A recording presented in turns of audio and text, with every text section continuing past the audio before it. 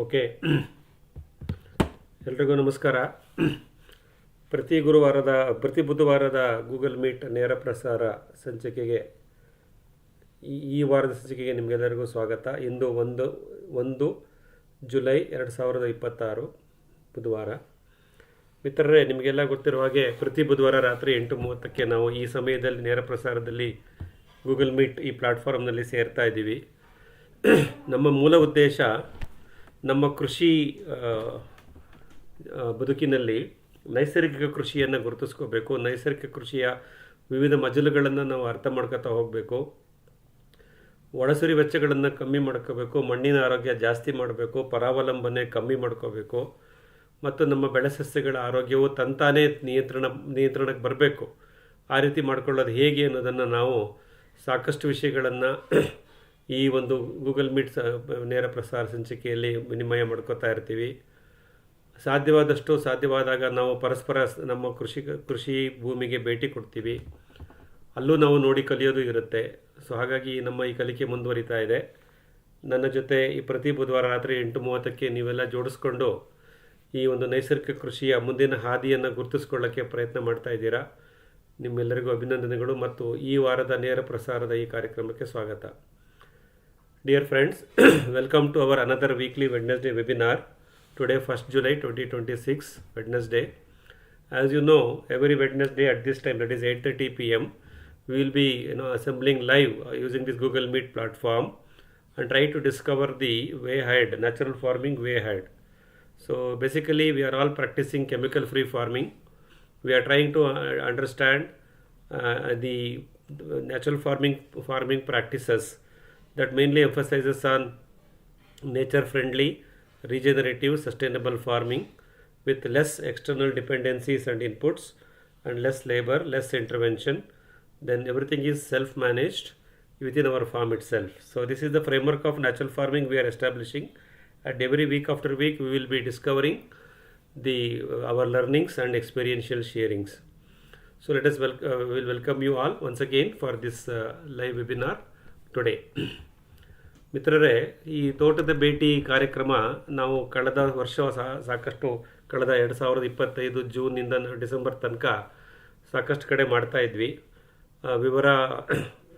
ವಿವರ ಇನ್ಫೋ ವಾಹಿನಿ YouTube channel ಇದೆಯಲ್ಲ, ಅವ್ರ ಮುಖಾಂತರ ಸಹ ಈಗ ಇವುಗಳನ್ನೆಲ್ಲ ಸಂಘಟಿಸ್ತಾ ಇರ್ತಾರೆ. ಅವರ ಒಂದು ಸಂಘಟನೆಯಿಂದ ಮತ್ತು ನಮ್ಮ ವೈಯಕ್ತಿಕ ಪ್ರಯತ್ನಗಳಿಂದನೂ ನಾವು ಇದನ್ನು ಮಾಡ್ತಾ ಬರ್ತಿದ್ವಿ. ಕಳೆದ ವರ್ಷದಲ್ಲಿ ಅಂದರೆ ಬೇಸಿಗೆ ಸಮಯದಲ್ಲಿ ಅದು ನಿಂತೋಗಿತ್ತು. ಮತ್ತು ಇವಾಗ ಮುಂಗಾರು ಮಳೆ ಶುರುವಾಗಿದೆ. ಸಾಕಷ್ಟು ಚಟುವಟಿಕೆಗಳು ನಮ್ಮ ಕೃಷಿ ಪ್ರದೇಶದಲ್ಲಿ ನಡೀತಾ ಇದೆ. ಅದನ್ನು ನೋಡೋದು, ಕಲಿಯೋದು, ಗಮನಿಸೋದು ಸಾಕಷ್ಟು ಇರುತ್ತೆ. ಹಾಗಾಗಿ ಈ ತಿಂಗಳಿಂದ ಅಂದರೆ ಜೂನ್ 2026ರಿಂದ ನಾವು ಮತ್ತೆ ಈ ತೋಟದ ಭೇಟಿ ಮಾಡೋದು, ಪರಸ್ಪರ ವಿನಿಮಯ ಮಾಡಿಕೊಳ್ಳೋದು ಎಲ್ಲವನ್ನು ಮಾಡ್ತಾ ಬರ್ತಾ ಇದ್ದೀವಿ. ಇದರ ಒಂದು ಅಂಗವಾಗಿ ಕಳೆದ ಶನಿವಾರ 27 ಜೂನ್ 2026ರಲ್ಲಿ ಚಾಮರಾಜನಗರ ಜಿಲ್ಲೆ ಕೊಳ್ಳೇಗಾಲ ತಾಲೂಕು ಜಕ್ಕನಹಳ್ಳಿ ಗ್ರಾಮದಲ್ಲಿರ್ತಕ್ಕಂಥ ನಮ್ಮ ಚಂದ್ರಶೇಖರಯ್ಯ ಸರ್ ಅವರ ಕೃಷಿ ಭೂಮಿಗೆ ಒಂದು ಕೃಷಿ ಪ್ರವಾಸವನ್ನು ನಾವು ಏರ್ಪಡಿಸ್ಕೊಂಡಿದ್ವಿ. ನೀವು ಸಾಕಷ್ಟು ಮಿತ್ರರು ಅದರಲ್ಲಿ ಭಾಗವಹಿಸಿದ್ರಿ. ಇನ್ನು ಕೆಲವರಿಗೆ ಭಾಗವಹಿಸೋಕ್ಕೆ ಆಗಿಲ್ಲದೆ ಇರ್ಬೋದು. ಚಂದ್ರಶೇಖರ್ ಸರ್ ಅವರ ಸಾವಯವ ಕೃಷಿಯ ಎಲ್ಲ ಮಜಲುಗಳನ್ನು ತೋರಿಸ್ತಕ್ಕಂಥ ಒಂದು 7ರಿಂದ 8 ಎಪಿಸೋಡ್ಗಳನ್ನು ವಿವರ ಇನ್ಫೋ ವಾಹಿನಿ ಕನ್ನಡ ಮತ್ತು ಇಂಗ್ಲೀಷ್ ಯೂಟ್ಯೂಬ್ ಚಾನಲ್ಗಳಲ್ಲಿ ಸಪ್ರೇಟಾಗಿ ಮಾಡಿ ಅಪ್ಲೋಡ್ ಮಾಡಿದೆ. ನೀವು ಅದನ್ನಲ್ಲಿ ಗಮನಿಸ್ತಾ ಹೋಗ್ಬೋದು. ಯಾರು ಈ ಕಳೆದ ಶನಿವಾರದ ಕಾರ್ಯಕ್ರಮದಲ್ಲಿ ಭಾಗವಹಿಸಿದ್ದೀರಾ ಅವರು ಈ ಪ್ರೆಸೆಂಟೇಷನ್ ನಂತರ ನಿಮ್ಮ ಅನುಭವಗಳನ್ನು ನೀವು ಹಂಚ್ಕೋಬೋದು. ಇದರ ಮುಂದುವರೆದ ಭಾಗವಾಗಿ ಅಂದರೆ ತೋಟಗಳನ್ನು ಭೇಟಿ ಮಾಡಿ ಅಲ್ಲಿ ನಮ್ಮ ಕೃಷಿಕರಿಂದ ಮಾಹಿತಿ ಪಡೆದು ಅವರು ಏನು ಮಾಡ್ತಾ ಇದ್ದಾರೆ, ಹೇಗೆ ಮಾಡ್ತಿದ್ದಾರೆ ಮತ್ತು ಅವರಲ್ಲಿ ಏನು ಬದಲಾವಣೆಗಳಾಗಬೇಕಾಗಿದೆ ಮತ್ತು ಅದರಿಂದ ನಾವೇನು ಕಲಿಬೋದು, ಇವೆಲ್ಲವನ್ನು ನೋಡಲಿಕ್ಕೆ ಈಗ ಇನ್ನೊಂದು ಅವಕಾಶ ನಮ್ಮ ಮುಂದೆ ಬಂದಿದೆ. ಸೊ ಇದು ಈ ಭಾನುವಾರ ಅಂದರೆ 5ನೇ ತಾರೀಕು ಜುಲೈ. ಸೊ ಈ ಭಾನುವಾರ ಒಂದು ದಿನದ ಕಾರ್ಯಕ್ರಮವನ್ನು ನಮ್ಮ ಮಿತ್ರರಾದಂತಹ ಮಲ್ಲಿಕಾರ್ಜುನ ಅವರು, ಈ ಮಿಸ್ಟರ್ ಕೆ ಮಲ್ಲಿಕಾರ್ಜುನ್, ಗೌರಿಬಿದನೂರು, ಕುಡುಮಲಕುಂಟೆ ಗ್ರಾಮ, ಗೌರಿಬಿದನೂರು, ಅಲ್ಲಿ ಅವರ ತೋಟದಲ್ಲಿ ಈ ಭಾನುವಾರ 5ನೇ ಜುಲೈ ಈ ಥರ ಒಂದು ಕಾರ್ಯಾಗಾರವನ್ನು ಏರ್ಪಡಿಸಿದ್ದಾರೆ. ಯಾರಿಗೆ ಸಾಧ್ಯವಾಗುತ್ತೋ ಅವರು ಅದರಲ್ಲಿ ಭಾಗವಹಿಸೋಣ. ಅದರಲ್ಲೂ ನಮಗೆ ಸಾಕಷ್ಟು ಕಲಿಕೆ ಇದೆ. ಇವತ್ತು ನಿಮಗೆ ಒಂದು 3-4 ಸ್ಲೈಡ್ಸ್ನಲ್ಲಿ ಅವರ ಕೃಷಿ ಭೂಮಿಯ ಒಂದು ವಿವರಣೆಯನ್ನು ಕೊಡ್ತಾ ಬಂದುಬಿಡ್ತೀನಿ. ಅವರು ಆಲ್ರೆಡಿ ನಮ್ಮ ಹತ್ರ ಸಾಕಷ್ಟು ವಿಷಯಗಳನ್ನು ಶೇರ್ ಮಾಡ್ಕೊಂಡಿದ್ದಾರೆ. ಸೊ ನಾವು ಯಾರಿಗೆ ಸಾಧ್ಯವಾಗುತ್ತೋ ನಾವು ಭಾನುವಾರ ಬೆಳಗ್ಗೆ 5ನೇ ತಾರೀಕು ಜುಲೈ ಅವರ ಕೃಷಿ ಭೂಮಿಯನ್ನು ತಲುಪಿದ್ರೆ ಎಷ್ಟು ಮಾಹಿತಿಗಳು ನಾವು ಪಡ್ಕೋಬಹುದು ಅನ್ನೋದಕ್ಕೊಂದು ಪೂರ್ವವಾಗಿ ಒಂದು ವಿವರಣೆಯನ್ನು ಕೊಟ್ಬಿಟ್ಟು ಮತ್ತು ಮುಂದಿನ ಹಂತಕ್ಕೆ ನಾವು ಹೋಗೋಣ. Friends, our learning has to be a continuous process. We choose this opportunity to visit our network farmers farm and try to understand, learn from their experience, from their errors, and also try to help them out in discovering the simplest form of natural farming management. As part of this, we keep conducting on-farm workshops, which we have done in the year 2025 also. About 6 to 7 such workshops have been conducted. But due to summer months, so that has been postponed, that has been suspended. Now, effective from last month, that is June 2026, we restarted this opportunity of visiting farms and learning from the farm. So we are trying to discover this by visiting the farms.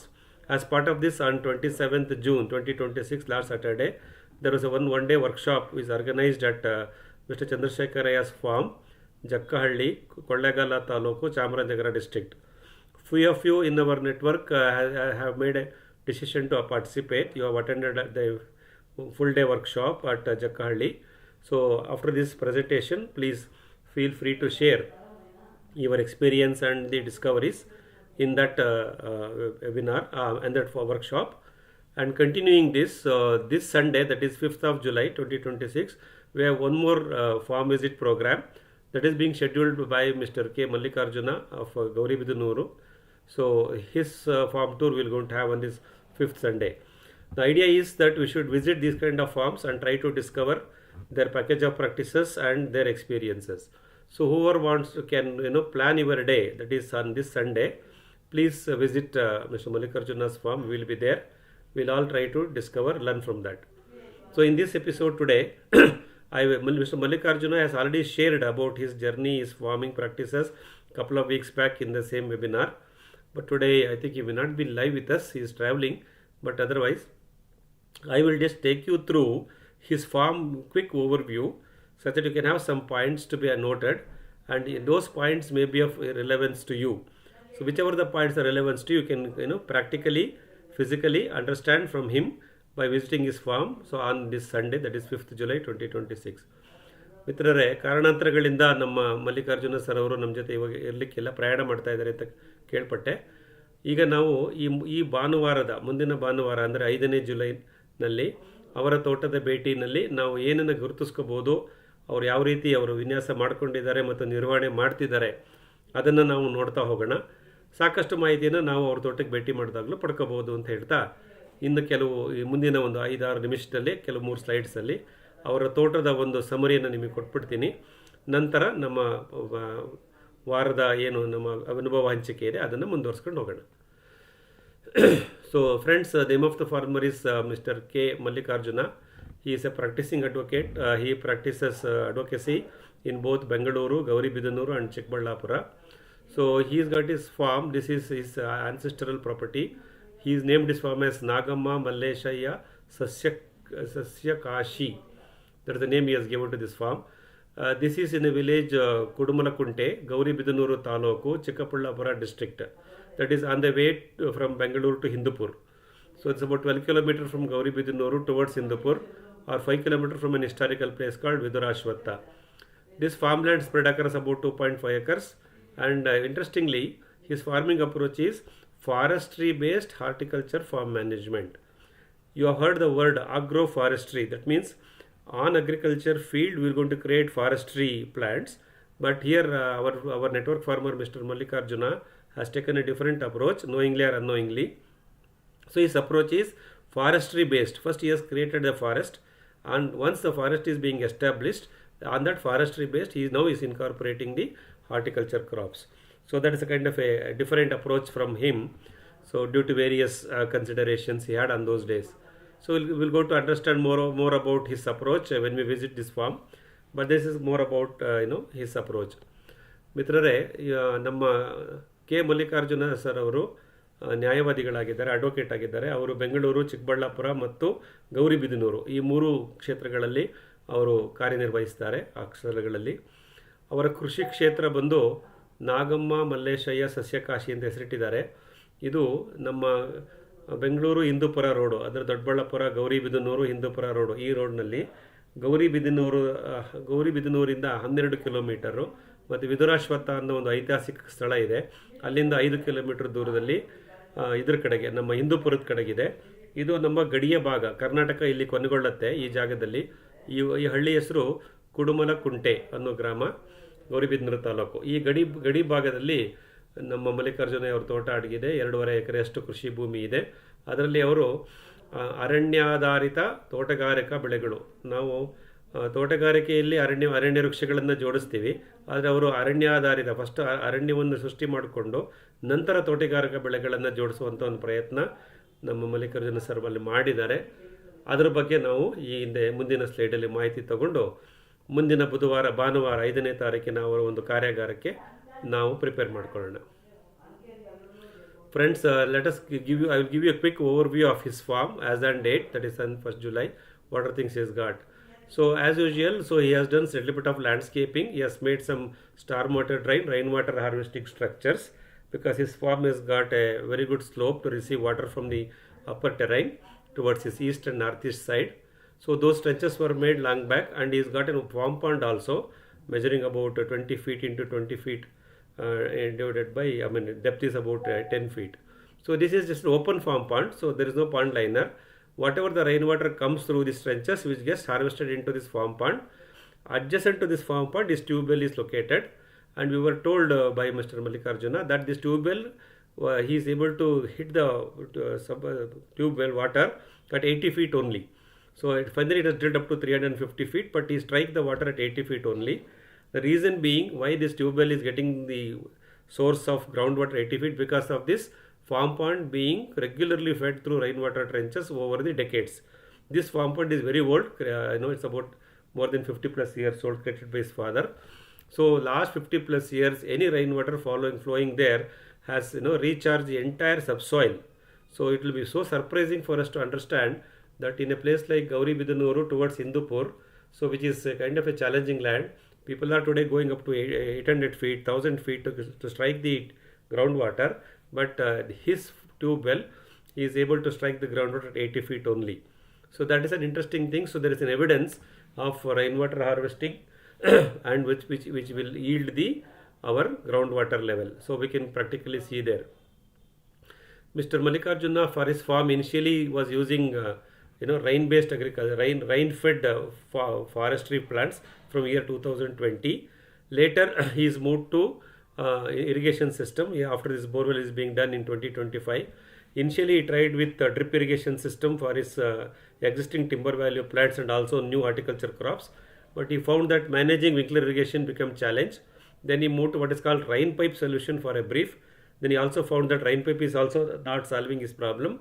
Finally, after coming in connect with us in the month of September, October, so he decided to go with a winkler-based irrigation system. Now with the 2.5 acres of land, he has got a winkler-based irrigation system. He has used the existing main line and the sub line which was drawn for the earlier version, that is drip irrigation system. From that only he has drawn the additional pipeline system to set up his winkler irrigation system. So after implementing the winkler-based irrigation system, every square feet of the farmland is being moistured. So he found that his timber value plants, the agroforestry plants, they are all now growing so well compared to what they were growing in the earlier days of rain dependency or drip-based irrigation. He is using a venturi also for inoculating the liquid organic manure. More about it later. The summary is that he has got about 1,000 plus timber value plants. He is planted at a distance of 10 by 10 or a 10 by 12 matrix. This was again, it's not a planned planting. This planting was done in the year 2000, that is after the first COVID wave. So he took the help of Department of Forest, Government of Karnataka's nursery, and he brought these seedlings such as teak, mahogany, Melia dubia, silver, etc. About 1,000 numbers of plants being planted on day 1, that is in the year 2000. Subsequently, that is last year 2025, he tried to include the horticulture crops such as coconut. This is Tiptur Tal. This is about 50 numbers all along the periphery of the inside the farm. Then between the diagonal center and the central line of two timber value plant, that is about 10 feet between the two. He has drawn a single line with the arecanut and banana on interleaving basis at about 10 to 12 feet distance. So arecanut is at 10 to 12 feet distance, and in the center there is a banana.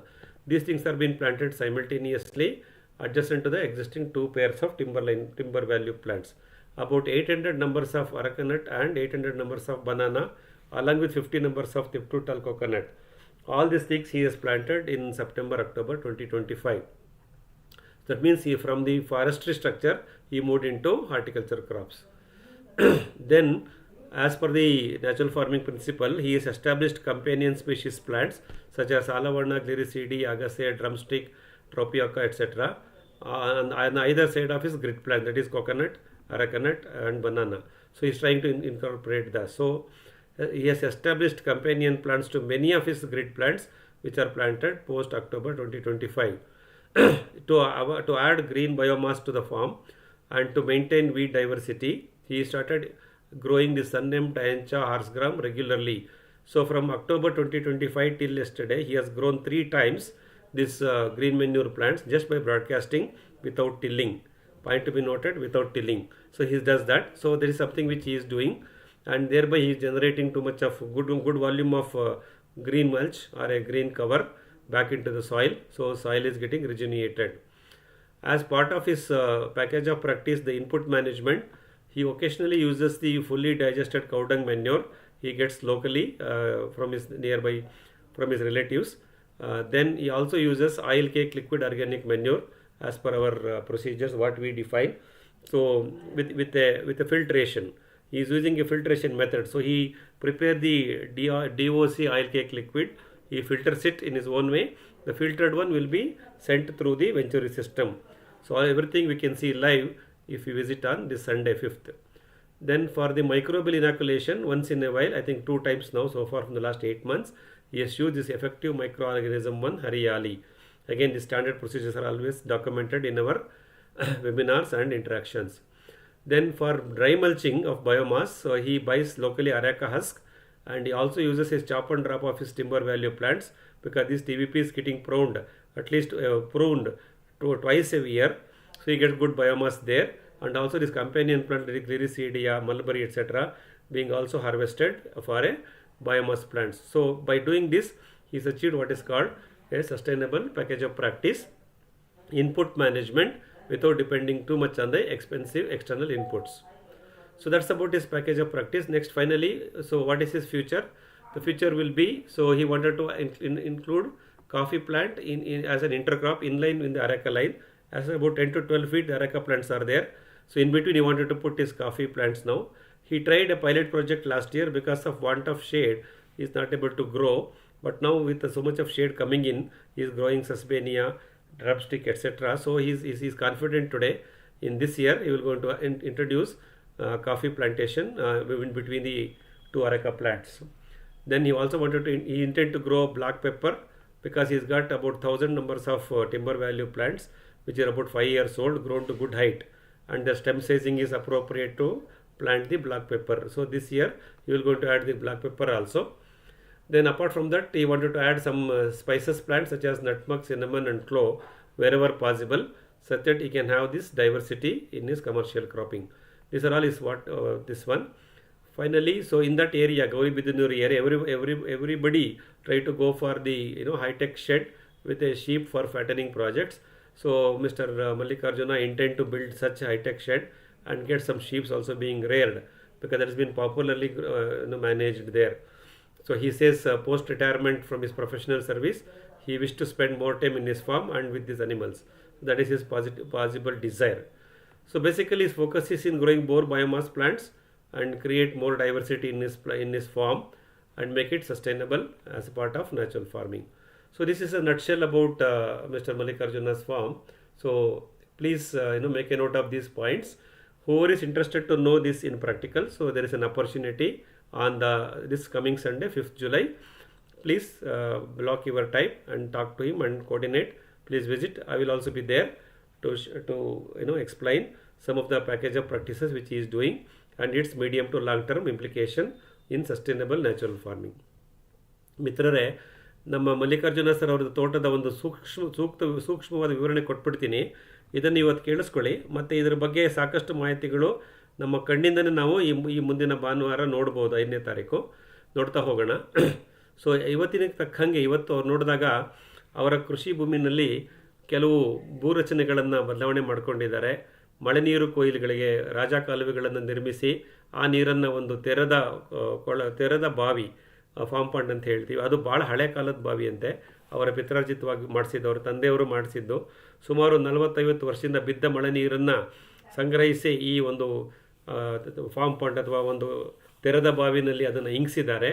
ಹಾಗಾಗಿ ಮೊನ್ನೆ ಅವರು borewell ಕೊರೆಸಿದಾಗ 2025ರಲ್ಲಿ ಅವರಿಗೆ ಬಹಳ surprise ಆಗಿದೆ. ಅವರಿಗೆ ಮತ್ತು ಅವರ ಪಕ್ಕದ ತೋಟದವರಿಗೆ ಕೇವಲ 80 ಅಡಿನಲ್ಲೇ ಅವರಿಗೆ ನೀರು ಸಿಕ್ಕಿದೆ.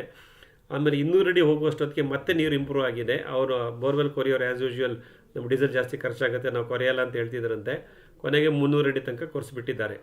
ಹಾಗಾಗಿ ಕೇವಲ 80 ಅಡಿನಲ್ಲಿ ಗೌರಿಬಿದನೂರು, ಹಿಂದೂಪುರ ಆ ಭಾಗದಲ್ಲಿ ಅಂತರ್ಜಲವನ್ನು ಪತ್ತೆ ಮಾಡಿಕೊಳ್ಳೋದು ಬಹಳ ಒಂದು ದುರ್ಲಭ. ಅದನ್ನು ಸಾಧ್ಯವಾಗಿರೋದು ಈ ತೆರೆದ ಬಾವಿಗೆ ಕಳೆದ 3-4 ದಶಕಗಳಿಂದ ಮಳೆ ನೀರನ್ನು ಪೂರೈಸಿರೋದು. ಅವರ ತಂದೆಯವರು ಅದನ್ನು ಮಾಡಿದರು. ಇವರು ಆ ಟ್ರೆಂಚ್ಗಳನ್ನು ಮಾಡಿ, ಬಂಡುಗಳನ್ನು ಮಾಡಿ, ಪೈಪ್ಗಳನ್ನು ಹಾಕಿಸಿ ತುಂಬ ಚೆನ್ನಾಗಿ ಮಾಡ್ಕೊಂಡಿದ್ದಾರೆ. ಮಳೆ ನೀರು ಕೊಯ್ಲು ಮತ್ತು ಆ ಬಿದ್ದ ಮಳೆ ನೀರನ್ನು ಹೊಂಡಗಳಲ್ಲಿ ಇಂಗಿಸುವುದು, ಅದರಿಂದ ಸ್ವಾಭಾವಿಕವಾಗಿ ತಮ್ಮ ಕೊಳವೆ ಬಾವಿಯ ಒಂದು ಮರುಪೂರ್ಣವನ್ನು ಮಾಡಿಕೊಂಡಿದ್ದಾರೆ. ಅದು ಭಾಳ ಆಸಕ್ತಿದಾಯಕ ವಿಷಯ. 80 ಅಡಿಯಿಂದಲೇ ನೀರು ಸಿಕ್ಕಿರೋದು ನಿಜವಾಗ್ಲೂ ಆಶ್ಚರ್ಯಕರ ಸಂಗತಿ ಗೌರಿಬಿದನೂರಿನ ಆ ಭಾಗದಲ್ಲಿ.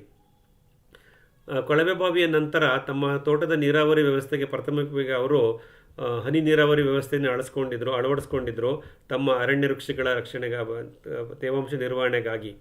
ನಂತರ ಅವರು ಈ ಒಂದು ಬಹುಬೆಳೆ ಬಹುಮಡಿ ಪದ್ಧತಿಯಂತೆ ತೆಂಗು, ಅಡಿಕೆ ಮತ್ತು ಇತರ ಗಿಡಗಳನ್ನು ಜೋಡಿಸ್ಕೊಂಡು ಬಂದಾಗ ಕಳೆದ ಅಕ್ಟೋಬರ್ನಲ್ಲಿ ಅವ್ರಿಗೆ ಅದ್ರ ಬಗ್ಗೆ ಹನಿ ನೀರಾವರಿಯಿಂದ ಅವರು ಹೋಸ್ ಪೈಪ್ ಅಂದರೆ ರೈನ್ ಪೈಪ್ ಅಂತ ಇನ್ನೊಂದು ಬರುತ್ತೆ, ಅದನ್ನು ಹಾಕ್ಕೊಂಡು ಟ್ರೈ ಮಾಡಿದ್ರಂತೆ. ಅದರಲ್ಲೂ ಸರಿ ಬರೋಕ್ಕಾಗಲಿಲ್ಲ ಅಂತ ಕೊನೆಗೆ ನಮ್ಮ ಸಂಪರ್ಕಕ್ಕೆ ಬಂದ ಮೇಲೆ ನಮ್ಮ ತೋಟಕ್ಕೆ ಭೇಟಿ ಮಾಡಿ MS ಫಾರ್ಮ್ ದೊಡ್ಡಬಳ್ಳಾಪುರ ಸಾಸಲು ಹೋಬಳಿ ಅಲ್ಲಿ ಬಂದು ಭೇಟಿ ಮಾಡಿದ ಮೇಲೆ ನಮ್ಮ ಹತ್ರ ಮಾರ್ಗದರ್ಶನ ತಗೊಂಡು ಅವರೀಗ ವಿಂಕ್ಲರ್ ಆಧಾರಿತ ಸೂಕ್ಷ್ಮ ನೀರಾವರಿ ವ್ಯವಸ್ಥೆಯನ್ನು ತಮ್ಮ 2.5 ಎಕರೆಗೆ ಮಾಡ್ಕೊಂಡಿದ್ದಾರೆ. ಸೊ ಹಾಗಾಗಿ ಈಗ ಅವರು ವಿಂಕ್ಲರ್ ಬೇಸಿಗೆ ಬಂದ ಮೇಲೆ ಅವರ ಅರಣ್ಯ ವೃಕ್ಷಗಳು ತುಂಬ ಚೆನ್ನಾಗಿ ಬೆಳೆದಿದೆ ಮತ್ತು ಇತರ ತೋಟಗಾರಿಕಾ ಬೆಳೆಗಳು ಮತ್ತು ಸಂಗಾತಿ ಗಿಡಗಳು ಮತ್ತು ಇತರ ಗಿಡಗಳು ಸಹ ಹುಲಸಾಗಿ ಬೆಳೀತಿರೋದನ್ನು ಅವರು ಗಮನಿಸಿದರೆ ನಾವು ಅಲ್ಲಿ ನೋಡ್ಬೋದು. ಸಾಕಷ್ಟು ಹಸಿರು ಈಗ ಅಲ್ಲಿ ಸೃಷ್ಟಿಯಾಗ್ತಾ ಇದೆ. ಮುಖ್ಯವಾಗಿ 2020ರಲ್ಲಿ ಮಲ್ಲಿಕಾರ್ಜುನ ಸರ್ ಅವ್ರ ತೋಟ ಪ್ರಾರಂಭ ಮಾಡಿದಾಗ ನಾವು ಅರಣ್ಯ ಇಲಾಖೆಯ ಸಹಾಯದಿಂದ ತೇಗ, ಮಹಾಗನಿ, ಹೆಬ್ಬೇವು, ಸಿಲ್ವರು, ಮತ್ತಿ ಈ ಥರ ಒಂದು 7-8 ಜಾತಿಯ ಅರಣ್ಯ ವೃಕ್ಷಗಳನ್ನು ಒಂದು 1000 ಸಂಖ್ಯೆಯ ಗಿಡಗಳನ್ನು ತಂದು 10x12, 10x15, 10x10 ಈ ಒಂದು ಅಂತರದಲ್ಲಿ ಅದನ್ನು ನಾಟಿ ಮಾಡಿಸಿದ್ರಂತೆ. ಮೊದಲ 3-4 ವರ್ಷ ಅದನ್ನು ಮಳೆಯಾಶ್ರಿತದಲ್ಲೇ ನಿರ್ವಹಣೆ ಮಾಡಿ ನಂತರ ಕಳೆದ ವರ್ಷ ತೆಂಗು, ಅಡಿಕೆ ಮತ್ತು ಬಾಳೆಯನ್ನು ಜೋಡಿಸ್ಕೋಬೇಕು ಅನ್ನೋ ಒಂದು ಆಲೋಚನೆ ಬಂದಾಗ ಕೊಳವೆ ಬಾವಿಯನ್ನು ಕೊರೆಸಿ ನೀರಾವರಿ ವ್ಯವಸ್ಥೆ ಮಾಡಿಕೊಂಡು ಈಗ ತಮ್ಮ ತೋಟದ ಒಳಭಾಗದ ಹೊರವಲಯದಲ್ಲಿ ಒಂದು ರಿಂಗಲ್ ಮಾತ್ರ ಔಟ್ಸೈಡು ಒಂದು 50 ತಿಪ್ಟೂರ್ ಟಾಲನ್ನು ತೆಂಗಿನ ಗಿಡಗಳನ್ನು ಹಾಕಿದ್ದಾರೆ. ಮತ್ತು ಒಳಭಾಗದಲ್ಲಿ 2 ಅರಣ್ಯ ವೃಕ್ಷಗಳ ಸಾಲಿನ ಮಧ್ಯದಲ್ಲಿ ಒಂದು ಸಾಲಲ್ಲಿ ಅಡಿಕೆ ಮತ್ತು ಬಾಳೆಯನ್ನು 12 ಅಡಿ 10ರಿಂದ 12 ಅಡಿ ಅಂತರದಲ್ಲಿ ಹಾಕಿದ್ದಾರೆ. ಅಡಿಕೆಗೆ 12 ಅಡಿ ಇದೆ, ಮಧ್ಯದಲ್ಲಿ ಬಾಳೆ ಇದೆ. ಒಟ್ಟು 800 ಬಾಳೆ ಮತ್ತು ಅಡಿಕೆಯನ್ನು ಕಳೆದ ಸೆಪ್ಟೆಂಬರ್ ಅಕ್ಟೋಬರ್ನಲ್ಲಿ ಅವರು ಜೋಡಿಸಿದ್ದಾರೆ. ಅದನ್ನು ಇವಾಗ ಸಂಪೂರ್ಣವಾಗಿ ಸಾವಯವದಲ್ಲಿ ಅಥವಾ ನೈಸರ್ಗಿಕ ಕೃಷಿಯ ಮಾರ್ಗದಲ್ಲಿ ಅದನ್ನು ಅವರು ನಿರ್ವಹಣೆ ಮಾಡ್ತಿದ್ದಾರೆ. ನಮ್ಮ ಸಂಪರ್ಕಕ್ಕೆ ಬಂದ ಮೇಲೆ ಸಂಗಾತಿ ಸಸ್ಯಗಳು ಅಂತ ನಾವು ಹೇಳ್ತೀವಿ, ಅದನ್ನು ತಮ್ಮ ಕೃಷಿ ಭೂಮಿ ಚಾಚು ತಪ್ಪದೇ ಅಳವಡಿಸ್ಕೊಂಡಿದ್ದಾರೆ. ಆದಷ್ಟು ಪ್ರತಿ ಗಿಡಕ್ಕೂ ತೆಂಗು, ಅಡಿಕೆ ಮತ್ತು ಬಾಳೆ ಪ್ರತಿ ಗಿಡಕ್ಕೂ ಅವರು ಹಾಲವಾಣ, ಗ್ಲಿರಿಸೀಡಿಯ, ಅಗಸೆ, ನುಗ್ಗೆ ಮತ್ತು ಮರಗೆಣಸು ಈ ಎಲ್ಲ ಥರದ ಗಿಡಗಳನ್ನು ತಗೊಂಡೋಗಿ ಸಂಗಾತಿ ಗಿಡವಾಗಿ ಹಾಕಿ ಬೆಳೆಸಿದ್ದಾರೆ. ಸಾಕಷ್ಟು ಗಿಡಗಳು ತುಂಬ ಚೆನ್ನಾಗಿ ಬಂದಿದೆ, ನಾವು ಅದನ್ನು ಗಮನಿಸ್ಬೋದು. ಮತ್ತು ಅಲ್ಪಾವಧಿ ಹಸಿರೆಲೆ ಗೊಬ್ಬರದ ಬೆಳೆಗಳಾದಂಥ ಸೆಣಬು, ಡಯಂಚ, ಹುರುಳಿ ಇದನ್ನು ಅವರು ತಮ್ಮ ಪ್ರತಿ ಕೃಷಿ ಭೂಮಿಗೆ ಅದನ್ನು ಚೆಲ್ಲಿ ಬ್ರಾಡ್ಕಾಸ್ಟ್ ಮಾಡಿ ಕಳೆ ಕಚ್ಚುವ ಯಂತ್ರದಿಂದ ಕಳೆಯನ್ನು ಕತ್ತರಿಸಿ ಉಳುಮೆ ಮಾಡದೆ ಈ ತುಂತುರು ನೀರಾವರಿ ವಿಂಕ್ಲರ್ ಆಧಾರಿತ ನೀರಾವರಿಯ ವ್ಯವಸ್ಥೆಯಿಂದ ಅದನ್ನು ನಿರ್ವಹಣೆ ಮಾಡ್ಕೊಂಡು ಬರ್ತಿದ್ದಾರೆ. ಅವ್ರು ಹೇಳಿದ್ರಾಗಲೇ 3 ಸತಿ ಅದನ್ನು ಬೆಳೆದಿದ್ದಾರೆ. ಈಗಲೂ ಅವ್ರ ತೋಟದಲ್ಲಿ ಸೆಣಬು, ಡಯಂಚ ಚೆನ್ನಾಗಿ ಬೆಳೀತಿರೋದನ್ನು ನಾವು ನೋಡ್ಕೊಂಡ್ಬಂದ್ವಿ. ಇದಿಷ್ಟನ್ನು ನೀವು ಅಲ್ಲಿ ಗಮನಿಸ್ಬೋದು. ಮತ್ತು ಒಳಸೊರಿಗಾಗಿ ಅವರು ಅವರ ಸಂಬಂಧಿಕರಿಂದ ಅದೇ ಊರಿನಲ್ಲಿ ಗೌರಿಬಿದನೂರು ಪಕ್ಕ ಸಿಗ್ತಕ್ಕಂಥ ಒಂದು ಕೊಟ್ಟಿಗೆ ಗೊಬ್ಬರವನ್ನು ತಗೊಂಬಂದು ಅದಕ್ಕೆ EM ದ್ರಾವಣ ಎಲ್ಲ ಹಾಕಿ ಮೌಲ್ಯವರ್ಧನೆ ಮಾಡಿ ಎಲ್ಲ ನಂತರ ಅದನ್ನು ಗಿಡಗಳಿಗೆ ಕೊಡುವಂಥ ಪ್ರಯತ್ನ ಮುಂಚೆನೂ ಮಾಡ್ತಾಯಿದ್ರು. ಇತ್ತೀಚೆಗೆ ನಮ್ಮ ಸಂಪರ್ಕಕ್ಕೆ ಬಂದ ಮೇಲೆ ವಿವಿಧ ಎಣ್ಣೆ ಬೀಜದ ಹಿಂಡಿಗಳನ್ನು ದ್ರಾವಣವನ್ನು ತಯಾರಿಸಿ ಅದನ್ನು ಶೋಧಿಸಿ ತಮ್ಮ ವೆಂಚುರಿ ಸಿಸ್ಟಮ್ ಅಂತೀವಲ್ಲ ಅದ್ರ ಮುಖಾಂತರನೇ ಕೊಡ್ತಾರೆ. ಮತ್ತು ಗಷ್ಟವನ್ನು ಸಹ ಮತ್ತೆ ನೇರವಾಗಿ ಗಿಡಗಳಿಗೆ ಕೊಡ್ತಾ ಇದ್ದಾರೆ. ಇದರಿಂದ ಅವರಿಗೆ ಕಾರ್ಮಿಕರ ಅವಲಂಬನೆ ಕಮ್ಮಿ ಆಗಿದೆ ಅಂತ ಹೇಳಿದ್ರು. ಇದೆಲ್ಲವನ್ನು ನಾವು ಮುಂದಿನ ಭಾನುವಾರ ಅಲ್ಲಿ ಹೋಗಿ ನೋಡ್ಕೊಂಬರ್ಬೋದು. ಮತ್ತು ಸೂಕ್ಷ್ಮ ಜೀವಿಗಳನ್ನು ಸೇರಿಸಲಿಕ್ಕೆ ಮಣ್ಣಿಗೆ effective micro organism 1 hariyali EM1 hariyali ಎನ್ನುವ ಮೂಲ ದ್ರಾವಣವನ್ನು ತಂದು ಅದನ್ನು ಸಹ ಅವರ ವೆಂಚುರಿ ಸಿಸ್ಟಮ್ನಲ್ಲಿ ಆಕ್ಟಿವೇಟ್ ಮಾಡಿ ಕಳಿಸ್ತಾ ಇರ್ತಾರೆ. ಇದನ್ನು 1 ರಿಂದ 2 ಸತಿ ವರ್ಷಕ್ಕೆ ಮಾಡಿದ್ರೆ ಸಾಕಂತ ಹೇಳಿದೆ. ಅದೇ ಥರ ಅವ್ರು ಫಾಲೋ ಮಾಡ್ತಿದ್ದಾರೆ. ಮತ್ತು ಸಾಕಷ್ಟು ಸಸ್ಯ ತ್ಯಾಜ್ಯಗಳನ್ನು ಸೃಷ್ಟಿ ಮಾಡಿ ಮಣ್ಣಿಗೆ ಮತ್ತು ಗಿಡದ ಬುಡದಲ್ಲಿ ಮುಚ್ಚಗೆ ಮಾಡಿ ಮಣ್ಣಿನ ಸ್ಥಿರ ಇಂಗಾಲ ಅಥವಾ ಸಾವಯವ ಇಂಗಾಲವನ್ನು ಜಾಸ್ತಿ ಮಾಡಿಕೊಳ್ಳೋಕ್ಕೆ ಪ್ರಯತ್ನ ಮಾಡ್ತಿದ್ದಾರೆ. ಕಳೆದ ವರ್ಷ ಮುಚ್ಚಗಿಗಾಗಿ ಅಡಿಕೆ ಸಿಪ್ಪೆಯನ್ನು ತರಿಸ್ಕೊಂಡಿದ್ರು. ಮತ್ತು ತಮ್ಮ ಅರಣ್ಯ ವೃಕ್ಷಗಳು 1,000ದಷ್ಟು ಅರಣ್ಯ ವೃಕ್ಷಗಳಿದೆ. ಅದನ್ನು ವರ್ಷಕ್ಕೆ 2 ಸತಿ ಅಥವಾ 3 ಸತಿ ಆ ರಂಬೆ ಕೊಂಬೆಗಳನ್ನು ಕತ್ತರಿಸಿ ಪ್ರೋನಿಂಗ್ ಮಾಡಬೇಕಲ್ಲ, ಕತ್ತರಿಸಿ ಆ ತ್ಯಾಜ್ಯಗಳನ್ನು ಮತ್ತು ಗ್ಲಿರಿಸೀಡಿಯಾ, ಅಗಸೆ, ಆಲವನದಂಥ ಸಂಗಾತಿ ಗಿಡಗಳನ್ನು ಕತ್ತರಿಸಿದಾಗ ಬರತಕ್ಕಂಥ ತ್ಯಾಜ್ಯವನ್ನು ಸಹ ಅವೆಲ್ಲವನ್ನು ಅವರು ಒಂದು ಸಸ್ಯ ತ್ಯಾಜ್ಯವಾಗಿ ಮುಚ್ಚಿಗೆ ದ್ರವ್ಯವಾಗಿ ಉಪಯೋಗಿಸಿ ಬಹಳ ನಿಯಮಬದ್ಧವಾಗಿ ಕೃಷಿಯನ್ನು ನಿರ್ವಹಣೆ ಮಾಡ್ತಿದ್ದಾರೆ.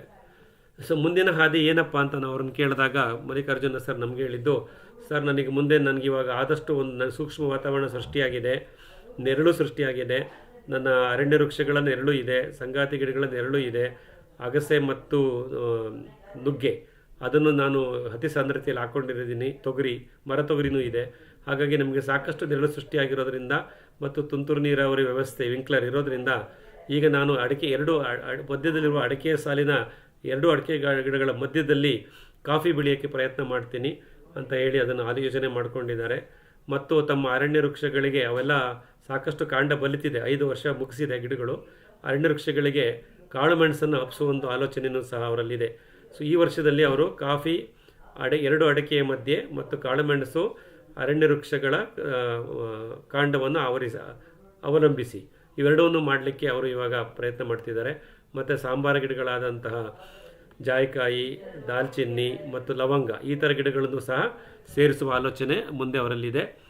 ಮತ್ತು ಅವರು ಹೇಳ್ತಾರೆ, ಅವರ ವೃತ್ತಿ ಜೀವನ ಒಂದು ಹಂತಕ್ಕೆ ಬಂದ ಮೇಲೆ, ಅವರು ರಿಟೈರ್ಡ್ ಆದಮೇಲೆ ಅವರು ಅದೇ ತಮ್ಮ ತೋಟದಲ್ಲೇ ಇದ್ದು ಒಂದು ಹೈಟೆಕ್ ಶೀಪ್ ಶೆಡ್ ಅಂತ, ಅಂದರೆ ಅಲ್ಲೆಲ್ಲ ಗೌರಿಬಿದನೂರು ಭಾಗದಲ್ಲಿ ಕುರಿ ಸಾಕಣೆ ತುಂಬ ಚೆನ್ನಾಗಿ ಮಾಡ್ತಾರೆ, ಸೈಂಟಿಫಿಕ್ಕಾಗಿ ಹೈಟೆಕಲ್ಲಿ ಮಾಡ್ತಾರೆ. ಅದನ್ನು ಮಾಡೋತಕ್ಕಂಥ ಒಂದು ಆಲೋಚನೆ ನಮ್ಮ ಮಲ್ಲಿಕಾರ್ಜುನ್ ಸರ್ಗಿದೆ ಅಂತ ಹೇಳಿದ್ರು.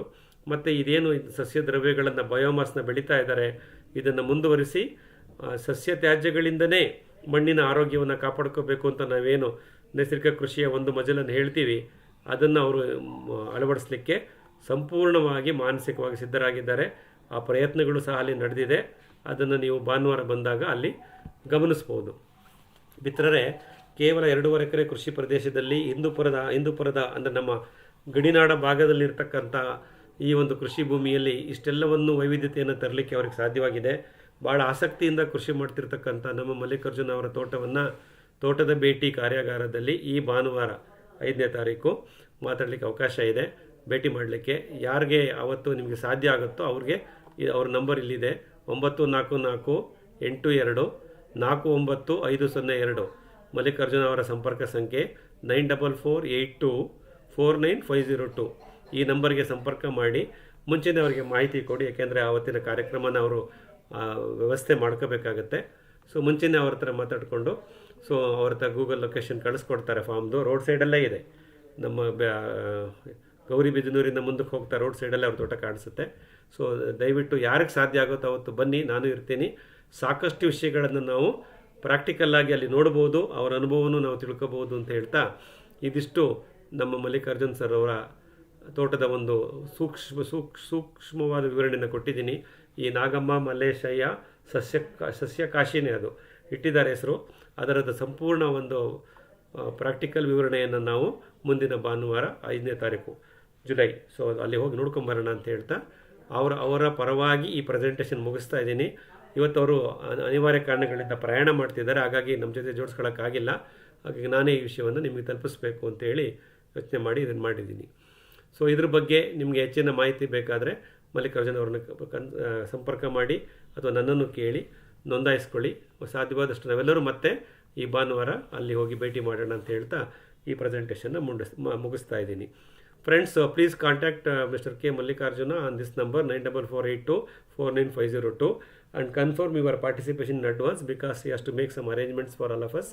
So let us meet on this Sunday morning at his farm near Gauribidunuru and try to understand his 5 years of farming journey starting from forestry plants then to horticulture plants.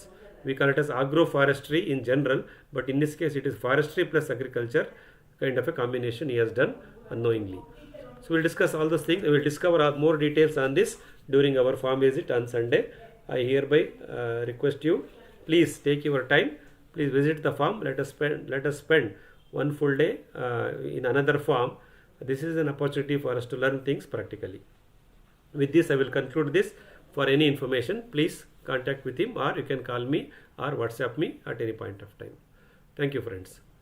So ಇದಿಷ್ಟು ಈ ವಿವರಣೆ ಆಗಿತ್ತು ಮಿತ್ರರೇ. ಈಗ ಇವತ್ತಿನ ವಾರದ ಕಾರ್ಯಕ್ರಮಕ್ಕೆ ಬರೋಣ.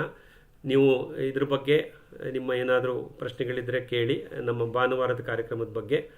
ಮತ್ತು ಕಳೆದ ಶನಿವಾರ ನಮ್ಮ ಚಂದ್ರಶೇಖರಯ್ಯ ಸರ್ ಅವ್ರ ತೋಟಕ್ಕೆ ಭೇಟಿ ಮಾಡಿದವರು ನಿಮ್ಮ ಪರಿಚಯ ಮಾಡ್ಕೊಳ್ಳಿ. ನಿಮ್ಗೆ ಅಲ್ಲಿ ಹೇಗೆ ಅನ್ನಿಸ್ತು, ಏನು ನೋಡಿದ್ರಿ, ಹೊಸ ವಿಷಯಗಳೇನಾದ್ರು ನಿಮ್ಮ ತಿಳುವಳಿಕೆಗೆ ಬಂತೆ. ಯಾಕೆಂದರೆ ಸಾಕಷ್ಟು ಜನ ನಮ್ಮ ನೆಟ್ವರ್ಕ್ ಫಾರ್ಮರ್ಸು ಅವತ್ತು ಬರ್ಲಿಕ್ಕಾಗಿಲ್ಲ. ಅವ್ರುಗಳಿಗೆ ನೀವು ಇದನ್ನು ಅನುಭವನ ಹಂಚ್ಕೊಂಡಂಗೆ ಆಗುತ್ತೆ. ಸೊ ಮುಂದಿನ ಹಂತದಲ್ಲಿ ನಾವು ಇವಾಗ ಅನುಭವ ಹಂಚಿಕೆ ಕಡೆ ಹೊರಟೋಗೋಣ. ಸೊ ದಯವಿಟ್ಟು ನೀವು ಯಾರು ಅನುಭವ ಹಂಚ್ಕೋಬೇಕು ಅಥವಾ ಪ್ರಶ್ನೆ ಕೇಳಬೇಕು ಅಂತೀರೋ ಅನ್ಮ್ಯೂಟ್ ಮಾಡ್ಕೊಂಡು ಪ್ರಶ್ನೆ ಕೇಳಿ, ಮತ್ತೆ ಮ್ಯೂಟ್ ಮಾಡ್ಕೊಂಬಿಡಿ. ಬ್ಯಾಕ್ಗ್ರೌಂಡ್ ನಾಯ್ಸ್ ಬರೋದು ಬೇಡ, ಯಾಕೆಂದರೆ ಇದೆಲ್ಲವೂ ರೆಕಾರ್ಡ್ ಆಗ್ತಾ ಇರುತ್ತೆ. ಸೊ ತೊಂದರೆ ಆಗೋದು ಬೇಡ ಅಂತ ಹೇಳ್ತಾ ಈಗ ಫೋರಮ್ ಓಪನ್ ಇದೆ. ಸೊ ನೀವು ನಿಮ್ಮ ಪ್ರಶ್ನೆಗಳನ್ನು ಕೇಳ್ಬೋದು.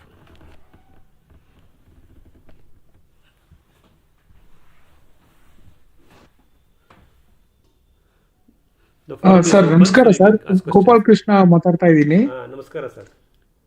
ನಮಸ್ಕಾರ ಸರ್. ಸರ್ ಮುರಳೀಧರ್ ಸರ್ ಅವರು ಭೂಮಿನಲ್ಲಿ ಸೆಣಬು ಡ್ಯಾಂಚ ಹುಳ್ಳಿನೆಲ್ಲ ಮತ್ತೆ ಅದು ಭೂಮಿಗೆ ಸೇರ್ಸೋದು ಬ್ರಷ್ ಕಟರ್ ಥ್ರೂ ಮಾಡ್ತಾರ ಸರ್, ಅಥವಾ ಏನು ಯಾವ ತರ ಮಾಡ್ತಾ ಇದ್ದಾರೆ ಸರ್? ಮಲ್ಲಿಕಾರ್ಜುನ್ ಅವರು, ಸಾರಿ ನೀವು ಮಲ್ಲಿಕಾರ್ಜುನ್ ಅವರು, ಸಾರಿ ಸರ್, ನೆಟ್ವರ್ಕ್ ಫಾರ್ಮರು. ಅವರು ಈ ವಿಂಕ್ಲರ್ ಇರಿಗೇಷನ್ ಮಾಡ್ಕೊಂಡ್ಮೇಲೆ ಪರ್ಟಿಕ್ಯುಲರ್ಲಿ ಅಂದರೆ ಅಕ್ಟೋಬರ್ ನವಂಬರ್ 2025 ಅಲ್ಲಿಂದ ಈಚೆಗೆ ಅವರು ಉಳುಮೆ ರಹಿತ ಕೃಷಿ, ಯಾಕಂದರೆ ಅವ್ರು ವಿಂಕ್ಲರ್ ಪೈಪ್ಗಳನ್ನ ನೆಲದ ಮೇಲೆ ಇಟ್ಬಿಟ್ಟಿದ್ದಾರೆ, ಅಂಡರ್ಗ್ರೌಂಡು ಮಾಡ್ಕೊಂಡಿಲ್ಲ. ಹಾಗೆ ಯಾವುದೇ ರೀತಿ ಉಳುಮೆ ಇಲ್ಲ, ಉಳುಮೆ ನಿಷಿದ್ಧ ಆಗಿದೆ. ಅವರು ಬ್ರಷ್ ಕಟರ್ನಲ್ಲೇ ಹೊಡೆಸ್ತಾರೆ. ಅವರು ಗೌರಿಬಿದನೂರಿನಲ್ಲಿ ಅವ್ರಿಗೆ ಜನ ಸಿಗ್ತಾರೆ. ಸೊ ಅವರೇ ಮಿಷನ್ ತೊಗೊಂಬಂದು ಬ್ರಷ್ ಕಟರ್ ಮಾಡ್ತಿರ್ತಾರಂತೆ. ಸೊ ಹಾಗಾಗಿ ಪ್ರತಿ ಸಲ ಸೆಣಬು ಡಯಾಂಚವನ್ನು ದ್ರಾವಣದಲ್ಲಿ ಬೀಜೋಪಚಾರ ಮಾಡಿ ಎರಚಿಬಿಟ್ಟು ಬ್ರಾಡ್ಕಾಸ್ಟ್ ಮಾಡಿ ನಂತರ ಹಿಂದ್ಗಡೆಯಿಂದ ಬ್ರಷ್ ಕಟರ್ ಹೊಡೆಸ್ತಾರೆ. ನಾವೆಲ್ಲ ಮಾಡ್ತೀವಲ್ಲ ಅದೇ ಥರನೇ. ಸೊ ಮೊನ್ನೆನೂ ಸಹ ಮಾಡಿಸಿದ್ದಾರೆ, ಕಳೆದ ಒಂದು 2-3 ವಾರದಿಂದ ಅದನ್ನು ಮಾಡಿಸಿದ್ದಾರೆ. ಸೊ ನಾವಲ್ಲಿ ಗಮನಿಸಿದಾಗ ಸೆಣಬು ಡಯಾಂಚ ಬೀಜಗಳು ಮತ್ತೆ ಎರಚಿದ್ದು ತುಂಬ ಚೆನ್ನಾಗಿ, ಈ ಮಳೆನೂ ಬಂದಿದೆಯಲ್ಲ ಜೂನಲ್ಲಿ, ತುಂಬ ಚೆನ್ನಾಗಿ ಬರ್ತಾ ಇದೆ. ಅಂದರೆ ಉಳುಮೆ ಮಾಡದೆ ಸೊ ಎಕ್ಸಿಸ್ಟಿಂಗ್ ವೀಡ್ಸು ಅಥವಾ ಗ್ರೀನ್ ಮೆನ್ಯೂರಿಂಗ್ ಪ್ಲಾಂಟ್ಸ್ ಏನಿರುತ್ತೋ ಅದರ ಮೇಲೇ ಮತ್ತೆ ಹೊಸದಾಗಿ ಬೀಜಗಳನ್ನು ಎರಚಿ ಅವರು ಬ್ರಷ್ ಕಟರ್ನಿಂದ ಕಳೆ ನಿರ್ವಹಣೆ ಮಾಡ್ತಿದ್ದಾರೆ ತಮ್ಮ 2.5 ಎಕರೆ ಭೂಮಿಯನ್ನು. Okay sir, thank you sir. ಆಮೇಲೆ ನಂದು experience I just want to share it sir. ಹೇಳಿಯಪ್ಪ. ಲಾಸ್ಟ್ ಸ್ಯಾಟರ್ಡೇ ತುಂಬಾ ಯೂಸ್ಫುಲ್ ಆಗಿತ್ತು ಸರ್. ಅದು ಎವ್ರಿ ಮಿನಿಟ್ ಒಂಥರ ಅದು ಯಾವಾಗ್ಲೂ ನೆನಪಲ್ಲಿ ಉಳ್ಕೊಳ್ಳೋ ತರ ಆಯಿತು ಸರ್. ಸ್ಟಾರ್ಟಿಂಗ್ ಫ್ರಮ್ ನಾವು ಬಸ್ ಬೋರ್ಡ್ ಆದಾಗ್ಲಿಂದ ಹಿಡಿದು ಬಸ್ಸಲ್ಲಿ ಇಳಿಯೋವರೆಗೂ ಒಂಥರ ಟೈಮ್ ಸ್ಪೆಂಡ್ ಮಾಡಿದ್ದು ಟೈಮ್ ಹೋಗಿದ್ದು ರೀತಿ ಗೊತ್ತೇ ಆಗ್ಲಿಲ್ಲ sir. And it was quite useful.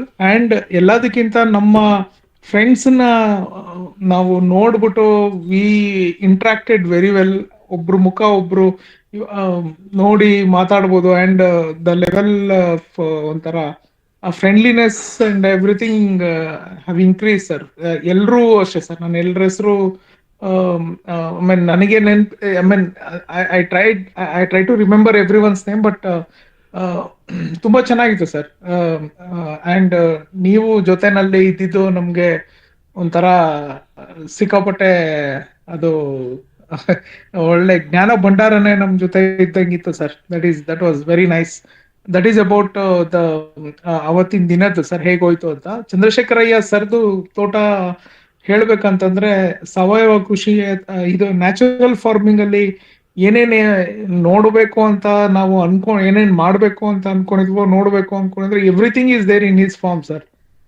ಒಂದು ಕೃಷಿ ಹೊಂಡ ಇರ್ಬೋದು, ಅದರಿಂದ ಅವರು ಮೈಕ್ರೋಬ್ಸ್ ನ ಹೇಗೆ ಎಲ್ಲದಕ್ಕೂ ಕೊಡ್ತಾರೆ ಅಂತ ಇರ್ಬೋದು, ಅವ್ರದ್ದು ವಿಂಕ್ಲರ್ ಸಿಸ್ಟಮ್ ಇರ್ಬೋದು, ಅವ್ರದ್ದು ಪ್ಲಾನಿಂಗ್ 5 ಲೇಯರ್ ಪ್ಲಾನಿಂಗ್ ಇರ್ಬೋದು, ಅವರು ಬಯೋಚಾರ್ ಮಾಡೋದಿರ್ಬೋದು, ಅಂಡ್ ಅಡಿಕೆ ಮಧ್ಯೆ ಎಲ್ಲ ಇಂಟರ್ ಕ್ರಾಪ್ ಹಾಕಿರೋದು, ಅರ್ಶನ ಹಾಕಿರೋದಿರ್ಬೋದು, ಆಮೇಲೆ ತುಂಬಾ ವಿಷಯಗಳು ಎಲ್ಲ ನೋಡ್ದಂಗಾಯ್ತು sir. It was very good. I mean ತುಂಬಾ ಚೆನ್ನಾಗಿ ಮಾಡಿದ್ದಾರೆ. ಅಂಡ್ ತುಂಬಾ ಧೈರ್ಯನೂ ಬೇಕು ಸರ್, ಅಷ್ಟೆಲ್ಲ ಇನ್ವೆಸ್ಟ್ಮೆಂಟ್ ಮಾಡಿ ಅಷ್ಟೆಲ್ಲ ಆ ಲೆವೆಲ್ಗೆ ತಗೊಂಬಂದು. ಅಂಡ್ ತುಂಬಾ ಟೈಮ್ ಕನ್ಸ್ಯೂಮಿಂಗು ಆಗಿರುತ್ತೆ ಸರ್. ಅದು ತುಂಬಾ ಚೆನ್ನಾಗಿತ್ತು sir. This is my experience. ಅದೆಲ್ಲದಕ್ಕಿಂತ ಮುಖ್ಯ, ಅದು ಈಸಿ ಬೋದುನು ನಮ್ಗೆ ನೋಡ್ದಂಗಾಯ್ತು. ಪ್ಲಸ್ ಅದ್ರದ್ದು ಸಿಒ ಎಲ್ಲ ಬಂದು ಅದ್ರದ್ದು ಅವ್ರದ್ದು ಪ್ರಾಡಕ್ಟ್ ಎಲ್ಲ ಎಕ್ಸ್ಪ್ಲೈನ್ ಮಾಡ್ದಂಗಿತ್ತು. ಅದು ಯಾವ ತರ ವರ್ಕ್ ಮಾಡತ್ತೆ ಅನ್ನೋದಿತ್ತು. ಚಂದ್ರಶೇಖರ್ ಅಯ್ಯರ್ ಸರ್ ಅವರ ಎಕ್ಸ್ಪೀರಿಯನ್ಸ್ ನ ಶೇರ್ ಮಾಡ್ಕೊಂಡಿದ್ರು. ಈಸಿ ಬೋ ಬಂದ್ಮೇಲೆ ಅವ್ರದ್ದು ಎಲ್ಲ ಈಸಿ ಆಯ್ತು ಅಂತ. And everything was picture perfect sir. Thanks for giving that opportunity to visit his farm sir. Okay, ಧನ್ಯವಾದ ಗೋಪಾಲ್ ಕೃಷ್ಣ ಅವರೇ. ಈಗ ಇದು ವಿವರ ಇನ್ಫೋ ವಾಹಿನಿಯವರು ಇದನ್ನು ಆರ್ಗನೈಸ್ ಮಾಡಿದ್ದು, ಅವ್ರಿಗೂ ನಾವು ಈ ಥ್ಯಾಂಕ್ಸ್ ತಲುಪಿಸೋಣ. ಮುಖ್ಯವಾಗಿ ಚಂದ್ರಶೇಖರ್ ಎಸ್ ಅವರ ಆಸಕ್ತಿ, ಅಂದರೆ ಈ ವಯಸ್ಸಿನಲ್ಲಿ ನಿವೃತ್ತಿಯ ನಂತರ ಅವರು ಪ್ರವೃತ್ತಿ ತಗೊಂಡ್ಬಿಟ್ಟಿದ್ದಾರೆ ನೈಸರ್ಗಿಕ ಕೃಷಿ ಅಥವಾ ಸಾವಯವ ಕೃಷಿಯನ್ನು. ಸಾಕಷ್ಟು ವಿಷಯಗಳು ನಿಜವಾಗ್ಲೂ ಅವರು ಕಡಿಮೆ ಅವಧಿನಲ್ಲಿ ಕಲಿತು ಅರಿತು ಜೋಡಿಸ್ಕೊಂಡಿದ್ದಾರೆ. ಹಾಗಾಗಿ ಯಾವುದೇ ಅವ್ರಿಗೆ ಆಮೇಲೆ ಪ್ರತಿಯೊಂದರಲ್ಲೂ ಅವ್ರು ಏನು ಮಾಡಿಸ್ಕೊಂಡಿದ್ದಾರೋ ಮಾಡ್ತಾ ಇದ್ದಾರೋ ಸಂಪೂರ್ಣ ಜ್ಞಾನವನ್ನು ಅವರು ಪಡ್ಕೊತಾರೆ. ಸಾಕಷ್ಟು ತೋಟಗಳಿಗೆ ಭೇಟಿ ಕೊಡ್ತಾರೆ, ಸಾಕಷ್ಟು ಜನಗಳು. Is A very good networked person. ನಮ್ಮ ಜೊತೆ ಇದ್ದಾರೆಲ್ಲೋ ಗೊತ್ತಿಲ್ಲ ಚಂದ್ರಶೇಖರ್ ಸರ್, ಅವರು ತುಂಬ ನೆಟ್ವರ್ಕ್ ಇಟ್ಕೊಂಡಿದ್ದಾರೆ. ಹಾಗಾಗಿ ಅವರು ಪ್ರತಿಯೊಂದನ್ನು ವಿಶ್ಲೇಷಣೆ ಮಾಡಿ ಪ್ರಾಕ್ಟಿಕಲ್ಲಾಗಿ ನೋಡಿ ನಂತರ ಅವರು ಅದನ್ನು ಇಂಪ್ಲಿಮೆಂಟ್ ಮಾಡ್ಕೊಳ್ತಿದ್ದಾರೆ. ನೀವು ಹೇಳ್ದಂಗೆ ಒಂದೇ ಜಾಗದಲ್ಲಿ ಒಂದು ಕೃಷಿ ಭೂಮಿಯಲ್ಲಿ ಇಷ್ಟು ಸಮಗ್ರ ಮಾಹಿತಿಗಳನ್ನು ನಾವು ಪ್ರಾಕ್ಟಿಕಲ್ಲಾಗಿ ನೋಡೋಕ್ಕೆ ಅವಕಾಶ ಸಿಕ್ಕಿದ್ದು ನಿಜವಾಗ್ಲೂ ತುಂಬ ಒಳ್ಳೆಯ ಒಂದು ಅವಕಾಶ ಅಂತ ಅಂತೀನಿ. ನೀವುಗಳು ಅದನ್ನೆಲ್ಲ ಚೆನ್ನಾಗಿ ಬಳಸ್ಕೊಂಡಿದ್ದೀರಾ, ಉಪಯೋಗಿಸ್ಕೊಂಡಿದ್ದೀರಾ.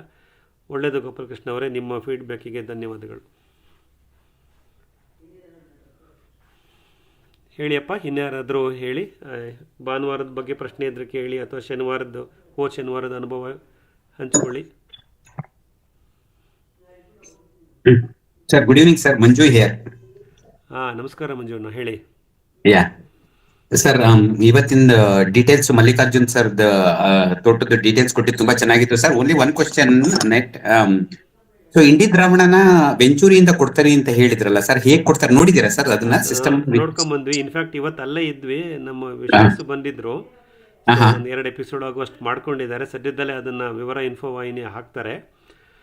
ಅವ್ರು ಏನ್ ಮಾಡ್ತಾರೆ ಅಂದ್ರೆ, ನೀವು ಕೇಳ್ತೀರಿ, ಮತ್ತೆ ಭಾನುವಾರ ನೋಡೋಣ, ಪ್ರಾತ್ಯಕ್ಷಿಕೆ ಮತ್ತೆ ಮಾಡೋಣ ಅಲ್ಲಿ. ಸಾಧ್ಯವಾದ್ರೆ ನಮ್ಮ ಜೊತೆ ಜೋಡಿಸ್ಕೊಳ್ಳಿ 5ನೇ ತಾರೀಕು ಭಾನುವಾರ. ಸೊ ಅಲ್ಲಿ ಏನು ಮಾಡ್ತಾರೆ, ಆ ಹಿಂಡಿಗಳನ್ನೆಲ್ಲ ತಗೊಂಬಂದು ಸ್ವಲ್ಪ ಅದನ್ನು ಆದಷ್ಟು ಅವ್ರ ಕೈಯಲ್ಲಿ ಎಷ್ಟಾಗುತ್ತೋ ಅಷ್ಟನ್ನು ಕುಟ್ಟಿ ಪುಡಿ ಮಾಡಿ, ಯಾಕಂದರೆ ಪಲ್ವರೈಸರ್ಗೆ ಅದು ಹಾಕಿರಲ್ಲ ಸಪ್ಲೈಯರ್ಸು. ಪಲ್ವರೈಸರ್ಲಿ ಎಷ್ಟಾಗುತ್ತೋ ಅಷ್ಟು ಕಟ್ಟಾಗಿರುತ್ತೆ. ಅದನ್ನು ತಗೊಂಬಂದು ಸೀವಿಂಗ್ ಮಾಡ್ತಾರೆ ಸರ್. ಜರಡಿ ಹಿಡಿಯುವುದು. ಜರಡಿ ಹಿಡಿದ್ಬಿಟ್ಟು ಆ ಸಣ್ಣ ಪೌಡ್ರನ್ನ ಒಂದು ಕಡೆ ಮಾಡ್ಕೊತಾರೆ, ಮೇಲ್ಗಡೆ ಲಾರ್ಜರ್ ಸೈಜ್ ಏನಿರುತ್ತೆ ಅದಾಗೆ ಸಪ್ರೇಟ್ ಮಾಡ್ಕೊತಾರೆ. ಆಮೇಲೆ ಆ ಜರಡಿ ಹಿಡಿದಂಥ ಸೂಕ್ಷ್ಮ ಕಣಗಳನ್ನು ನೀರಿನಲ್ಲಿ ನೆನೆಸ್ತಾರೆ, ಹಿಂಡಿ ದ್ರಾವಣ ಮಾಡ್ಕೋತಾರೆ. ಅದು ದ್ರಾವಣ ಮಾಡ್ಕೊಂಬಂದಾಗ ಅದರಲ್ಲಿ ಫ್ಲೋಟಿಂಗ್ ಪಾರ್ಟಿಕಲ್ಸ್, ತೇಲುವ ಕಣಗಳು ಯಾವುವು ಇರಲ್ಲ, ಆಲ್ಮೋಸ್ಟ್ ಎಲ್ಲ ಡಿಸಾಲ್ವ್ ಆಗಿಬಿಡುತ್ತೆ ವಿತಿನ್ ನೋ ಟೈಮ್. ಆ ಡಿಸಾಲ್ವ್ ಆಗಿರೋ ಹಿಂಡಿ ದ್ರಾವಣವನ್ನು ಮತ್ತೆ ಇನ್ನೊಂದು ನಮ್ಮ ಪ್ಲಾಸ್ಟಿಕ್ದು ಇದೆಯಲ್ಲ, ಏನು ಸೋಸುವುದು, ಈ ಕಬ್ನಾಲ್ ಸೋಸ್ ಕೊಡ್ತಾರಲ್ಲ ನಮಗೆ, ಆ ಥರದ್ದೊಂದು ಅಗಲನೇದೊಂದು ಇಟ್ಕೊಂಡಿದ್ದಾರೆ. ಅದರಲ್ಲಿ ಮತ್ತೆ ಅದನ್ನು ಶೋಧಿಸಿ ಅದನ್ನು ಅವರು 1,000 ಲೀಟ್ರದ್ದು ವೆಂಚುರಿ ಇದು ಸ್ಟೋರೇಜ್ ಟ್ಯಾಂಕ್ ಬರುತ್ತಲ್ಲ, ಆ ಥರದ ಟ್ಯಾಂಕ್ ಇಟ್ಕೊಂಡಿದ್ದಾರೆ. ಅದಕ್ಕೆ ಇದನ್ನು ದ್ರಾವಣವನ್ನು ಸೇರಿಸಿ ವೆಂಚುರಿ ಮುಖಾಂತರ ಕೊಡ್ತಾ ಇದ್ದಾರೆ. ಮತ್ತು ಅದು ಸೀವಿಂಗ್ ಮಾಡಿದಾಗ ಮೇಲೆ ಏನು ಉಳಿಯುತ್ತಲ್ಲ ಗಟ್ಟಿ ಪದಾರ್ಥಗಳು, ಅದನ್ನು ಮತ್ತೆ ಸಪರೇಟಾಗಿ ಇನ್ನೊಂದು ಡ್ರಮ್ಮಲ್ಲಿ ನೆನೆಸಿ ಅದನ್ನು ಫಿಲ್ಟರ್ ಮಾಡ್ಕೊತಾರೆ. ಹಲೋ ಸರ್, ದಯವಿಟ್ಟು ಮ್ಯೂಟಲ್ಲಿರಿ, ರೆಕಾರ್ಡ್ ಆಗ್ತಾ ಇರುತ್ತೆ.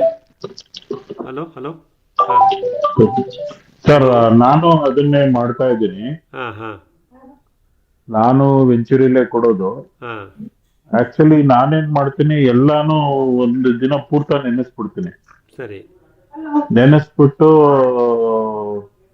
ಅದನ್ನ ವೆಂಚುರಿನಲ್ಲಿ 200 ಲೀಟರ್ ಬ್ಯಾರಲ್, ಒಂದು 4 ಬ್ಯಾರಲ್ ಮಾಡ್ಕೊಂಡು ವೆಂಚುರಿಲೇ ಕೊಡ್ತಾ ಇದ್ದೀನಿ. ನೀವು ಫಿಲ್ಟರ್ ಯಾಕಂದ್ರೆ ಮಾಡ್ತೀರಾ ದಯಾನಂದ್ ಸರ್? ಫಿಲ್ಟರ್ ಮಾಡ್ತೀರಾ? ನಮ್ಮ ಕಾಫಿ ಏನು ಫಿಲ್ಟರ್ ಮಾಡ್ತಾ ಇಲ್ಲ. ಅದು ಬಂದ್ಬಿಡುತ್ತೆ, ರಾತ್ರಿ ಬಿಟ್ಬಿಟ್ರೆ ಬೆಳಿಗ್ಗೆ ಹೊತ್ತಿಗೆ ಮೇಲ್ಗಡೆ ತಿಳಿ ಇರುತ್ತೆ. ಡಿಸ್ಟರ್ಬ್ ಆ ಮಾಡಬಾರ್ದು, ಗಸಿ ಬರೋವರೆಗೂ ಕಾಣೋವರೆಗೂ ನಾವು ತೆಕ್ಕಬಹುದು. ವೆಂಚುರಿಯಲ್ಲಿ ಕೊಡ್ತಾ ಇದ್ದೀನಿ ನಾನು. Okay, very good. So filter ಮಾಡೋ ನೆಸಿಟಿ ಇಲ್ಲ ಅನ್ಸುತ್ತೆ ನಂಗೆ. ಒಂದಿನ ನೆನೆಸಿ ನೆಕ್ಸ್ಟ್ ಡೇ 200 ಲೀಟರ್ಗೆ ಹಾಕ್ತೀನಿ ನಾನು. ಓಕೆ, ಫಸ್ಟ್ ಒಂದ್ ಚಿಕ್ಕ ಬಕೆಟ್ ಅಲ್ಲಿ 2 ಕೆಜಿ ಎಲ್ಲ ಹಾಕಿ ಹ್ಮ್, ಅದನ್ನ ಒಂದ್ ರಾತ್ರಿ ನೆನ್ಸಿದ್ರೆ ಎಲ್ಲ ಪುಡಿ ಆಗೋಗಿರುತ್ತೆ. ಆಮೇಲೆ ಅದನ್ನ ತೆಗೆದು 200 ಲೀಟರ್ ಬ್ಯಾರಲ್ ಇದು ಇನ್ನೊಂದ್ 2 ದಿನ ಬಿಟ್ಟು ಕೊಡ್ತಾ ಇದ್ದೀನಿ ನಾನು. ಅದಕ್ಕಿಂತ ಜಾಸ್ತಿ ಬಿಟ್ರೆ ವಾಸನೆ ಬಂದ್ಬಿಡುತ್ತೆ, ಅದೊಂದು ಪ್ರಾಬ್ಲಮ್ ಇದೆ. ಅಲ್ಲ ಜಾಸ್ತಿ ಬಿಡೋ ಅವಶ್ಯಕತೆನೇ ಇಲ್ಲ, ಫ್ಯೂ ಅವರ್ಸ್ ಅಂತ ಹೇಳ್ತೀವಿ, ಕೇವಲ ಕೆಲವೇ ಅದು ಗಂಟೆಗಳಲ್ಲಿ ತಿಂಡಿ ದ್ರಾವಣ ರೆಡಿ ಆಗುತ್ತೆ. ಕರಗಲ್ಲ,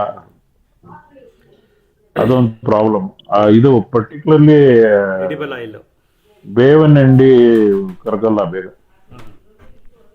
ಅದೇ ನೀವ್ ಹೇಳ್ದಂಗೆ ಪುಡಿ ಮಾಡಿ ಅದೆಲ್ಲ ಲೆಬೋರಿಯಸ್ ಆಗುತ್ತೆ ಅಂತ ಹೌದು, ನಾವು ಅದನ್ನ ಮಾಡ್ತಾ ಇಲ್ಲ ನಾನು. ಹೌದು, ನಾನೀಗ ಎವ್ರಿ 15 days ಕೊಡ್ತಾ ಇದ್ದೀನಿ. Very good, very good.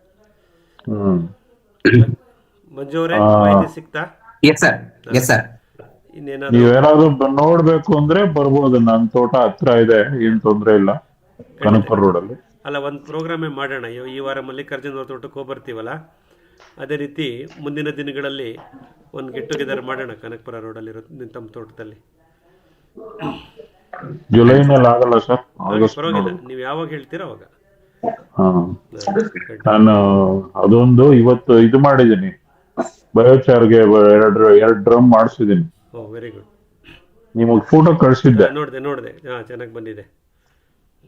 ಅದ್ ನೆನ್ನೆ ಡ್ರಮ್ ತರಿಸಿ ಎಲ್ಲ ರೆಡಿ ಮಾಡಿಸಿದ್ದೀನಿ. ನಾಳೆಯಿಂದ ಬಯೋಚಾರು ಮಾಡಕ್ ಶುರು ಮಾಡ್ತೀನಿ. ಖಂಡಿತ. ಮಿತ್ರರೇ, ನಮ್ಮ ದಯಾನಂದ್ ಸರ್ ಅವರ ತೋಟದಲ್ಲಿ ಸರ್ ಎಷ್ಟಿದೆ ಹಳೆ ಮರಗಳು, ಫಸಲು ಬರೋ ತೆಂಗಿನ ಮರಗಳು? 210. ಸೊ ಹಾಗೆ ಸಾಕಷ್ಟು ಸಂಖ್ಯೆಯ ತೆಂಗಿನ ಮರಗಳು ಇರೋದ್ರಿಂದ ಅವರಿಗೆ ತೆಂಗಿನ ಮರದ ತ್ಯಾಜ್ಯಗಳು, ಎಡೆಮಟ್ಟೆ, ಗರಿ, ಕುರುಂಬಾಳೆ, ಆಮೇಲೆ ತೆಂಗಿನ ಸಿಪ್ಪೆ ಮೊಟ್ಟೆ ಎಲ್ಲ ಸಾಕಷ್ಟು ಸಿಗುತ್ತೆ. ಅದನ್ನು ಸದ್ಬಳಕೆ ಮಾಡಲಿಕ್ಕೆ ಈ ಜೈವಿಕ ಇದ್ದಿಲು ಅಥವಾ ಬಯೋಚಾರ್ ಮಾಡಬೇಕು ಅನ್ನೋದು ಒಂದು ಸರಳವಾದ ಮಾರ್ಗ. ಅದನ್ನು ಅವರು ಇವಾಗ ಪ್ರಾರಂಭ ಮಾಡ್ತಾ ಇದ್ದಾರೆ.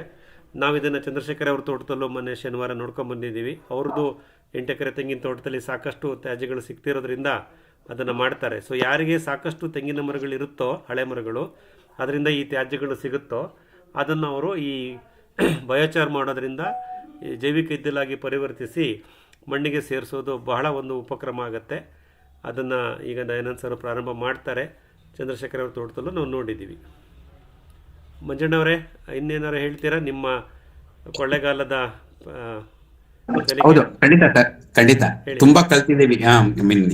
Definitely I should share it sir. ಖಂಡಿತ.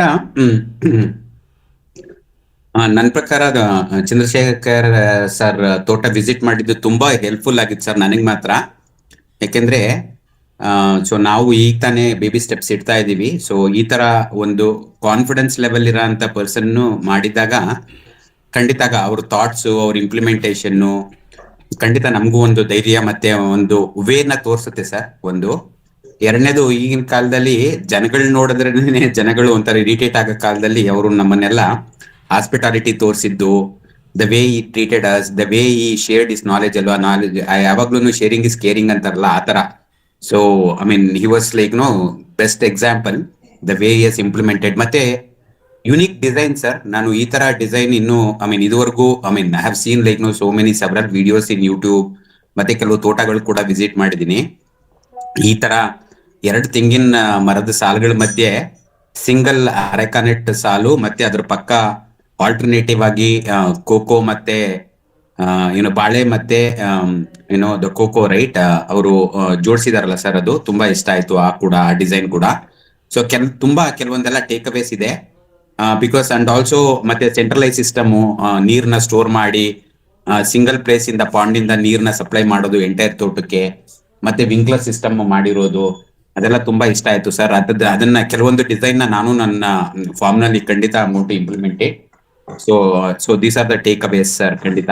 ಮತ್ತೆ ಥ್ಯಾಂಕ್ ಯು ಸೋ ಮಚ್ ಇದನ್ನ ಆರ್ಗನೈಸ್ ಮಾಡಿದ್ದಕ್ಕೆ ವಿವರ ಯೂಟ್ಯೂಬ್ಗೆ ಮತ್ತೆ ತಮಗೂ ಕೂಡ ಅಸಿಸ್ಟ್ ಮಾಡಿದ್ದು ವಿತ್ ಡೀಟೇಲ್ಸ್, ಮತ್ತೆ ಚಂದ್ರಶೇಖರ ಸರ್ ಕೂಡ ಕೆಲವೊಂದನ್ನೆಲ್ಲ ಖಂಡಿತ ಟೇಕ್ ಅವೇ ಮಾಡಿದ್ದೀನಿ sir, actually like from the visit. Very good. ಆಮೇಲೆ ಇನ್ನೊಂದು ಏನಂದ್ರೆ thank to you also sir, ಯಾಕೆಂದ್ರೆ ನೀವು ವೆನ್ ಯು ಆರ್ ಎಕ್ಸ್ಪ್ಲೈನಿಂಗ್ ಹೇಗೆ ಗುರುಗಳಾಗಿರ್ತೀರೋ ಹಾಗೇನೆ you are so hilarious actually, the way you pull people like ಮತ್ತೆ ಹೇಗೆ ಎನ್ವೈರನ್ಮೆಂಟ್ ನ ಈಸಿ ಮಾಡ್ತೀರಾ, ಮತ್ತೆ ಟ್ರಾವೆಲ್ ಎಲ್ಲ ಹೇಗೆ ನಮ್ಮನಿಗೆ ಜೊತೆ ಎಲ್ಲ ಇನ್ಫಾರ್ಮೇಶನ್ ಶೇರ್ ಮಾಡಿದ್ರಲ್ಲ ಸರ್, ಅದೆಲ್ಲ ತುಂಬಾ ಹೆಲ್ಪ್ಫುಲ್ ಆಯ್ತು. ಮತ್ತೆ ಟ್ರಾವೆಲ್ ನಮಗೆ ಗೊತ್ತೇ ಆಗಿಲ್ಲ ಹೇಗ್ ಹೋಗಿ ಹೇಗ್ ಬಂದ್ವಿ ಅಂತ. Even like morning to evening like the time we spend with Chandrashekar sir ಮತ್ತೆ ಅದರ್ ಫಾರ್ಮರ್ಸ್ ಅಲ್ಲ. ಸೊ ಖಂಡಿತ like it was a valuable time I spend sir. ಖಂಡಿತ I remember for a long time. So thank you so much for giving that opportunity sir. Okay, ಒಳ್ಳೆಯದು ಮಂಜಣ್ಣವರೇ. ನೋಡಿ, ಈ ರೀತಿ ನಮ್ಮ ಸಮಯವನ್ನು ಸದ್ಬಳಕೆ ಮಾಡ್ಕೋಬೇಕು. ಅದು ಒಂದು ವಿಶ್ವಾಸ ಅವರು ನಮಗೆ ಅವಕಾಶ ಕೊಟ್ಟರು, ಎಲ್ಲರೂ ಒಂದು ಟೆಂಪೋದಲ್ಲಿ ಪೂಲ್ ಮಾಡ್ಕೊಂಡು ಬನ್ನಿ ಅಂತ. ಅದನ್ನು ನಾವು ಸದ್ಬಳಕೆ ಮಾಡ್ಕೊಂಡ್ವಿ. ಬೆಳಗ್ಗೆ ಹೋಗುವಾಗ ನಮ್ಮ ಪರಸ್ಪರ ಪರಿಚಯಗಳನ್ನು ಮಾಡ್ಕೊಂಡ್ವಿ, ಯಾವುದೇ ರೀತಿಯ ಸಂಕೋಚಗಳಿಲ್ಲದೆ. ಮತ್ತು ವಾಪಸ್ ಬರುವಾಗಲೂ ಸಾಕಷ್ಟು ವೈಜ್ಞಾನಿಕ ವಿಷಯಗಳನ್ನು ವಿಮರ್ಶೆ ಮಾಡ್ಕೊಂಡು ಬಂದ್ವಿ. ಇದರಲ್ಲಿ ನಿಮ್ಮ ಆಸಕ್ತಿನೂ ಸಹ ಇದೆ. ಹಾಗಾಗಿ ಈ ರೀತಿ ನಾವು ಸಾಮೂಹಿಕ ಸಾರಿಗೆಯನ್ನು ಉಪಯೋಗಿಸ್ಕೊಂಡು ನಾವು ಜೊತೆಲಿ ಹೋಗೋದ್ರಿಂದ ನಾವು ನಮ್ಮ ನೆಟ್ವರ್ಕನ್ನು ಬೆಳೆಸ್ಕೋಬೋದು, ನಮ್ಮನ್ನೊಬ್ರಿಗೊಬ್ರು ಚೆನ್ನಾಗಿ ಅರ್ಥ ಮಾಡ್ಕೋಬೋದು ಅಂತ ಈ ಒಂದು ಇದರಿಂದ ನಮ್ಗೆ ಅರ್ಥ ಆಗಿದೆ. ಸೊ ಆ ದಿನ ನಮ್ಮ ಟಿನಲ್ಲಿದ್ದಂಥ ನೀವು 12 ಜನ ಕೃಷಿಕ ಮಿತ್ರರು ಏನು ನಮ್ಮ ಜೊತೆ ಇದ್ರಿ, ಅಟ್ಲೀಸ್ಟ್ ನಮ್ಗಳ ಪರಿಚಯ ಇನ್ನೊಂದು ಲೆವೆಲ್ಗೆ ಆಯಿತು ಅಂತಲೂ ನಾವು ಅನ್ಕೋಬೋದು. ಖಂಡಿತ sir. Thank you so much sir for all the details ಮತ್ತೆ ಆಪರ್ಚುನಿಟಿ ಸರ್. ಖಂಡಿತ ಸಾಧ್ಯವಾದಷ್ಟು ಈ ಮುಂದಿನ ದಿನಗಳಲ್ಲಿ ಈ ತೋಟದ ಭೇಟಿ ಕಾರ್ಯಕ್ರಮವನ್ನು ನಿಗದಿ ಮಾಡ್ತಾನೆ ಇರ್ತೀವಿ. ಸಾಕಷ್ಟು ತೋಟಗಳನ್ನು ಭೇಟಿ ಮಾಡೋಣ, ಯಾಕಂದರೆ ಕಲಿಯೋದು ಕಲ್ತ್ಕೊಳ್ಳೋದು ತುಂಬ ಇರುತ್ತೆ, ಕಲಿಸ್ಕೊಳ್ಳೋದು ಇರುತ್ತೆ. ಹಾಗಾಗಿ ದಯವಿಟ್ಟು ಜೊತೆಲೇ ಇರಿ, ನಮ್ಮ ನೆಟ್ವರ್ಕ್ ಹೀಗೆ ಸ್ಟ್ರಾಂಗ್ ಆಗಿ ಬೆಳೀತಾ ಹೋಗಲಿ. ಓಕೆ. ಸೊ ಯಾವಾಗ್ಲೂ ನಮ್ಮ ಅಣ್ಣ ಟೀಚರ್ ಇದ್ದಾನೆ, ಸೊ ಯಾವಾಗ್ಲೂ ಹೇಳ್ತಿರ್ತಾನೆ ಕಲಿಯೋದು ಅಂದ್ರೆ 3 ವಿಧಾನ ಇದೆಯಂತೆ. ಒಂದು ಕೇಳಿ ಕಲಿಯೋದು, ಇನ್ನೊಂದು ನೋಡಿ ಕಲಿಯೋದು, ಇನ್ನೊಂದು ಮಾಡಿ ಕಲಿಯೋದು. ಸೊ ಇಲ್ಲಿ ಎಲ್ಲ ಕೇಳಿ ಕಲಿತೀವಿ, ಸೊ ಅಲ್ಲಿ ಪ್ರತ್ಯಕ್ಷವಾಗಿ ನೋಡಕ್ಕೆ ಚಾನ್ಸ್ ಸಿಕ್ತು ಸರ್. ಸೊ ಆತರ ಆಪರ್ಚುನಿಟಿ ಎಲ್ಲರಿಗೂ ಸಿಗಲ್ಲ. ಖಂಡಿತ sir. So grateful to you sir. Gratitude. Thank you. ಒಳ್ಳೆಯದು ಮಂಜಣ್ಣವರೇ. ಮಂಜುನಾಥ್ ಅವರು ಸೊ ಯಲಹಂಕದ ವಾಸಿ ಮತ್ತು ತಿಪ್ಟೂರು ಹತ್ರ ಕಿಬ್ನಳ್ಳಿ ಕ್ರಾಸ್ನಲ್ಲಿ ಅವರ ಕೃಷಿ ಭೂಮಿ ಇದೆ. ಸೊ ಸಾಧ್ಯವಾದಾಗ ಒಂದ್ಸಲ ಅಲ್ಲಿಗೂ ನಾವೆಲ್ಲ ಹೋಗಿ ಬರೋಣ. ಸರ್ ಇನ್ನೊಂದು ಲಾಸ್ಟ್ ಹೇಳ್ಬೇಕು ಅಂತ ಇದ್ದೆ. ಸೊ ಇದುವರೆಗೂ IT ಫೀಲ್ಡ್ ನಲ್ಲಿ AI ಎಲ್ಲ ಬಂದು ಸೋ ಮಚ್ ಅನ್ಸರ್ಟನಿಟಿ ಅಲ್ಲ sir. So I was just thinking ಏನಾಗುತ್ತೆ ಫ್ಯೂಚರ್ ಎಲ್ಲ ಅಂತ, ಬಿಕಾಸ್ ಲೈಕ್ ಲೈವ್ಲಿಹುಡ್ ಗೆ we depend on the salary and all. Actually Chandrashekar sir ತೋಟ ಎಲ್ಲ ನೋಡಿದ್ಮೇಲೆ ಒಂಥರ ಕಾನ್ಫಿಡೆನ್ಸ್ ನೆಕ್ಸ್ಟ್ ಲೆವೆಲ್ ಹೋಗಿದೆ. ಏನೇ ಆದ್ರೂ we can completely depend on the farming and we can do it as well. ಆ ತರ ಕಾನ್ಫಿಡೆನ್ಸ್ ಲೆವೆಲ್ ಜಾಸ್ತಿ ಆಗಿದೆ ಸರ್ ನಮಗೆ. ಖಂಡಿತ ನೋಡಿ, ಎಷ್ಟು ಆದಾಯದ ಮೂಲಗಳನ್ನು ಸರ್ ಸೃಷ್ಟಿ ಮಾಡ್ಕೊಂಡಿದ್ದಾರೆ. ಹೌದು. 2020 ಹೋದಾಗ ತೆಂಗು ಅಡಿಕೆ ಬಿಟ್ಟು ಇನ್ನೇನು ಇರಲಿಲ್ಲ. ಹೌದು. ಎಷ್ಟು ವೈವಿಧ್ಯತೆಗಳನ್ನು ತಗೊಂಬಂದ್ರು, ಎಷ್ಟು ಆದಾಯದ ಮೂಲಗಳನ್ನು ಸೃಷ್ಟಿ ಮಾಡ್ಕೊಂಡ್ರು. ಆ ಪ್ರತಿ ಹಂತದಲ್ಲೂ ಒಂದು ಸುಸ್ಥಿರತೆ ಕಡೆಗೆ ಹೋದ್ರು. ಆಮೇಲೆ ಅವ್ರದ್ದೆಲ್ಲ long term vision, long term infrastructure. ಅದನ್ನು ನಾವು ಗಮನಿಸ್ಬೋದು. ನಿಜವಾಗ್ಲೂ ಆ ತೋಟದಲ್ಲಿ ಕಲಿಯೋದು ಸಾಕಷ್ಟಿದೆ. ಸೊ ಈ ಥರ ಅವಕಾಶಗಳು ಸಿಕ್ಕಿದಾಗ ನಾವು ಕಲಿತಾ ಹೋಗೋಣಪ್ಪ. ಹೌದು. ಅವ್ರು ಇನ್ನೊಂದು ಪಾಯಿಂಟ್ ಹೇಳಿದ್ರು ಸರ್, ಯಾಕೆ ಮಲ್ಟಿ ಕ್ರಾಪಿಂಗು ಮತ್ತೆ ಲೈಕ್ ನಾವು ಕೆಲವೊಂದೆಲ್ಲ ಐ ಮೀನ್ ಹೌ ಅಂದ್ರೆ ಪೆಪ್ಪರು ಮತ್ತೆ ಕಾಫಿ ಹೇಗೆ ಅವರು ಡಿಸೈನ್ ಮಾಡಿದ್ದಾರೆ farm. Because like he said that he wanted to give a job to the laborers, right? All throughout the year, 365 days, he wants to find he needs to give a job to the laborers alla. ಆ point ತುಂಬಾ ನನಗೆ catchy ಅಂತ ಅನ್ಸು sir. The way he is designing, the way he is thinking ಅಲ್ಲ, ಖಂಡಿತ I think we should also start doing it. So ಅವಾಗ probably like whatever we do right, it will give us the good results ಅಂತ ಅನಿಸ್ತು sir ನನಗೆ. It is building the team and growing the team with us. ಹೌದು. ಅವ್ರದೇ ಒಂದು ತಂಡನ ಕಟ್ಕೊಂಡಿದ್ದಾರೆ, ಕಟ್ಕೋತಾ ಇದ್ದಾರೆ. ಮತ್ತು ತಂಡವನ್ನು ಅವರೇ ಬೆಳೆಸ್ಕೋತಾ ಇದ್ದಾರೆ. ಅವಕ್ಕೆ ಅವ್ರಿಗೊಂದು ಜಾಬ್ ಸೆಕ್ಯೂರಿಟಿ ಅಂತೀವಲ್ಲ, ಭದ್ರತೆ, ಅದನ್ನು ಒದಗಿಸಿದ್ದಾರೆ. ಸೊ ಹಾಗಾಗಿ ಆ ಒಂದು ವಿಷನ್ ಅವ್ರಿಗಿದೆ. ಯಾಕೆಂದರೆ ಅವರು ಇಂಡಸ್ಟ್ರಿ ನಡೆಸಿರೋರು, ಅವ್ರಿಗೆ ಇವೆಲ್ಲೂ ಕರ್ತಲ ಮೂಲಕ ಎಲ್ಲವನ್ನೂ ಅವರು ಅನುಭವಿಸ್ಕೊಂಡಿದ್ದಾರೆ. ಅಂದರೆ ಹಿ ನೋಸ್ ಎವ್ರಿಥಿಂಗ್. ಹಾಗಾಗಿ ಅದನ್ನೇ ಅವರು ಏನಿಲ್ಲಿ ಇಂಡಸ್ಟ್ರಿಯಲ್ ಮ್ಯಾನೇಜ್ಮೆಂಟ್ ಪ್ರಾಕ್ಟೀಸಸ್ ಏನಿದೆಯೋ ಅದನ್ನು ಸಹ ಅವರ ತೋಟದಲ್ಲಿ ನಿರ್ವಹಣೆ ಮಾಡಲಿಕ್ಕೆ ಅದೇ ಸ್ಟ್ರಾಟಜಿಸ್ನ ಯೂಸ್ ಮಾಡ್ಕೊಂಡಿದ್ದಾರೆ. ಹಾಗಾಗಿ ಆ ಒಂದು ಎಕ್ಸ್ಪೀರಿಯನ್ಸ್ ಅವ್ರಿಗಿದೆ. ಮತ್ತು ಅದೇ ಥರ ಅವರು ಕಾರ್ಮಿಕರ ತಂಡವನ್ನು ಸಹ ಕಟ್ಟಿದ್ದಾರೆ. ನಾವು ನೋಡೋದ್ವಲ್ಲ, ಅವ್ರ ಕಾರ್ಮಿಕರ ತಂಡನೂ ಬಹಳ ಕಮಿಟ್ಮೆಂಟಾಗಿ ಕೆಲಸ ಮಾಡ್ತಾ ಇರುತ್ತೆ ಅವ್ರ ಜೊತೆ. ಕಡಿಮೆ ಅವಧಿನಲ್ಲಿ ಆ ಒಂದು ಆತ್ಮವಿಶ್ವಾಸವನ್ನು ಅವರು ಗಳಿಸ್ಕೊಂಡಿದ್ದಾರೆ. ಅದು ನೀವು ಹೇಳ್ದಂಗೆ ನಮ್ಗೆ ಅವೆಲ್ಲ ಅದು ಒಂದು ಮಾದರಿ ಆಗಬೇಕು. ಖಂಡಿತ ಖಂಡಿತ ಸರ್, ಖಂಡಿತ sir. Thank you so much sir Thank for you, the thank you. Opportunity. ಹೌದು ಹಾಂ, ಹೇಳಿಯಪ್ಪ, ಇನ್ಯಾರಾದರೂ? ಸರ್ ನಾನು ಸರ್ ಚೆನ್ನಾಗಿ ಸರ್ ಮಂಡ್ಯದಿಂದ. ಹಾಂ, ನಮಸ್ಕಾರ ಗೌಡ್ರೆ, ಹೇಳಿ. ನಮಸ್ಕಾರ ಸರ್. ಅಂದ್ರೆ ತುಂಬಾ ವಿಶೇಷದಲ್ಲಿ ವಿಶೇಷ ಕಾರ್ಯಕ್ರಮ, ಕಾರ್ಯಾಗಾರ ಆಗಿತ್ತು ಸರ್. ಯಾಕೆ ಅಂತಂದ್ರೆ ಭೂಮಿ ತಾಯಿಯನ್ನು ಪ್ರೀತಿಸುವ ವ್ಯಕ್ತಿಗಳು ಪರಿಚಯ ಮಾಡ್ಕೊಟ್ರಿ. ಜೊತೆಗೆ ಭೂಮಿ ತಾಯಿ ಪ್ರೀತಿಸುವ ಜೊತೆಗೆ ಆ ಒಂದು ಇಂಟೀರಿಯರ್ ಇದ್ರಲ್ಲಿ ಸರ್ ಧೈರ್ಯ ಮಾಡಿ ಈಗೆಲ್ಲ ಐಷಾರಾಮಿ ಬದುಕನ್ನ ಪ್ರೀತಿಸುವಂತ ಕಾಲದಲ್ಲಿ ಕೆಲವು ಅಂದ್ರೆ ಬರ್ತಾ ಇದಾರೆ ಎಲ್ಲ ಯಂಗ್ಸ್ಟರ್ಸ್ ಎಲ್ಲ ಬರ್ತಾ ಇದಾರೆ. ಆದ್ರೂ ಸಹ ಆ ಒಂದು ಇದಕ್ಕೆ ಸರ್ ಅವ ಧೈರ್ಯ ಮಾಡಿ ಅಲ್ಲೆಲ್ಲ ಲಕ್ಷಾಂತರ ರೂಪಾಯಿನ ಬಂಡವಾಳ ಹಾಕಿ ಎಲ್ಲಾ ರೀತಿಯಲ್ಲಿ ಸ್ಟೆಪ್ ಬೈ ಸ್ಟೆಪ್ ಭೂಮಿಯ ತಾಯಿಗೆ ಏನೇನು ಪ್ರೀತಿಯಿಂದ ಅಳವಡಿಸಿದ್ದಾರೋ ಅದೇ ರೀತಿ ಅವರು ಕೂಡ ಅವರ ಮುಖದಲ್ಲಿ ತೇಜಸ್ ಇತ್ತು ಗೊತ್ತಾ ಸರ್. ಅವತ್ತು ಎಷ್ಟು ಚೆನ್ನಾಗಿದ್ರು ಸರ್. ಖಂಡಿತ. ತೇಜಸ್ ಅಂದ್ರೆ ಸರ್ ಅದಕ್ಕೇನೆ ಸರ್ ಭೂಮಿ ಹಿಂದೆ ಎಲ್ಲ ನಮ್ಮಲ್ಲೆಲ್ಲ ಏನೋ ಬೈತಿದ್ರು ಸರ್, ಏನೋ ಹೊಲ ಮನೆ ಗದ್ದೆ ನೋಡುದಿಲ್ಲ ನೀವು, ತಿರ್ಗಾಡ್ ಬರುದಿಲ್ಲ ಅಂತ.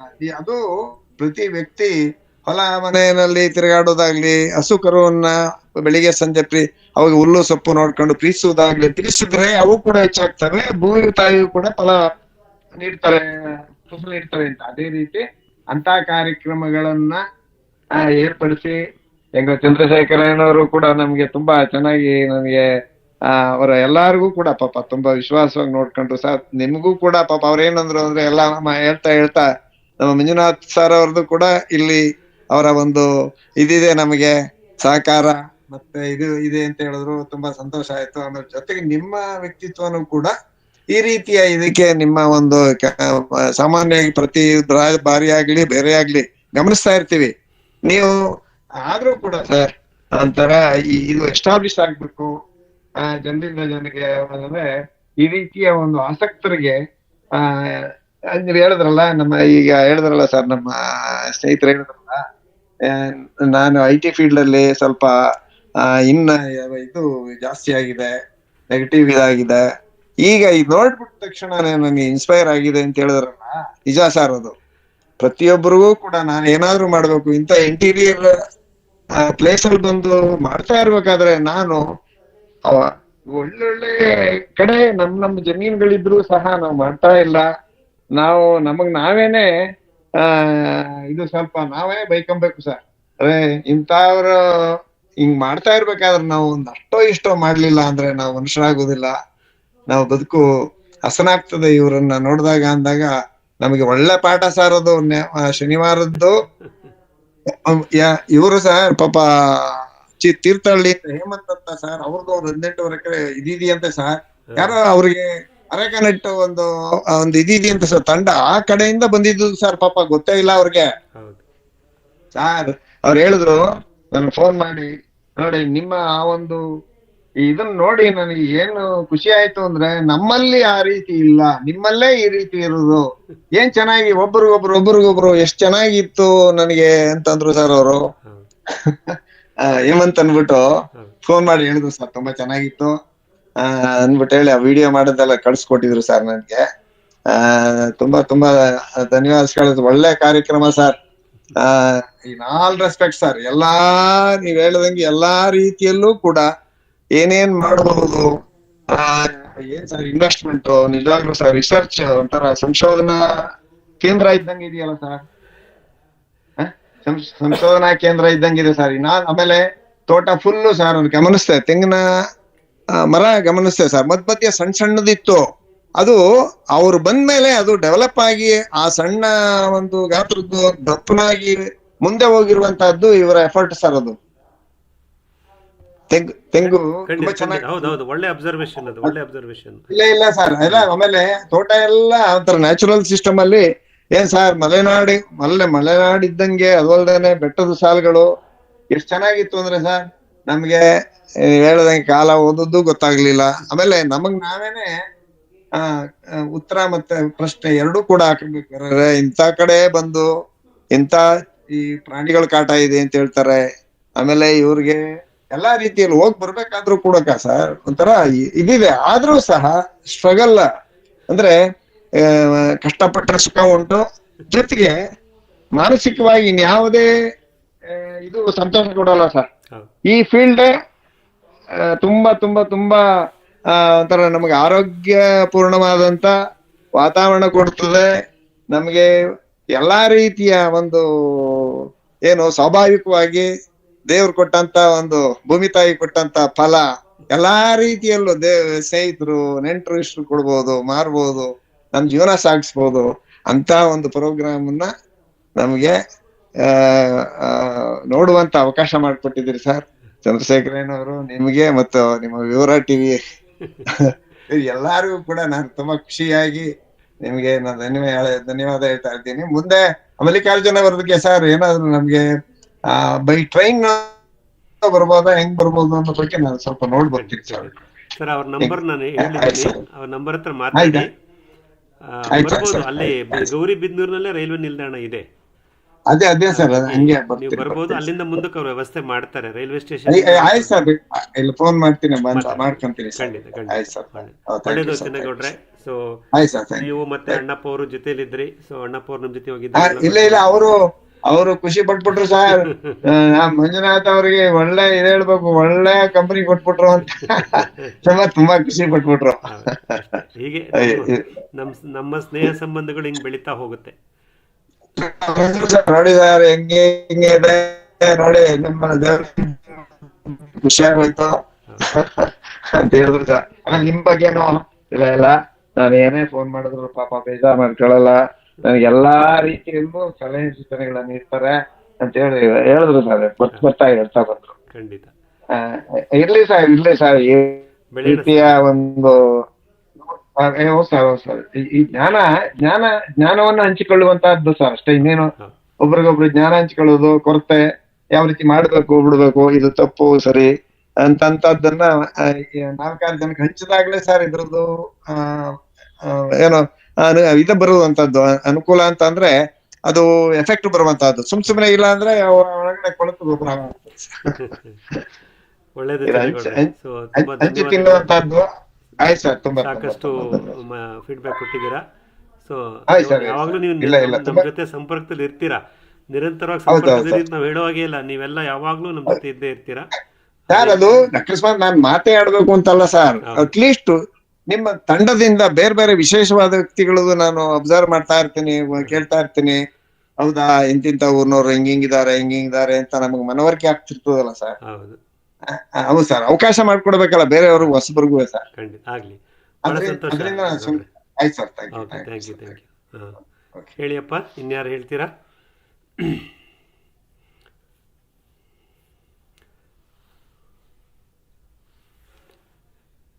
ಶನಿವಾರದ ಕಾರ್ಯಕ್ರಮದ ಬಗ್ಗೆ ಅಥವಾ ಈ ನಾಳೆ ಮುಂದಿನ ಭಾನುವಾರದ ಕಾರ್ಯಕ್ರಮದ ಬಗ್ಗೆ ಅಥವಾ ಮತ್ತಿನ್ಯಾವುದಾದ್ರು ವಿಷಯಗಳಿದ್ರೂ ಪ್ರಸ್ತಾಪ ಮಾಡಿ, ಅದ್ರ ಬಗ್ಗೆ ನಾವು ಮಾತಾಡ್ತಾ ಹೋಗೋಣ.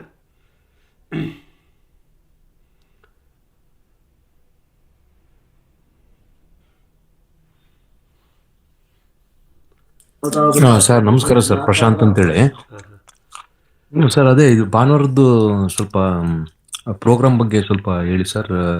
ಅಂದ್ರೆ ಬೆಂಗಳೂರಿಂದ ನಾವು ಹೆಂಗ್ ಬರ್ಬೇಕು, ಎಷ್ಟು ಗಂಟೆಗೆ ಬರ್ಬೇಕು, ಏನ್ ಪ್ರೋಗ್ರಾಮ್?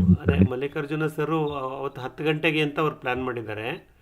ಇನ್ನೊಂದು ಮುಖ್ಯವಾದ ವಿಷಯ ನಾವೆಲ್ಲ ಗಮನಿಸ್ಕೋಬೇಕು, ಮಲ್ಲಿಕಾರ್ಜುನ ಸರ್ ಅವತ್ತು ಸ್ಥಳೀಯ ಕೃಷಿಕರು ಅಂದ್ರೆ ಆ ಗೌರಿಬಿದನೂರಿನ ಆ ಕುಡುಮಲಕುಂಟೆ ಗ್ರಾಮದ ಪಕ್ಕದಲ್ಲಿರ್ತಕ್ಕಂಥ ಸ್ಥಳೀಯ ಕೃಷಿಕರನ್ನು ಒಂದು 20 ಜನನ ಆಹ್ವಾನಿಸಿದಾರಂತೆ. ಅವ್ರು ನೋಡಿ ಆಸಕ್ತಿ ಎಷ್ಟಿದೆ ಅಂದರೆ, ಸೊ ಆದಷ್ಟು ಕೃಷಿಕರಿಗೆ ನಾವು ಈ ರಾಸಾಯನಿಕ ರಹಿತ ಕೃಷಿ ಬಗ್ಗೆ ಹೇಳಬೇಕು ಸರ್, ನೀವು ಚೆನ್ನಾಗಿ ವಿವರಣೆ ಕೊಡ್ತೀರಾ. ಒಂದು ಮಿನಿಮಮ್ ಒಂದು 20 ಜನ ನಾನು ಸ್ಥಳೀಯ ಕೃಷಿಕರನ್ನು ನಾನು ಸೇರಿಸ್ತಾ ಇದ್ದೀನಿ, ಮತ್ತು ನಮ್ಮ ಕೃಷಿಕ ಮಿತ್ರರು, ನಮ್ಮ ಬುಧವಾರದ ಕಾರ್ಯಕ್ರಮದ ಮಿತ್ರರು ಎಲ್ಲ ಬಂದರೆ ನನಗೆ ಭಾಳ ಸಂತೋಷ ಆಗುತ್ತೆ ಅಂದರು. ಹಾಗಾಗಿ ತುಂಬ ಚೆನ್ನಾಗಿ ಆಗುತ್ತೆ ಅಂತ ಅಂದ್ಕೊತೀನಿ. ಅದೇ ನೋಡೋಣ ಸರ್, ಅದು ಗೌರಿಬಿದನೂರು ಹೇಗೆ ಬರೋದು, ಏನು ಇಲ್ಲಿಂದ ಹೋಗೋದು ಹೇಗೆ, ಸಾಕಾಗಿ ಇದನ್ನು ಭಾಳ ಕಡಿಮೆ, ಒಂದು 70 ಕಿಲೋಮೀಟ್ರ್ ಅಷ್ಟೇ ಬೆಂಗಳೂರಿಂದ. ನಾವು ಹೋಗ್ಬಿಟ್ಟು ಬರ್ಬೋದು. ಮುಂಜಾನೆ ಒಂದು ರೈಲಿನ ವ್ಯವಸ್ಥೆನೂ ಇದೆ ಅಂತ ಕಾಣುತ್ತೆ, ಅಲ್ಲಿ ಬರ್ಬೋದು. ಅಥವಾ ಹಿಂದೂಪುರ ಬಸ್ಗಳು ಸಿಗುತ್ತೆ. ಅಥವಾ ಇಲ್ಲಾಂದರೆ ನಾವು ಬೇಕಾದ್ರೆ ಒಂದು ಸಣ್ಣದೊಂದು ಗ್ರೂಪ್ ಮಾಡಿಕೊಂಡು, ಅವ್ರಿಗೆ ಸ್ವಲ್ಪ ಬ್ಯುಸಿ ಇರ್ತಾರೆ ಮಲ್ಲಿಕಾರ್ಜುನ ಅವರು, ನಾಳೆ ಬೆಳಗ್ಗೆ ಅವರು ಒಂದು ಸಣ್ಣದೊಂದು ಗ್ರೂಪ್ ಮಾಡಿ, ನೀವು ಯಾರ್ಯಾರಿಗೆ ಆಸಕ್ತಿ ಇದೆಯೋ ನೀವು ಅವ್ರಿಗೆ ಫೋನ್ ಮಾಡಿ ಹೇಳಿ, ಅಥವಾ ನನಗೆ ಮೆಸೇಜ್ ಮಾಡಿ. ಇದೇ ಥರ ನಾವು ಹೇಗೆ ಕೊಳ್ಳೆಗಾಲಕ್ಕೆ ಜೊತೆಲಿ ಹೋಗಿ ಬಂದುವೋ ಹಾಗೆ ಹೋಗ್ಬೋದು. ಒಂದು ಥಾಟ್ ಏನಿದೆ ನಮಗೆ ಅಂದರೆ, ಬೆಳಗ್ಗೆ ನಾವು ಬೇಗ ತಲುಪ್ಕೊಂಡ್ರೆ ಲಂಚ್ ಅವರ್ ತನಕ ನಾವು ಅವ್ರ ತೋಟ ನೋಡೋದು ಮತ್ತು ಮಾಹಿತಿ ಪಡ್ಕೊಳ್ಳೋಣ. ನಮ್ಮದೇ ಒಂದು ವೆಹಿಕಲ್ ಇದ್ದರೆ ಅಲ್ಲಿ ಈ ಮೊನ್ನೆ ಕೊಳ್ಳೇಗಾಲಕ್ಕೆ ಹೋದ ಥರ ಇದ್ದರೆ ಅಲ್ಲಿಂದ ಕೇವಲ 5 ಕಿಲೋಮೀಟ್ರ್ ವಿದುರಾಶ್ವತ್ಥ ಅಂತ ಒಂದು ಐತಿಹಾಸಿಕ ಸ್ಥಳ ಇದೆ ಅಂತೆ. ನಾನು ಅಲ್ಲಿ ಭೇಟಿ ಮಾಡಿಲ್ಲ. ಅವರ ಸ್ನೇಹಿತರೆ ರಾಮಕೃಷ್ಣ ಅನ್ನೋರು ಅಲ್ಲಿ ಗೈಡ್ ಇದ್ದಾರೆ, ಎಲ್ಲಿ ಆ ವಿದುರಾಶ್ವತ್ಥದಲ್ಲಿ. ಸೊ ಮಲ್ಲಿಕಾರ್ಜುನ್ ಸರ್ ಏನು ಹೇಳ್ತಾರೆ ಅಂದರೆ, ಭೋಜನ ನಂತರ ನಮ್ಮ ನೆಟ್ವರ್ಕ್ ಫಾರ್ಮರ್ಸ್ ಯಾರು ಬರ್ತಾರೋ ಅವ್ರನ್ನೆಲ್ಲ ನಾವು ವಿದುರಾಶ್ವತ್ಥಗೆ ಕರ್ಕೊಂಡು ಹೋಗೋಣ ಸರ್, ನಮ್ಮ ಗೈಡಲ್ಲಿ ಇರ್ತಾರೆ, ನಮ್ಮ ಸ್ನೇಹಿತರೇ ಸಂಪೂರ್ಣ ವಿವರಣೆ ಕೊಡ್ತಾರೆ. ಅದೊಂದು ಹಿಸ್ಟಾರಿಕಲ್ ಪ್ಲೇಸ್ ಸರ್, ಜಾಲಿಯನ್ ವಾಲಾಬಾಗ್ ಆಫ್ ಕರ್ನಾಟಕ ಅಂತ ಅದನ್ನು ಕರೀತಾರೆ. ಬ್ರಿಟಿಷ್ ಅಧಿಕಾರಿ ಗುಂಡೇಟಿಗೆ ಸಾಕಷ್ಟು ಜನ ಅಲ್ಲಿ ಬಲಿಯಾದ್ರಂತೆ, ಅವೆಲ್ಲ ಸ್ಮಾರಕಗಳಲ್ಲಿದೆ ಅಂತೆ. ಸೊ ಹಾಗಾಗಿ ಭೋಜನ ನಂತರ ಅಂದರೆ ಸೆಕೆಂಡ್ ಹಾಫ್ ನಾವು ಅಲ್ಲಿಗೆ ಹೋಗ್ಬರ್ಲಿಕ್ಕೂ ಅವಕಾಶ ಆಗುತ್ತೆ. ಸೊ ಹಾಗಾಗಿ ನೋಡೋಣ ಇದನ್ನು ಹೇಗೆ ಮಾಡ್ಬೋದು ಅನ್ನೋದನ್ನು ಯೋಚನೆ ಮಾಡ್ತಾ ಹೋಗೋಣ ಸರ್. ಸೊ ದಯವಿಟ್ಟು ಒಂದು ಫುಲ್ ಡೇ ಪ್ರೋಗ್ರಾಮ್ ಅದನ್ನು ಇಟ್ಕೊಳ್ಳೋಣ. ಲಂಚ್ ಅವರ್ ತನಕ ಅವರ ತೋಟದಲ್ಲಿ ಮಾಹಿತಿ ಸಂಗ್ರಹ, ಊಟದ ನಂತರ ಯಾರಿಗೆ ಆಸಕ್ತಿ ಇದೆಯೋ ಅವ್ರಿಗೆ ನಮ್ಮ ವಿದುರಾಶ್ವತ್ಥದ ಒಂದು ಐತಿಹಾಸಿಕ ಸ್ಥಳವನ್ನು ನೋಡ್ಕೊಂಬರ್ಲಿಕ್ಕೆ ಒಂದು ಸಣ್ಣ ಅವಕಾಶ ಇದೆ. ಎಲ್ಲವನ್ನೂ ಮುಗಿಸ್ಕೊಂಬರೋಣಂತೆ. ನೀವು ಮಲ್ಲಿಕಾರ್ಜುನ ಅವ್ರ ನಂಬರು ನಿಮಗೆ ಇಲ್ಲಿ ಕೊಟ್ಟಿದ್ದೀನಿ, ಡಿಸ್ಪ್ಲೇ ಇದೆ. ಸೊ ಒಂದು ನಿಮಿಷ. ಸೊ ಇಲ್ಲಿದೆ ನೋಡಿ, 94482449. ಈ ನಂಬರ್ಗೆ ನೀವು ಒಂಚೂರು ಅವ್ರ ಜೊತೆ ಟಚ್ ಇಟ್ಕೊಂಡಿರಿ. ಅವರು ಹೇಗೆ ವ್ಯವಸ್ಥೆ ಮಾಡ್ತಾರೆ ಅನ್ನೋದನ್ನು ನಾವು ನೋಡ್ತಾ ಹೋಗೋಣ. ಅಥವಾ ಮಾಹಿತಿ ಏನಾದ್ರು ಬೇಕು ಅಂದರೆ ದಯವಿಟ್ಟು ನನಗೂ ಮೆಸೇಜ್ ಮಾಡಿ ಅಥವಾ ಫೋನ್ ಮಾಡಿ, ನಾನು ಅವ್ರ ಜೊತೆ ಸಿಂಕ್ರೊನೈಸ್ ಆಗಿರ್ತೀನಿ. ಸೊ ನಾನು ಅವತ್ತು ನಿಮ್ಗಳ ಜೊತೆ ಇರ್ತೀನಿ. ಓಕೆ ಸರ್, ಓಕೆ, ಶೂರ್ ಒಳ್ಳೆಯದು ಪ್ರಸನ್ನ ಸರ್. ಆಮೇಲೆ ಇನ್ನೊಂದು, ಇದು ತೆಂಗಿನ ಸಸಿ ಎಲ್ಲಿ ಸಿಗುತ್ತೆ ಸರ್ ಚೆನ್ನಾಗಿರೋದು? ಅಂದ್ರೆ ಈ ಟಿಪ್ಟೂರ್ ಟಾಲ್ ಆ ಥರ ಒಳ್ಳೆ ಸಸಿಗಳು ಎಲ್ಲಿ ಸಿಗ್ಬೋದು ಸರ್? ಅದೇ ನಾನು ಆಲ್ರೆಡಿ ಅವಾಗ ಹೇಳ್ತಿರ್ತೀನಿ ಸರ್. ನನ್ನ ಅನುಭವದಲ್ಲಿ ನಾನು ದೊಡ್ಡಬಳ್ಳಾಪುರ ತೋಟಕ್ಕೆ ಭಾರತೀಯ ತೆಂಗು ಅಭಿವೃದ್ಧಿ ಮಂಡಳಿ, coconut development board of India ಅವರದ್ದು ಮಂಡ್ಯದ ಹತ್ರ ಲೋಕಸರ ಅಂತಿದೆ, ಮಂಡ್ಯ ಮಳವಳ್ಳಿ ರಸ್ತೆ, ಅಲ್ಲಿ ಲೋಕಸರದಲ್ಲಿದೆ. ನಿಮಗೆ ಬೇಕಾದ್ರೆ ಆ ನಂಬರ್ ಕಳಿಸ್ತೀನಿ.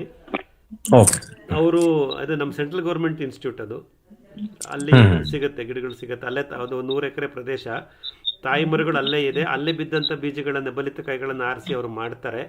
ಅದು ಭಾಳ ಸ್ಟ್ರಿಕ್ಟಾಗಿ ಮಾಡ್ತಾರೆ, ಸೈಂಟಿಫಿಕ್ ಆಡಿಟಿಂಗ್ ಎಲ್ಲ ಇರುತ್ತೆ. ನಾವು 2022 ಜೂನ್ನಲ್ಲಿ ನಮ್ಮ MS ಫಾರ್ಮ್ಗೆ 150 ಗಿಡ ಟಾಲು, ಒಂದು 50 ಗಿಡ ಡಾರ್ಫು ಅಲ್ಲಿಂದ ತರಿಸಿದ್ವಿ. ಅದೆಲ್ಲ ಚೆನ್ನಾಗಿ ಬಂದಿದೆ. 4 ವರ್ಷ ಆಯಿತು ಈಗ ನಮ್ಮನೆ ಗಿಡಗಳಿಗೆ, ತುಂಬ ಚೆನ್ನಾಗಿ ಬರ್ತಾ ಇದೆ. ನಂತರ ನಮ್ಮ ಹಾಸನ ಆಲೂರು ತಾಲೂಕು ಪಾಳ್ಯ ಹೋಬಳಿ ನಮ್ಮನೆ ತೋಟಕ್ಕೆ ನಂದು 40 ವರ್ಷದ ಹಳೆ ತೆಂಗಿನ ಮರಗಳಾದ್ರಿಂದ 2 ತೆಂಗಿನ ಮರದ ಮಧ್ಯೆ ಸೆಂಟ್ರಲ್ಲಿ 15 ಅಡಿಗೆ ಇನ್ನೊಂದು ಅಡಿ ಸಸಿ ಅಂತೀವಿ, ಪುಟಾಣಿ ಗಿಡ ಹಾಕೊಂಡೆ. ಅದನ್ನು ನಾನು ಅಲ್ಲಿ ತಿಪ್ಟೂರ್ ಹತ್ರ ಚಿಂದೇನಹಳ್ಳಿ ಗಡಿ ಅಂತೀರಿ, ಹಾಸನ ತಿಪ್ಟೂರ್ ರೋಡಲ್ಲಿ ಕಾಂತರಾಜು ಅಂತ, ಅಂಜನಾದ್ರಿ ನರ್ಸರಿ ಅವರು ಬೈಫ್ ಅನ್ನೋ ಸಂಸ್ಥೆ ಇತ್ತು ಅಲ್ಲಿ ತಿಪ್ಟೂರ್ ಹತ್ರ, ಈಗಲೂ ಇದೆ ಬಟ್ ಆಕ್ಟಿವ್ ಆಗಿಲ್ಲ. ಅದರಲ್ಲಿ ಅವರು 30 ವರ್ಷ ನರ್ಸರಿ ಮನ್ನಾಗಿ ಕೆಲಸ ಮಾಡಿ ಅನುಭವ ಪಡ್ಕೊಂಡು ಈಗ ಪುಟಾಣಿ ನರ್ಸರಿ ಮಾಡ್ತಾರೆ. ಅವ್ರಿಗೆ ತಿಪ್ಟೂರು ಅರಸೀಕೆರೆ ತಾಲೂಕಿನ ಸಾಕಷ್ಟು ಕೃಷಿಕರು ಅವರಿಗೆ 30-40 ವರ್ಷದಿಂದ ಸ್ನೇಹಿತರು ಪರಿಚಯ ಹಾಗೆ, ತಮ್ಮ ಸ್ನೇಹಿತರ ತೋಟಗಳಿಗೆ ಹೋಗಿ ಉತ್ತಮ ಗುಣಮಟ್ಟದ ಬೀಜದ ಕಾಯಿಗಳನ್ನು ಸಂಗ್ರಹಣೆ ಮಾಡಿ ಅವರು ಆ ಚಿಂದನಹಳ್ಳಿ ಗಡಿ ಅನ್ನೋ ಜಾಗದಲ್ಲಿ ಅವ್ರ ನರ್ಸರಿನಲ್ಲಿ ಬೆಳೆಸ್ತಾರೆ, ಅವರೇ ಬೆಳೆಸ್ತಾರೆ ಮೊಳಕೆ ಬರೆಸಿ. ಹಾಗೂ ಅದೊಂದು ಸ್ವಲ್ಪ ಟ್ರಸ್ಟಬಲ್ ಸೋರ್ಸ್ ಅಂತ ನನಗೆ ಅನ್ನಿಸ್ತು. ಹಾಗಾಗಿ ನನ್ನ ಹಾಸನ ತೋಟಕ್ಕೆ ಒಂದು 100 ಗಿಡಗಳನ್ನು ಅಲ್ಲಿಂದನೇ ತಗೊಂಡೋದೆ. ಸೊ ನಿಮಗೆ ನನಗೆ ವಾಟ್ಸಪ್ಪಲ್ಲಿ ಒಂಚೂರು ಒಂದು ರಿಕ್ವೆಸ್ಟ್ ಹಾಕಿ ನಾನು 2 ನಂಬರ್ನ ಶೇರ್ ಮಾಡ್ತೀನಿ. ಇದು ನನ್ನ ವೈಯಕ್ತಿಕ ಅನುಭವ. ಒಂದು ದೊಡ್ಡಬಳ್ಳಾಪುರ ತೋಟಕ್ಕೆ ತಂದಿರೋದು ಭಾರತೀಯ ತೆಂಗು ಅಭಿವೃದ್ಧಿ ಮಂಡಳಿ ಲೋಕಸರ ಮಂಡ್ಯ, ಇನ್ನೊಂದು ನಮ್ಮನೆ ತೋಟಕ್ಕೆ ತಗೊಂಡೋಗಿರೋದು ಅಂಜನಾದ್ರಿ ನರ್ಸರಿ ಅಂತ, ಪ್ರೈವೇಟ್ ನರ್ಸರಿ ಬಟ್ ಅಷ್ಟದೇನು ಎಕ್ಸ್ಪೆನ್ಸಿವ್ ಇಲ್ಲ. ಇದರ ಜೊತೆಗೆ ನಾವು ಈ ಥರ ತೋಟಗಳ ಭೇಟಿ ಮಾಡಿದಾಗ ಸಾಕಷ್ಟು ಕೃಷಿಕರನ್ನ ನಾವು ನೋಡ್ತಿರ್ತೀವಿ. ಹಳೆ ತೆಂಗಿನ ಮರ ಇಟ್ಕೊಂಡಿರ್ತಾರೆ, 25-40 ವರ್ಷ ಪ್ರಾಯದ ಮರಗಳಿಂದ ಕಾಯನ್ನು ಸಂಗ್ರಹಿಸಿ ಅವ್ರುಗಳ ತೋಟದಲ್ಲಿ ನರ್ಸರಿ ಮಾಡಿರೋ ಕೆಲವು ಉದಾಹರಣೆಗಳಿದೆ. ಬಟ್ ನನಗೆ ಇವಾಗ ನೆನಪಾಗ್ತಾ ಇಲ್ಲ. ಆ ಥರ ಯಾವ್ದಾದ್ರು ಬಂದಾಗ ಖಂಡಿತ ನಾನು ಅವರ ವಿಷಯಗಳನ್ನು, ಮಾಹಿತಿನ ತರಲಿಕ್ಕೆ ಪ್ರಯತ್ನ ಮಾಡೋಣ. ನಮ್ಮ ವಿವರ ಇನ್ಫೋ ವಾಹಿನಿ ವಿಶ್ವಾಸ್ ಅವ್ರಿಗೂ ಆ ಕಾಂಟ್ಯಾಕ್ಟ್ಸ್ಗಳಿದೆ, ಯಾಕೆಂದರೆ ಅವ್ರು ಸಾಕಷ್ಟು ತೋಟಗಳನ್ನು ಭೇಟಿ ಮಾಡ್ತಾರೆ. ವಿಶ್ವಾಸ್ ಅವರನ್ನು ಕೇಳ್ತೀನಿ. ಸೊ ಅವ್ರಿಗೆ ಯಾರು ಆ ಥರ ಅಥೆಂಟಿಕ್ ಆಗಿ ಅವರ ತೋಟದಲ್ಲೇ ವಯಸ್ಕ ಮರಗಳಿಂದ ಉತ್ತಮ ಜಾತಿಯ ಬೀಜಗಳನ್ನು ಸಂಗ್ರಹಿಸಿ ನರ್ಸರಿ ಮಾಡಿದರೆ ನಾವು ಆ ಪ್ರಯತ್ನ ಮಾಡ್ಬೋದು. ಬಟ್ ನಾನು ಹೇಳಿದ 2 ಸೋರ್ಸು ನಾನು ನಂಬಿದಂಥ ಒಂದು ಅಥೆಂಟಿಕ್ ಸೋರ್ಸ್ ಅಂತ ನಾನು ನಂಬ್ತೀನಿ. ವಾಟ್ಸಪ್ಪಲ್ಲಿ ಪಿಂಗ್ ಮಾಡಿ ಶೇರ್ ಮಾಡಿ. ಗುರುಗಳೇ ನಮಸ್ಕಾರ, ದಿನೇಶ್ ಅಂತ ಮಾತಾಡೋದು, ಹಳ್ಳಿ ಗೌರಿಬಿದನೂರು ತಾಲೂಕು. ನಮಸ್ಕಾರ ದಿನೇಶ್, ಹೇಳಿ. ಲೋಕಸಾರದಲ್ಲಿ ಹೋದ್ ಸತಿ ಬುಕ್ ಮಾಡಿರೋರ್ಗೆ ಮಾತ್ರ ಈಗ ಕೊಡ್ತಾ ಇರೋದು ಗುರುಗಳೇ. ಆಮೇಲೆ ಇದು ಡ್ರಾಫ್ಟ್ ಗಿಡ COD ಸಿಗುತ್ತೆ. COD ಒಂದ್ ಸ್ವಲ್ಪ ಅವ್ರು ಲಾರ್ಜ್ ಸ್ಕೇಲ್ ಅಲ್ಲಿ ಬೆಳೆದಿರೋದ್ರಿಂದ ಸಿಗುತ್ತೆ. ಬಟ್ ಅದರ್ ದನ್ ದಟ್ ನಿಮ್ಗೆ ಟಿಪ್ಟೂರ್ ಟಾಲ್ ಅಲ್ಲಿ ಸಿಗೋದಿಲ್ಲ. ಇನ್ನೊಂದು ಸೋರ್ಸು ಚನ್ನರಾಯಪಟ್ಟಣದಲ್ಲಿ ಒಬ್ರು ಒಂದು 50 ವರ್ಷದ ಹಳೆ ಮರದ್ದು ಒಟ್ಲಾಕೊಂಡಿದ್ದಾರೆ. ಹಾಂ ಹಾಂ ಅವರು 175 ರೂಪಾಯಿ ಒಂದು ಸಸಿ. ಅಂದ್ರೆ ಹೊಟ್ಲಿಂದ ಕಿತ್ಕೊಡ್ತಾರೆ, ನೀವು ತಗೊಂಡೋಗಿ, ಇಲ್ಲ ನೀವು ಡೈರೆಕ್ಟಾಗಿ ನೆಡ್ಬೋದು, ಇಲ್ಲ ಅಂದ್ರೆ ನೀವು ಮರಳಲ್ಲಿ ಒಂದು ಸ್ವಲ್ಪ ದಿನ ಇಟ್ಕೊಟ್ಟು ನೆಡ್ಬೋದು. ಬೇಕಾದ್ರೆ ಅವ್ರ ಕಾಂಟ್ಯಾಕ್ಟ್ ಕೊಡ್ತೀನಿ. ಅವ್ರದ್ದೇ ತೋಟ ಇದೆಯಾ ದಿನೇಶಣ್ಣ? ಹೌದು ಹೌದು ಹೌದು, 16 ಎಕರೆ ತೋಟ, ಹಾಂ ಹಾಂ ಆಲ್ಮೋಸ್ಟ್ 50 to 60 ಇಯರ್ಸ್ ಸರಿ ಸರಿ. ಗಿಡಗಳು. ಭೇಟಿ ಮಾಡಿದ್ರಾ ಅವ್ರನ್ನ? ಭೇಟಿ ಮಾಡಿ ಫಸ್ಟ್ ಲೈನ್ ಆಫ್ ಕೋಕೋನಟ್ ನಾನು ಅಲ್ಲಿಂದಾನೆ 150 ಕೋಕೋನಟ್ ತಂದಿದ್ದೀನಿ. ಓ ವೆರಿ ಗುಡ್. ಆಲ್ಮೋಸ್ಟ್ ಎಲ್ಲಾನು ತುಂಬಾ ಚೆನ್ನಾಗಿದೆ. ಒಂದು 20 ಮರ ಮಾತ್ರ ಹೋಗಿದೆ, 20 ಕಾಯಿ. ಎಲ್ಲಿ ಸರಿ. ಅದು ಬಿಟ್ರೆ ಇನ್ನೆಲ್ಲ ಇಟ್ಸ್ ಆಲ್ ಗುಡ್. ಅಂಡ್ ಅವರು ನೈಸರ್ಗಿಕವಾಗಿ ಬೆಳೆಯುವಂಥದ್ದು. ಅವರು ಸುಭಾಷ್ ಪಾಳೇಕರ್ ಅವರ ಫಾಲೋವರ್. ಸರಿ, ಖಂಡಿತ. ಅವ್ರ ತೋಟಕ್ಕೂ ಸುಭಾಷ್ ಪಾಳೇಕರ್ ಅವರು ವಿಸಿಟ್ ಮಾಡಿ ಅದನ್ನು ಅಲ್ಲಿ ಪ್ರಮೋಟ್ ಮಾಡಿದ್ದಾರೆ. ಅವರು ವೆರಿ ಗುಡ್ ವೆರಿ ಗುಡ್. ಬೇಕಂದ್ರೆ ಪ್ರಶಾಂತ್ ಅವ್ರಿಗೆ ಬೇಕಂದ್ರೆ ಮಾಹಿತಿ ಕೊಡ್ತೀನಿ. ಖಂಡಿತ ನನಗೆ ಕಳಿಸ್ಕೊಡಿ ನಂಬರ್, ನಾನು ಪ್ರಶಾಂತಿಗೆ ಫಾರ್ವರ್ಡ್ ಮಾಡ್ತೀನಿ. ಆಯ್ತು ಗುರುಗಳೇ. ಓಕೆ. ಹರ್ಷವರ್ಧನ್ ಅಂತ ಕೇಳಿದ್ದೀನಿ. ಅವ್ರ ಕಾಂಟ್ಯಾಕ್ಟ್ ಇಲ್ಲ, ಕೊಡಿ. ಅದನ್ನ ಪ್ರಶಾಂತ್ ಅವ್ರಿಗೆ ಕಳ್ಸೋಣ, ಅವ್ರು ಎಕ್ಸ್ಪ್ಲೋರ್ ಮಾಡ್ತಾರೆ. Okay sir. ಒಳ್ಳೇದು ದಿನೇಶಣ್ಣ, ಮಾಹಿತಿ ಒಳ್ಳೇದು. ಹೇಳಿ. ನಾನು ಇವ್ರ ಹತ್ರನು ತಂದಿದ್ದೀನಿ ಗುರುಗಳೇ, ಕೆಂಪರಾಜು ಹತ್ರನು. ಕಾಂತರಾಜು ಕಾಂತರಾಜು ಅವ್ರ ಹತ್ರನು ಒಂದು 90 ಸಸಿ ತಂದಿದ್ದೀನಿ. Even that is good. Almost 90 ಗಿಡದಲ್ಲಿ 70 ಗಿಡ ತುಂಬಾ ಚೆನ್ನಾಗಿ ಬಂದಿದೆ. ಖಂಡಿತ. ಆಮೇಲೆ ನಾನು ಸುಬ್ರಹ್ಮಣ್ಯದಲ್ಲಿ ತಂದೆ, ಕುಡೂಸ್, ಕೇರಳ ಬೋರ್ಡ್. ಸರಿ ಸರಿ. ಸೊ ನನಗ್ಯಾಕೋ ಸಮಾಧಾನ ಆಗ್ಲಿಲ್ಲ. ಒಂದು ಒಳ್ಳೇದು. ಪ್ರಶಾಂತ್ ಅವ್ರ ತೋಟ ಎಲ್ಲಿದೆ? ಕುಣಿಗಲ್ ಯಡಿಯೂರ್ ಹತ್ರನಾ? ಇಲ್ಲ, ನಂದು ಚಳ್ಳಕೆರೆ ಸರ್, ಚಿತ್ರದುರ್ಗ ಡಿಸ್ಟ್ರಿಕ್ಟ್ ಚಳ್ಳಕೆರೆ. ಅದೇ ನಿಮಗೆ ನಿಮ್ಮ ಚಿತ್ರದುರ್ಗ ಜಿಲ್ಲೆಗೆ ಹೊಂದ್ಕೊಳ್ಳೋ ಅಂತ ಈ ಅರಮನೆನಾಡು ಪ್ರದೇಶದಲ್ಲಿ ಬೆಳೆದಿರ್ತಕ್ಕಂಥ ಗಿಡಗಳನ್ನೇ ಆಯ್ಕೆ ಮಾಡ್ಕೊಳ್ಳಿ. ಅದೇ ನಮ್ಮ ದಿನೇಶ್ ಅವರು ಹೇಳ್ದಂಗೆ ಚನ್ನರಾಯಪಟ್ಟಣ, ಅರಸೀಕೆರೆ, ತಿಪಟೂರು ಈ ಭಾಗದಲ್ಲಾದರೆ ನಿಮ್ಮ ಚಿತ್ರದುರ್ಗ ಭಾಗಕ್ಕೆ ಹೊಂದ್ಕೊಳ್ಳುತ್ತೆ ಅಂದ್ಕೊಳ್ಳೋಣ. ಸುಬ್ರಹ್ಮಣ್ಯ, ಕೇರಳ, ಕಾಸರಗೋಡು ಅದು ಬೇಡ, ಯಾಕಂದ್ರೆ ಅದು ಕರಾವಳಿ ಸಂಬಂಧಪಟ್ಟಂಗೆ ಬರುತ್ತೆ, ವೆಸ್ಟ್ ಕೋಸ್ಟಲ್ ಬರುತ್ತೆ. ಇದು ಟಾಲ್ ಆದರೆ ನಮಗೆ ಅರಸೀಕೆರೆ, ತಿಪಟೂರು, ಚನ್ನರಾಯಪಟ್ಟಣ ಈ ಭಾಗದ್ದಾದರೆ ಮೋಸ್ಟ್ಲಿ ನಿಮ್ಮ ಚಿತ್ರದುರ್ಗ ಭಾಗಕ್ಕೂ ಹೊಂದ್ಕೊಳ್ಳುತ್ತೆ ಅಂತ ಒಂದು ಅನ್ಕೋಬಹುದು. ಹೌದು ಸರ್, ಹೌದು ಸರ್. ಕೇರಳ ಕೊಲ್ಲಂ ಅಂದ್ಬಿಟ್ಟು ತಗೊಂಬಂದೆ ಗುರುಗಳೇ, ಒಂದು 50 ಗಿಡ. ಸರಿ ಸರಿ. ಒಂದೂ ಹುಟ್ಲಿಲ್ಲ ಗುರುಗಳೇ. ಅದೇ ನೋಡ್ದಾ? ಅದೇ ಆದಷ್ಟು ನಮ್ಮ ಸನ್ನಿವೇಶಕ್ಕೆ, ನಮ್ಮ ಭೌಗೋಳಿಕ ಸನ್ನಿವೇಶಕ್ಕೆ ಹೊಂದ್ಕೊಳ್ಳೋದನ್ನೇ ಹುಡ್ಕೊಂಬರೋಣ. ಆಮೇಲೆ ನಮ್ಮ ಲಾಜಿಸ್ಟಿಕ್ಸ್ ಕಾಸ್ಟು ಕಮ್ಮಿ ಆಗುತ್ತಲ್ಲ ಸರ್. ಈಗ ಉದಾಹರಣೆಗೆ ಅರಸೀಕೆರೆ, ತಿಪಟೂರಿಂದ ಚಿತ್ರದುರ್ಗಕ್ಕೆ ಅಂಥದ್ದೇ ಭಾರಿ ದೂರ ಆಗಲಿಕ್ಕಿಲ್ಲ, ಅವರು ಅದನ್ನು ಕಂಟ್ರೋಲ್ ಮಾಡ್ಬೋದು. ಹಾಗೆ ಮಂಡ್ಯಕ್ಕಿಂತನೂ ಅರಸೀಕೆರೆ, ತಿಪಟೂರು ಹತ್ತಿರ ಆಗುತ್ತೆ ಅವ್ರಿಗೆ, ಆ ಚನ್ನರಾಯಪಟ್ಟಣ ಆ ಹಂತದಲ್ಲಿ. ಪ್ರಶಾಂತ್ ಅವರೇ, ಮಾಹಿತಿ ಸಿಕ್ಕಿದ್ದು ಅನ್ಕೊಳ್ಳೋಣ. ಹೌದು sir. Okay, thank you. Dinesh ಲೈನಲ್ಲಿ ಇದ್ದೀರಾ? ಇದೀನ್ ಗುರುಗಳೇ. ಒಂಚೂರು ಹೇಳ್ಬಿಡಿ, ನಿಮ್ಮ ಶನಿವಾರದ ಅನುಭವಗಳು ಹೇಗಿತ್ತು? ಶನಿವಾರದ ಅನುಭವ ಮಾತಿನಲ್ಲಿ ವ್ಯಕ್ತಪಡಿಸಕ್ಕಾಗಲ್ಲ, ಹೃದಯದಲ್ಲಿದ್ದಾವೆ. ಅದು ಮಾತಿನಲ್ಲಿ ಹೇಳಕ್ ಹೋದ್ರೆ ನನಗೆ ಸರಿಯಾಗಿ ವಿವರಣೆ ಮಾಡಕ್ ಬರೋದಿಲ್ಲ. ಬಟ್ ಆಲ್ ಟುಗೆದರ್ ತುಂಬ ಚೆನ್ನಾಗಿತ್ತು. ತಮ್ಮ ಜೊತೆಯಲ್ಲಿ ನಾವು TTL ಹೋದಾಗಿಂದ ಹಿಡ್ದು ಬರೋವರೆಗೂ ಒಂಥರ ಹೆಂಗ್ ಹೋದ್ವಿ, ಹೆಂಗ್ ಬಂದ್ವಿ ಅಂತಾನೆ ಗೊತ್ತಿಲ್ಲ. ಯಾವ ಥರ ಹೋದ್ವಿ, ಹೆಂಗ್ ಹೋದ್ವಿ, ಏನು ಮಾಡಿದ್ವಿ, ಅಲ್ಲೇನು ಮಾಡಿದ್ವಿ. ಆಮೇಲೆ ಆ ಬಯೋಚಾರ್ಜ್ ಬಗ್ಗೆ ಡೀಟೇಲ್ ವಿವರ, ಆಮೇಲೆ ಈಜಿಬು ಬಗ್ಗೆ ಮಾತಾಡಿದ್ದು, ಆಮೇಲೆ ಒಳಸುರಿವು ಆ್ಯಕ್ಚುಲಿ ನನ್ನ ಪ್ರಕಾರ, but don't take it in the other way, ಅಷ್ಟೊಂದು ಬೇಕಾಗಿರಲಿಲ್ಲ ಅಂತ ನಾನು ಅನ್ಕೊತೀನಿ. ಅದರ್ ದನ್ ದಟ್ ತುಂಬ ಚೆನ್ನಾಗಿ ಮಾಡಿದ್ದಾರೆ ತೋಟ. ಆ್ಯಕ್ಚುಲಿ ಅವ್ರದ್ದು ಎಕ್ಸಿಸ್ಟಿಂಗ್ ತೋಟ ಇದ್ದಿಂದ ಮಾಡಿದ್ದಾರೆ. ನಾವು ಇನ್ನು ಸ್ಕ್ರ್ಯಾಚಿಂದ ಮುಂದಕ್ಕೆ ಹೋಗ್ತಾ ಇದ್ದೀವಿ ಅಷ್ಟೇ. ಅದೊಂದು ಇದು. ಈಜಿಬು ಓಕೆ, ಒಂದು ಇದರಲ್ಲಿ ನನಗೂ ಅನಿಸ್ತು, ಇಷ್ಟ ಆಯಿತು. ಬಟ್ ಕಾಸ್ಟ್ ವೈಸ್ ನನಗೆ ಯಾಕೋ ಡಿಫ್ರೆನ್ಸ್ ಅನಿಸ್ತು. ಆಮೇಲೆ ಅರ್ಥೋಗರ್ಗೆ ಅವರು 35,000 54,000 ರೂಪಾಯಿ ಏನೋ ಹಾಕ್ಕೊಂಡಿದ್ದಾರೆ ಅಟ್ಯಾಚ್ಮೆಂಟ್ಗಳಿಗೆ. ಸೊ ಅವೆಲ್ಲ ಒಂದು ಸ್ವಲ್ಪ ಕಾಸ್ಟ್ಲಿ ಬಿತ್ತ ಅಂತ ನನ್ನ ಮನಸ್ಸಿಗೆ. ನಾನು ಇವ್ರ ಹತ್ರ ಮಾತಾಡ್ತಿದ್ದೆ, ನಮ್ಮ ಮಂಜು ಸ್ವಾಮಿ ಹತ್ರ. ಅವರು ಹೇಳ್ತಿದ್ರು ನೋಡ್ಬೋದು, ಬಟ್ ಪ್ರೊವೈಡ್ ಅಲ್ಲ. ನನ್ನ ಒಂದು ನಾಲೆಜ್ನಲ್ಲಿ ಏನು ಅನಿಸ್ತು ಅಂದರೆ, ಈ ಹತ್ರದಲ್ಲಿ ಇರೋವಂಥ, ಅಂದರೆ ಫಾರ್ ಎಕ್ಸಾಂಪಲ್ ಒಂದು ವಿಲೇಜ್ ಹತ್ರ ಒಂದು 20-30-40 ಕಿಲೋಮೀಟರ್ಸ್ ಹತ್ರದಲ್ಲಿ ಇದ್ರೆ ಒಂದು 3-4 ಜನ ಸೇರ್ಕೊಂಡು ತಗೊಂಡ್ರೆ ಎಲ್ಲರಿಗೂ ಉಪಯೋಗ ಆಗ್ಬೋದು ಒಂದೊಂದು ವಾರ. ಅಲ್ಲ, ನನ್ನ ಅನಿಸಿಕೆ ಅಷ್ಟೇ. ಒಳ್ಳೆ ಯೋಚನೆ. ಹೌದು. ಎಲ್ಲರನ್ನು ಇನ್ವೆಸ್ಟ್ಮೆಂಟ್ ಮಾಡಿ ಅರೌಂಡ್ 3.5-4 ಲಕ್ಷ ರೂಪಾಯಿ ಆಗ್ಬೋದು. ಸೊ ಎಲ್ಲರೂ 1 ಲಕ್ಷ ಹಾಕಿದ್ರೆ ಒಂದೊಂದು ವಾರ ಅವ್ರವ್ರು ಇಟ್ಕೊಂಡು ಉಪಯೋಗಿಸ್ಕೊಂಡು ಅದೇನು ಮೇಂಟೆನೆನ್ಸ್ ಬರ್ತದೋ ಅದನ್ನು ಶೇರ್ ಮಾಡಿಕೊಂಡು ಹೋದ್ರೆ ತುಂಬ ಎಲ್ಲರಿಗೂ ಒಂದು ರೀತಿಯಲ್ಲಿ ಉಪಯೋಗ ಬರ್ಬೋದು ಅಂತ ನಾನು ಅನ್ಕೊಂತೀನಿ. ಒಬ್ಬರಿಗೆ ಆದರೆ ಒಂದು ಸ್ವಲ್ಪ ಹೆವಿ ಆಗುತ್ತೆ ಅಂತ ನನ್ನ ಮನಸ್ಸು. ಒಳ್ಳೆ ಆಲೋಚನೆ. ಅಟ್ಲೀಸ್ಟ್ ಇವ್ರು ಏನಾರು ಐಡಿಯಲ್ ಆಗಿದ್ರು ಅದನ್ನ ರೆಂಟ್ಗಾರು ಕೊಟ್ರು something they might get return. ಖಂಡಿತ. ಅಲ್ಲ ನಾನು ಅನ್ಕೊಂತ ಇರೋದು, ಈ ಗುಂಡಿ ಹೊಡಿಬೇಕು ಅಂತ ಕೇಳಿದ್ರೆ ಒಂದು ಗುಂಡಿ ಹೊಡೆಯೋ ಮಿಷಿನ್ ಹಾಕಿ ಕಳ್ಸಿದ್ರೆ 4 ಅವರ್ ಬರುತ್ತೆ ಅಂತಾರೆ. ಓಕೆ, ಅದರ್ ದನ್ ದಟ್ ಅಲ್ಲೇ 4 ಅವರ್ ಹೊಡೆದ್ಬಿಟ್ಟು ಇನ್ನೂ ಅವರೇ ಪವರ್ ಸಪ್ಲೈ ಕೊಡ್ತೀನಿ ಅಂದ್ರೆ ಅದನ್ನು ಚಾರ್ಜ್ ಮಾಡಿಬಿಟ್ಟು ನೆಕ್ಸ್ಟು ಆ್ಯಡ್ ಮಾಡಿಕೊಂಡು ಹೋಗ್ಬೋದು. ಅಂದರೆ over is going for additional income. As a service service ಅನ್ನೋದಕ್ಕಿಂತ you are taking a remuneration. It cannot be a service. ಇದನ್ನು offered as a service, billable service ಅಂತಾನೆ. ಸರ್ವಿಸ್ ಕೊಟ್ಬಿಟ್ಟು ಬಿಲ್ ಮಾಡೋದು, ಅದಕ್ಕೋಸ್ಕರ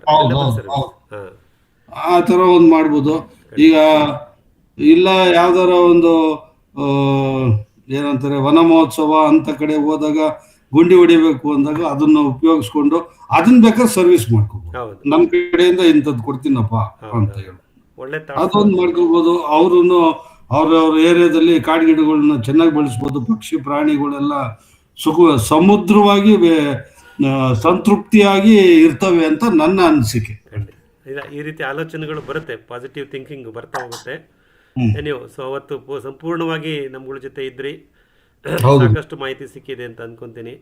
ಮತ್ತೆ ಈ ಭಾನುವಾರ 5ನೇ ತಾರೀಕು ಮತ್ತೆ ನೀವು ನಮ್ಮ ಮಲ್ಲಿಕಾರ್ಜುನ ಸರ್ ತೋಟದಲ್ಲಿ ಜೊತೆಲಿರೋಣ, ಬನ್ನಿ. ಇನ್ನೊಂದು ಅವಕಾಶ ಸೃಷ್ಟಿ ಆಗ್ತಾ ಇದೆ.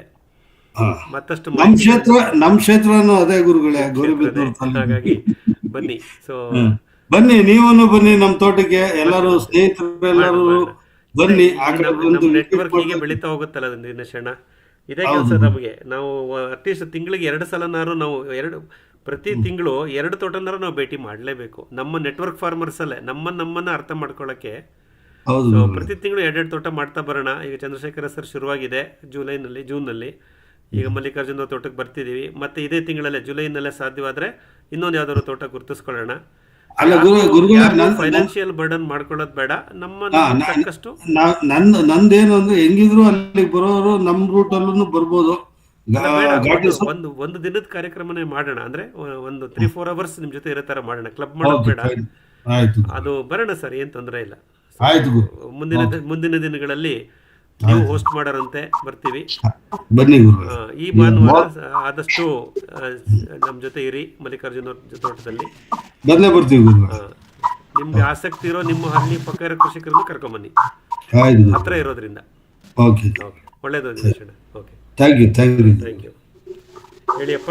ಸೊ ಇನ್ಯಾವ್ದಾದ್ರು ಫೀಡ್ಬ್ಯಾಕ್ ಇದ್ರೆ ಕೊಡಿ. ಸರ್ ನಮಸ್ಕಾರ, ಯೂಸುಫ್ ಮಾತಾಡ್ತಾ ಇದ್ದೀನಿ. ನಮಸ್ಕಾರ ಯೂಸುಫ್ ಅವರೇ. ಕಳೆದ ಚಂದ್ರಶೇಖರ್ ಅವರ ತೋಟದ ಭೇಟಿ ಬಗ್ಗೆ ನಾನು ಹೇಳಕ್ಕೆ ಇಚ್ಛೆ ಪಡ್ತೀನಿ.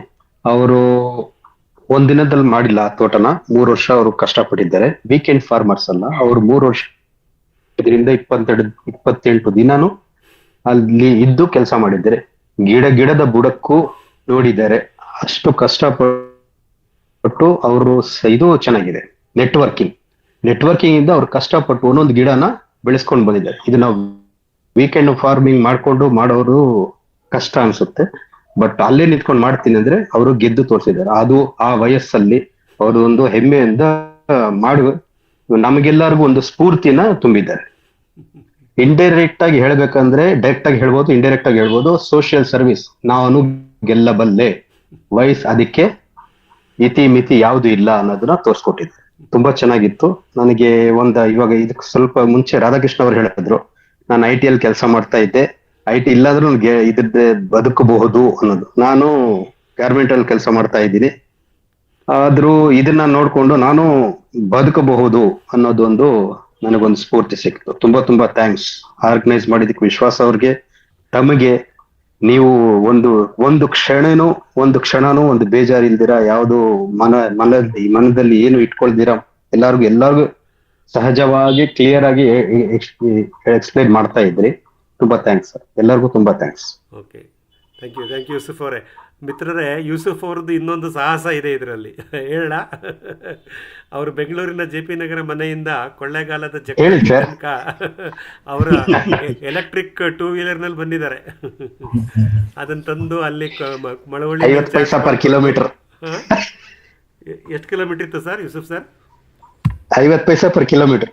ಅಲ್ಲ, ಎಷ್ಟು ಟೋಟಲ್ 300 ಕಿಲೋಮೀಟರ್, 50 ಪೈಸಾ ಪರ್ ಕಿಲೋಮೀಟರ್. ಎಷ್ಟು ಕಿಲೋಮೀಟರ್ ಡ್ರೈವ್ ಮಾಡಿದ್ರಿ ಅಂತ? ಟೋಟಲ್ 295. ಸಂಜೆ ಹೊರಡುವಾಗ ಕತ್ಲೆ ಬೇರೆ ಹೌದು ಆಗ್ಬಿಡ್ತು, ಸರ್. ಅದೇ ಯೋಚನೆ ಆಗಿತ್ತು. ಕತ್ಲೆನಲ್ಲಿ ಹೆಂಗಪ್ಪ ಬರ್ತೀರಾ ಬೆಂಗಳೂರಿಗೆ? ಏನಿಲ್ಲ, ನನಗೆ ಆ ಬೆಂಗಳೂರು ರೋಡ್ಗಿಂತ ಆ ರೋಡ್ಗಳು ತುಂಬಾ ಚೆನ್ನಾಗಿದೆ. Very good. ಹಾಗಾಗಿ ಇದು ಒಂದು ಸಾಹಸನೇ ನಿಜವಾಗ್ಲು, ನೀವು ಅಲ್ಲಿ ಜೊತೆಲಿ ಇದ್ದಿದ್ದು ಬಹಳ ಬಹಳ ಬಹಳ ಸಂತೋಷ. ಈ ಗೌರಿಬಿದೂರು ಅದೇ ತರ ಬರ್ದು. ಇವಾಗ ಟ್ರೈನ್ ನೋಡಿದೆ, ಬೆಳಗಿನ ಟ್ರೈನ್ ಯಾವ್ದು ಇಲ್ಲ, ಎಲ್ಲ ಲೇಟ್ ಟ್ರೈನ್ ನೋಡ್ಬಿಟ್ಟೆ ಅದನ್ನ ನಾನು. ಹೌದಾ? ಬೆಳಗಿನ ಜಾವ ಯಾವ್ದು ಟ್ರೈನ್ ಇಲ್ಲ, ಮಧ್ಯರಾತ್ರಿ ಇದೆ ಅಥವಾ ಸಾಯಂಕಾಲ ಇದೆ. ಇಲ್ಲ, so we have to go by train, sorry by bus ಇದೆ. ಮೆಜೆಸ್ಟಿಕ್ KSRTC ಬಸ್ ಸ್ಟ್ಯಾಂಡಿಂದ ಹಿಂದೂಪುರ ಗೌರಿಬಿದನೂರಿಗೆ ಸಾಕು 10 ನಿಮಿಷಕ್ಕೂ ಬಸ್ಗಳಿದೆ. ನಾನು ದೊಡ್ಡಬಳ್ಳಾಪುರಕ್ಕೆ ಹೋಗ್ತಿದ್ನಲ್ಲ, ಸೊ ಆ ಪ್ಲಾಟ್ಫಾರ್ಮ್ ನಂಬರ್ ಈ ಕಡೆ ಎಡ್ಜಲ್ಲಿ ನಂಬರ್ 1 ನಂಬರ್ 2 ಅನ್ಸುತ್ತೆ, ಅಲ್ಲಿ ಹೋಗಿ ಕೇಳಿದ್ರೆ ಹೇಳ್ತಾರೆ ಸರ್. ಎವ್ರಿ 15 ಮಿನಿಟ್ಸ್ ಬಸ್ಗಳಿದೆ. ಹಿಂದೂಪುರ, ಪಾವಗಡ, ಗೌರಿಬಿದನೂರು KSRTC ಬಸ್ಗಳೇ ಸಾಕಷ್ಟಿದೆ. ಸರಿ, ಹೋಗ್ಬಿಡೋಣ ಬಿಡಿ. ಅದನ್ನ ಅಥವಾ ಬಂದ್ಬಿಡ್ತೀನಿ ನಾವು. ಸೇರ್ಕೊಂಡು ಬೇಕಾದ್ರೆ ಒಂದು ಕಾಮನ್ ಟ್ರಾನ್ಸ್ಪೋರ್ಟಲ್ಲಿ ಹೋದ್ರೆ ಇನ್ನೂ ಚೆನ್ನಾಗಿರುತ್ತೆ. ಕಳೆದ ಶನಿವಾರ ಥರನೇ ನಾವು ಮಾಡ್ಬೋದು. ಅದನ್ನ ನೋಡೋಣ, ಮಲ್ಲಿಕಾರ್ಜುನ್ ಅವ್ರ ಹತ್ರ ಮಾತಾಡಿ ಆಮೇಲೆ ಒಂದು ಗ್ರೂಪ್ ಮಾಡ್ಕೊಂಡು ತೀರ್ಮಾನ ಮಾಡಿ. ಇನ್ನು 2 ದಿನ ಟೈಮ್ ಇದೆ. ಒಂದು ಬಸ್ಸೇ ಬುಕ್ ಮಾಡ್ಕೋಬೋದು ಬೇಕಾದ್ರೆ ಅಲ್ಲಿಂದ ನಮಗೋಸ್ಕರ. ಎಲ್ಲರೂ ಕೈ ಜೋಡಿಸೋದು ಖಂಡಿತ ಆಗತ್ತೆ. ಹೌದಪ್ಪ, ಡೆಫಿನೆಟ್ಲಿ. ಇಲ್ಲ, ಈ ತರ ಒಂಥರ ಒಬ್ಬರಿಗೊಬ್ಬರು ಇದು ಮಾಡ್ಕೊಂಡು ಅರ್ಥ ಮಾಡ್ಕೊಂಡ್ರೆ ಡೆಫಿನೆಟ್ಲಿ ನಾವು ನ್ಯಾಚುರಲ್ ಫಾರ್ಮರ್ಸು ಮುಂದೆ ಬರ್ಬೋದು. ಹೌದು, ನಮ್ಮ ನೆಟ್ವರ್ಕ್ ಸ್ಟ್ರಾಂಗ್ ಆಗಿ ಬೆಳೀಲಿ ಅನ್ನೋದು ಒಂದು. Thank you sir, thank you. Thank you Yusuf ಅವರೇ, ಫೀಡ್ಬ್ಯಾಕ್ಗೋಸ್ಕರ. ಡೆಫಿನೆಟ್ಲಿ ಸರ್, ನಮ್ಮ ನೆಟ್ವರ್ಕ್ ತುಂಬಾ ಚೆನ್ನಾಗ್ತಾ ಇದೆ. Okay sir, thank you.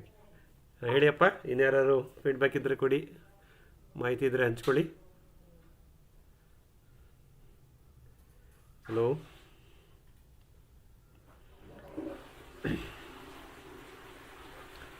ಹೊಸದಾಗಿ ಯಾರಾದರೂ ಕನೆಕ್ಟ್ ಆಗಿದ್ದೀರಾ ನಮ್ಮ ಈ ಬುಧವಾರದ ವೆಬಿನಾರ್ ಸೀರೀಸಲ್ಲಿ? ಇತ್ತೀಚೆಗೆ ಯಾರಾದರೂ ಕನೆಕ್ಟ್ ಆಗಿದ್ದರೆ ಪರಿಚಯ ಮಾಡ್ಕೊಳ್ಳಿ. ತಮ್ಮ ಕೃಷಿ ಭೂಮಿ ಎಲ್ಲಿದೆ, ಏನು ಬೆಳೆ ಇದೆ, ಏನು ಮಾಡ್ತಿದ್ದೀರಾ? ಹೊಸದಾಗಿ ಕನೆಕ್ಟ್ ಆಗಿದ್ದರೆ ಇತ್ತೀಚಿನ ಕೆಲವು ವಾರಗಳಲ್ಲಿ ಇದೊಂದು ಅವಕಾಶ, ಪರಿಚಯ ಮಾಡ್ಕೊಳ್ಳಿಯಪ್ಪ.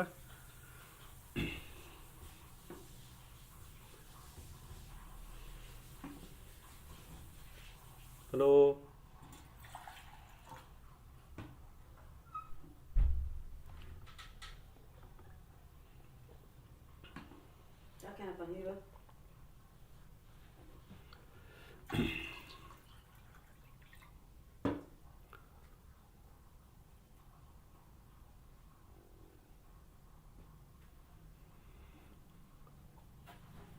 ಇನ್ಯಾವುದಾದ್ರು ವಿಷಯಗಳಿದ್ರೆ ಕೇಳಿ ಮಾಹಿತಿ ಹಂಚ್ಕೊಳ್ಳಿ.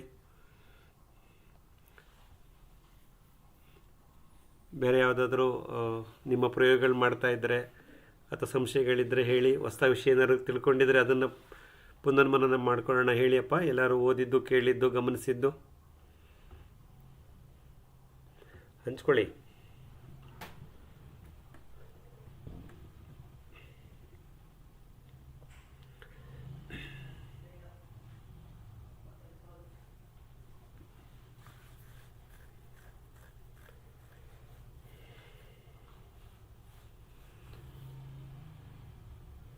ಹಲೋ,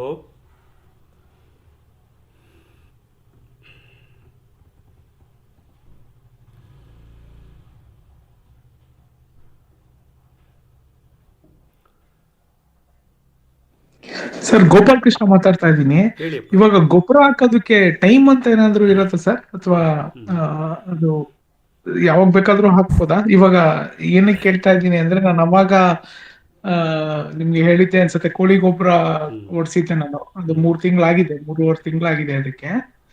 ಸೊ ಅದನ್ನ ಹಾಕ್ಬೋದಾ ಅಂತ ಪ್ಲಾನ್ ಮಾಡ್ತಾ ಇದ್ದೆ, ಅದೇ ಅದಕ್ಕೋಸ್ಕರ ಈ ಸಾವಯವ ಗೊಬ್ಬರವನ್ನು ನಾವು ಹೊರಗಿನಿಂದ ತಂದಾಗ ಮುಖ್ಯವಾಗಿ, ಅಥವಾ ನಮ್ಮ ತೋಟದಲ್ಲೇ ಪ್ರಾಣಿ ತ್ಯಾಜ್ಯಗಳನ್ನು ಮತ್ತು ಸಸ್ಯ ತ್ಯಾಜ್ಯಗಳನ್ನು ಮಿಶ್ರಣ ಮಾಡಿ ಕಾಂಪೋಸ್ಟ್ ಮಾಡಿಕೊಂಡಾಗ ಕೆಲವು ವಿಷಯಗಳನ್ನು ನಾವು ಗಮನಿಸಬೇಕು. ಮೊದಲನೇದು, ಅದು ರಾ ಮೆಟೀರಿಯಲ್ ಯಾವುದು, ಮತ್ತು ಅದು ಫುಲ್ಲಿ ಡೈಜೆಸ್ಟೆಡ್ ಆಗಿದೆಯಾ, ಪಾರ್ಷಿಯಲಿ ಡೈಜೆಸ್ಟೆಡಾ, ಫುಲ್ಲಿ ಡೈಜೆಸ್ಟೆಡ್ ಅಂತ ಮಾಡಬೇಕು.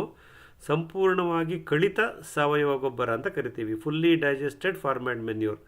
ಆ ಥರ ಹಂತಕ್ಕೆ ಬಂದಾಗ ನಾವು ಅದನ್ನು ಗಿಡದ ಬುಡಕ್ಕೆ ಕೊಟ್ಟಾಗ ಅದರಲ್ಲಿರ್ತಕ್ಕಂಥ ಸಸ್ಯ ಪೋಷಕಾಂಶಗಳು ನಮ್ಮ ಬೆಳೆ ಸಸ್ಯದ ಅಗತ್ಯತೆಗೆ ಅನುಗುಣವಾಗಿ ಹೀರಲ್ಪಡುತ್ತವೆ. ಅದು ವಿಜ್ಞಾನಲ್ಲಿ ನಡೆಯುತ್ತೆ. ಬಟ್ ಯಾವಾಗ ನಾವು ಇಂಪ್ರಾಪರ್ಲಿ ಡೈಜೆಸ್ಟೆಡ್, ಪಾರ್ಷಿಯಲಿ ಡೈಜೆಸ್ಟೆಡ್ ಅಂದರೆ ಸಂಪೂರ್ಣವಾಗಿ ಕಳಿಯದ ಅಥವಾ ಇನ್ನೂ ಕಳಿಯುವ ಪ್ರಕ್ರಿಯೆಯಲ್ಲೇ ಇರತಕ್ಕಂಥ ಸಾವಯವ ಗೊಬ್ಬರವನ್ನು ನಮ್ಮ ಗಿಡದ ಬುಡಕ್ಕೆ ಕೊಟ್ಟಾಗ ಆ ಕಳಿಯುವಿಕೆ, ಡಿಕಂಪೋಸಿಷನ್ನು ಅಲ್ಲಿ ಬೇರು ವಲಯದಲ್ಲಿ ಮುಂದುವರಿಯುತ್ತೆ. ಯಾವಾಗ ಕಳಿಯುವಿಕೆ ಬೇರು ವಲಯದಲ್ಲಿ ಮುಂದುವರಿಯುತ್ತೋ ಅಂದರೆ ಕಳಿಸುವ ಬ್ಯಾಕ್ಟೀರಿಯಾಗಳು, ಡಿಕಂಪೋಸಿಂಗ್ ಮೈಕ್ರೋಬ್ಸು ಅಲ್ಲಿ ಕೆಲಸ ಮಾಡ್ತಾ ಇರ್ತವೆ. ಕೆಲವು ಅನ್ಏರೋಬಿಕಲ್ಲೂ ಮಾಡ್ತವೆ, ಕೆಲವು ಏರೋಬಿಕಲ್ಲೂ ಮಾಡ್ತವೆ. ಅವಾಗೇನಾಗುತ್ತೆ, ಈ ಡಿಕಂಪೋಸಿಷನ್ ಕಂಪ್ಲೀಟ್ ಆಗದೇ ಇದ್ದಾಗ ನಮ್ಮ ಈ ನ್ಯೂಟ್ರಿಷನ್ ಮೊಬಿಲೈಸಿಂಗ್ ಮೈಕ್ರೋಬ್ಸ್ ಅಂದರೆ ಸಸ್ಯ ಪೋಷಕಾಂಶಗಳನ್ನು ಹೀರಿ ಬೆಳೆ ಸಸ್ಯಗಳಿಗೆ ಕೊಡ್ತಕ್ಕಂಥ ಸೂಕ್ಷ್ಮ ಜೀವಿಗಳು ಕ್ಯೂನಲ್ಲಿ ನಿಂತ್ಕೊಂಡ್ಬಿಡ್ತವೆ. ಅಂದರೆ ಅವಕ್ಕೆ ಆ ಒಂದು ಸ್ಟೇಬಲ್ ಆರ್ಗ್ಯಾನಿಕ್ ಕಾರ್ಬನ್ SOC ಸಿಗಲ್ಲ, ಅಥವಾ ಹ್ಯೂಮಸ್ ಕ್ರಿಯೇಟ್ ಆಗಿರಲ್ಲ.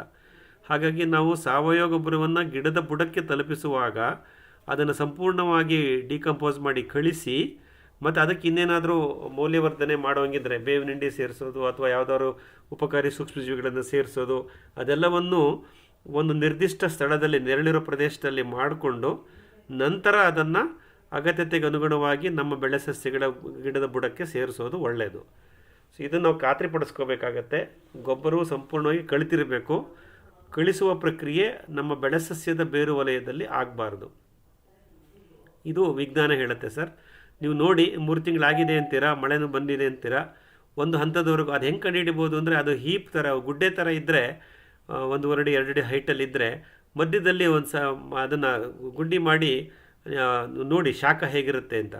ಯಾವ ನಮ್ಮ ಸಾವಯವ ತ್ಯಾಜ್ಯಗಳು ಕಳಿಸಲ್ಪಡುತ್ತಿರುತ್ತವೆಯೋ, ಡಿಕಂಪೋಸಿಂಗ್ ಆಗ್ತಾ ಇರುತ್ತೋ, ಅಲ್ಲಿ ಅನ್ಏರೋಬಿಕ್ ಆಕ್ಟಿವಿಟಿ ಜಾಸ್ತಿ ಇದ್ದು ಟೆಂಪ್ರೇಚರ್ ಜಾಸ್ತಿಯಾಗಿರುತ್ತೆ. ಸೊ ನಿಮ್ಗೆ ಅದು ಫೀಲ್ ಆಗುತ್ತೆ. ಸೊ ಅಲ್ಲಿ ಸ್ವಲ್ಪ ಇನ್ನೂ ಉಷ್ಣತೆ ಜಾಸ್ತಿ ಇದೆ ಕಾಂಪೋಸ್ಟ್ ಗುಡ್ಡೆ ಮಧ್ಯಭಾಗದಲ್ಲಿ, ಒಳಭಾಗದಲ್ಲಿ ಅಂತಂದರೆ ಆ ಕಳಿಯುವಿಕೆ ಇನ್ನೂ ಆಗ್ತಾ ಇದೆ ಅಂತ. ಅದನ್ನು ನೀವು ಗಿಡದ ಬುಡಕ್ಕೆ ತಂದಾಕೋದು ಅಷ್ಟು ಸೂಕ್ತವಾಗಲ್ಲ. ಅದು ನೀವು ಮಧ್ಯದಲ್ಲಿ ನೀವು ಅದನ್ನು ತೆಗೆದು ನೋಡಿದಾಗ ಉಷ್ಣಾಂಶ ಜಾಸ್ತಿ ಇಲ್ಲ, ರೂಮ್ ಟೆಂಪ್ರೇಚರ್ ಅಂದರೆ ನಿಮ್ಗೆ ಹದವಾಗಿದೆ ಅಂತಂದರೆ ಕಳಿಯುವಿಕೆ ಸಂಪೂರ್ಣವಾಗಿದೆ ಅಂತ ಅರ್ಥ. ಅದನ್ನು ನೀವು ಅದಕ್ಕೆ ಬೇಕಾದ್ರೆ ಮೌಲ್ಯವರ್ಧನೆ ಮಾಡಿ ಬೇವಿನ ಹಿಂಡಿ, EM1 ಎಲ್ಲ ಹಾಕಿ ಮಿಕ್ಸ್ ಮಾಡಿ ನಂತರ ಅದನ್ನು ನಿಮ್ಮ ಶಕ್ತಿ ಅನುಸಾರ ನಿಮ್ಮ ಬೆಳೆ ಸಸ್ಯಗಳಿಗೆ ಎಷ್ಟು ಕೊಡಬೇಕು ಅಷ್ಟನ್ನು ನೀವು ಆಲ್ರೆಡಿ ಮುಚ್ಚಿಗೆ ಮಾಡಿದ್ದರೆ ಮುಚ್ಚಿಗೆಯನ್ನು ಪಕ್ಕಕ್ಕೆ ಸರಿಸಿ ಈ ಸಾವಯವ ಗೊಬ್ಬರವನ್ನು ಅದಕ್ಕೆ ಹಾಕಿ ವೃತ್ತಾಕಾರವಾಗಿ ಹಾಕಿ ನಂತರ ಅದೇ ಮುಚ್ಚಿಗೆಯನ್ನು ಮತ್ತೆ ಮುಚ್ಚಿಬಿಡಿ. ಯಾಕೆಂದರೆ ಸಾವಯವ ಗೊಬ್ಬರವನ್ನು ಗಿಡದ ಬುಡಕ್ಕೆ ಕೊಟ್ಟಾಗ ಅದರ ಮೇಲೆ ಮಣ್ಣನ್ನು ಮುಚ್ಚನೆ ಮಾಡಬಾರ್ದು. ಅದ್ರ ಮೇಲೆ ಏನಿದ್ರು ಮುಚ್ಚಿಗೆ ಮಾತ್ರ ಇರಬೇಕು, ಮಣ್ಣನ್ನು ಕೊಡಬಾರ್ದು. ಸಾಯಿಲ್ ಮಲ್ಚಿಂಗ್ ಮಾಡಬಾರ್ದು, ಡ್ರೈ ಮಲ್ಚಿಂಗ್ ಮಾಡಬೇಕು, ಒಣ ಮುಚ್ಚಿಗೆಯನ್ನು ಕೊಡಬೇಕು. ಯಾಕೆಂದರೆ ಗಾಳಿ ಆಡುವಿಕೆ ಮತ್ತು ತೇವಾಂಶ ಎರಡನ್ನೂ ನಾವು ಕಾಪಾಡಬೇಕಾಗತ್ತೆ.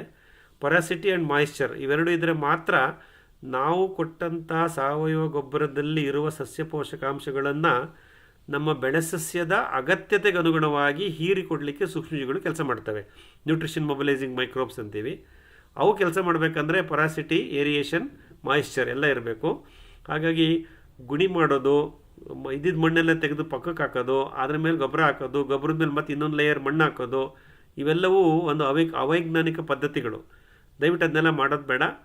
ಸೊ ನೀವು ಹೊಸದಾಗಿ ಗಿಡ ನಾಟಿ ಮಾಡಿರೋದ್ರಿಂದ ಆಲ್ರೆಡಿ ಅಲ್ಲೇನಾದ್ರು ನೀವು ಮಲ್ಚಿಂಗ್ ಕೊಟ್ಟಿದ್ದರೆ ಆ ಮಲ್ಚಿಂಗ್ನ ಪಕ್ಕಕ್ಕೆ ಸರಿಸಿ ಈ ತೆಳುವಾಗಿ ಈ ಗೊಬ್ಬರವನ್ನು ಹಾಕಿ ನಂತರ ಅದೇ ಮುಚ್ಚಿಗೆಯನ್ನು ವಾಪಸ್ ಕೊಟ್ಬಿಡಿ. ಅಥವಾ ನಿಮ್ಮ ಹತ್ರ ಹೊಸದಾಗಿ ಇನ್ನೊಂದು ಸ್ವಲ್ಪ ಮುಚ್ಚಿಗೆ ದ್ರವ್ಯಗಳಿದ್ದರೆ, ಅಂದರೆ ನಿಮ್ಮ ತೋಟ ಅಭಿವೃದ್ಧಿ ಆಗ್ತಾ ನಿಮಗೆ ಸಾಕಷ್ಟು ಮುಚ್ಚಿಗೆ ದ್ರವ್ಯಗಳು, ಮಲ್ಚಿಂಗ್ ಮೆಟೀರಿಯಲ್ಲು ನಿಮ್ಮ ತೋಟದಲ್ಲೇ ಸೃಷ್ಟಿ ಆಗುತ್ತೆ. ಅಂಥ ದಿನಗಳಲ್ಲಿ ನೀವೇನು ಮಾಡಬೇಕಂದ್ರೆ ಈ ಎಕ್ಸಿಸ್ಟಿಂಗ್ ಮಲ್ಚಿಂಗ್ ಏನಿತ್ತಲ್ಲ ಅದನ್ನು ಮುಟ್ಟಲೇಬಾರ್ದು. ಅದ್ರ ಮೇಲೇ ಎಕ್ಸಿಸ್ಟಿಂಗ್ ಮಲ್ಚಿಂಗ್ ಮೇಲೇ ಇನ್ನೊಂದು ನೀವು ಸಾವಯವ ಗೊಬ್ಬರವನ್ನು ಹಾಕಿ ಅದರ ಮೇಲೆ ಹೊಸ ಮುಚ್ಚಿಗೆಯನ್ನು ಮುಚ್ತಾ ಬರಬೇಕು. ಇದು ಸ್ಯಾಂಡ್ವಿಚ್ಡ್ ಅಂತೀವಿ. Layer by layer by layer by layer ಹಾಕ್ತಾ ಹೋಗಬೇಕು.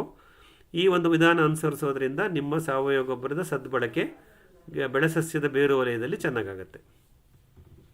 Sure sir, thank you sir. Sir ಆಮೇಲೆ ಇನ್ನೊಂದು ಕ್ವಶನ್ ಇತ್ತು. ಚಂದ್ರಶೇಖರಯ್ಯ ಸರ್ ಅವ್ರ ತೋಟದಲ್ಲಿ ಈ ವೀಟ್ಸ್ ತರ ಎಲ್ಲ ಕಿತ್ಬಿಟ್ಟು ಅದನ್ನೇ ಒಣಗಿಸ್ಬಿಟ್ಟು ಅದನ್ನೇ ಮುಚ್ತಾ ಇದ್ರು ಹುಲ್ಲನ್ನ, ಹೌದು ಈ ಶುಂಠಿ ಹುಲ್ಲು ಅಂತ ಹುಲ್ಗಳನ್ನ. ಹೌದು ಸೊ ಅದು ಗುಡ್ ಅಪ್ರೋಚ್ ಸರ್, ಯಾಕಂದ್ರೆ ನಮ್ಮಲ್ಲೂ ತುಂಬಾ ಹುಲ್ಲೆಲ್ಲ ಸಿಕ್ಕತ್ತೆ, ಅದನ್ನೇ ಒಣಗಿಸ್ಬಿಟ್ಟು ಅದನ್ನೇ ಹಾಕ್ಬೋದ ಸರ್? ಇಲ್ಲ, ಇದು ಮ್ಯಾನ್ಯುಯಲ್ ಡಿವೀಡಿಂಗ್ ಅಂತೀವಿ. ಅಂದರೆ ಕೈಯಲ್ಲಿ ಕೈಯಲ್ಲಿ ಕಳೆ ತೆಗೆಸುವುದು ಅಂತ. ಇದು ಸಿಚುವೇಶನ್ ಡಿಪೆಂಡೆಂಟ್. ಯಾಕೆಂದರೆ ಇದು ಅಲ್ಲಿ ವಿಯೆಟ್ನಾಂ ಅರ್ಲಿ ಹಲಸು, ಅದರ ಜೊತೆ ಮಿಶ್ರ ಬೆಳೆಯಾಗಿ ಅರಿಶಿಣ ಹಾಕಿದ್ದಾರೆ ಸರ್.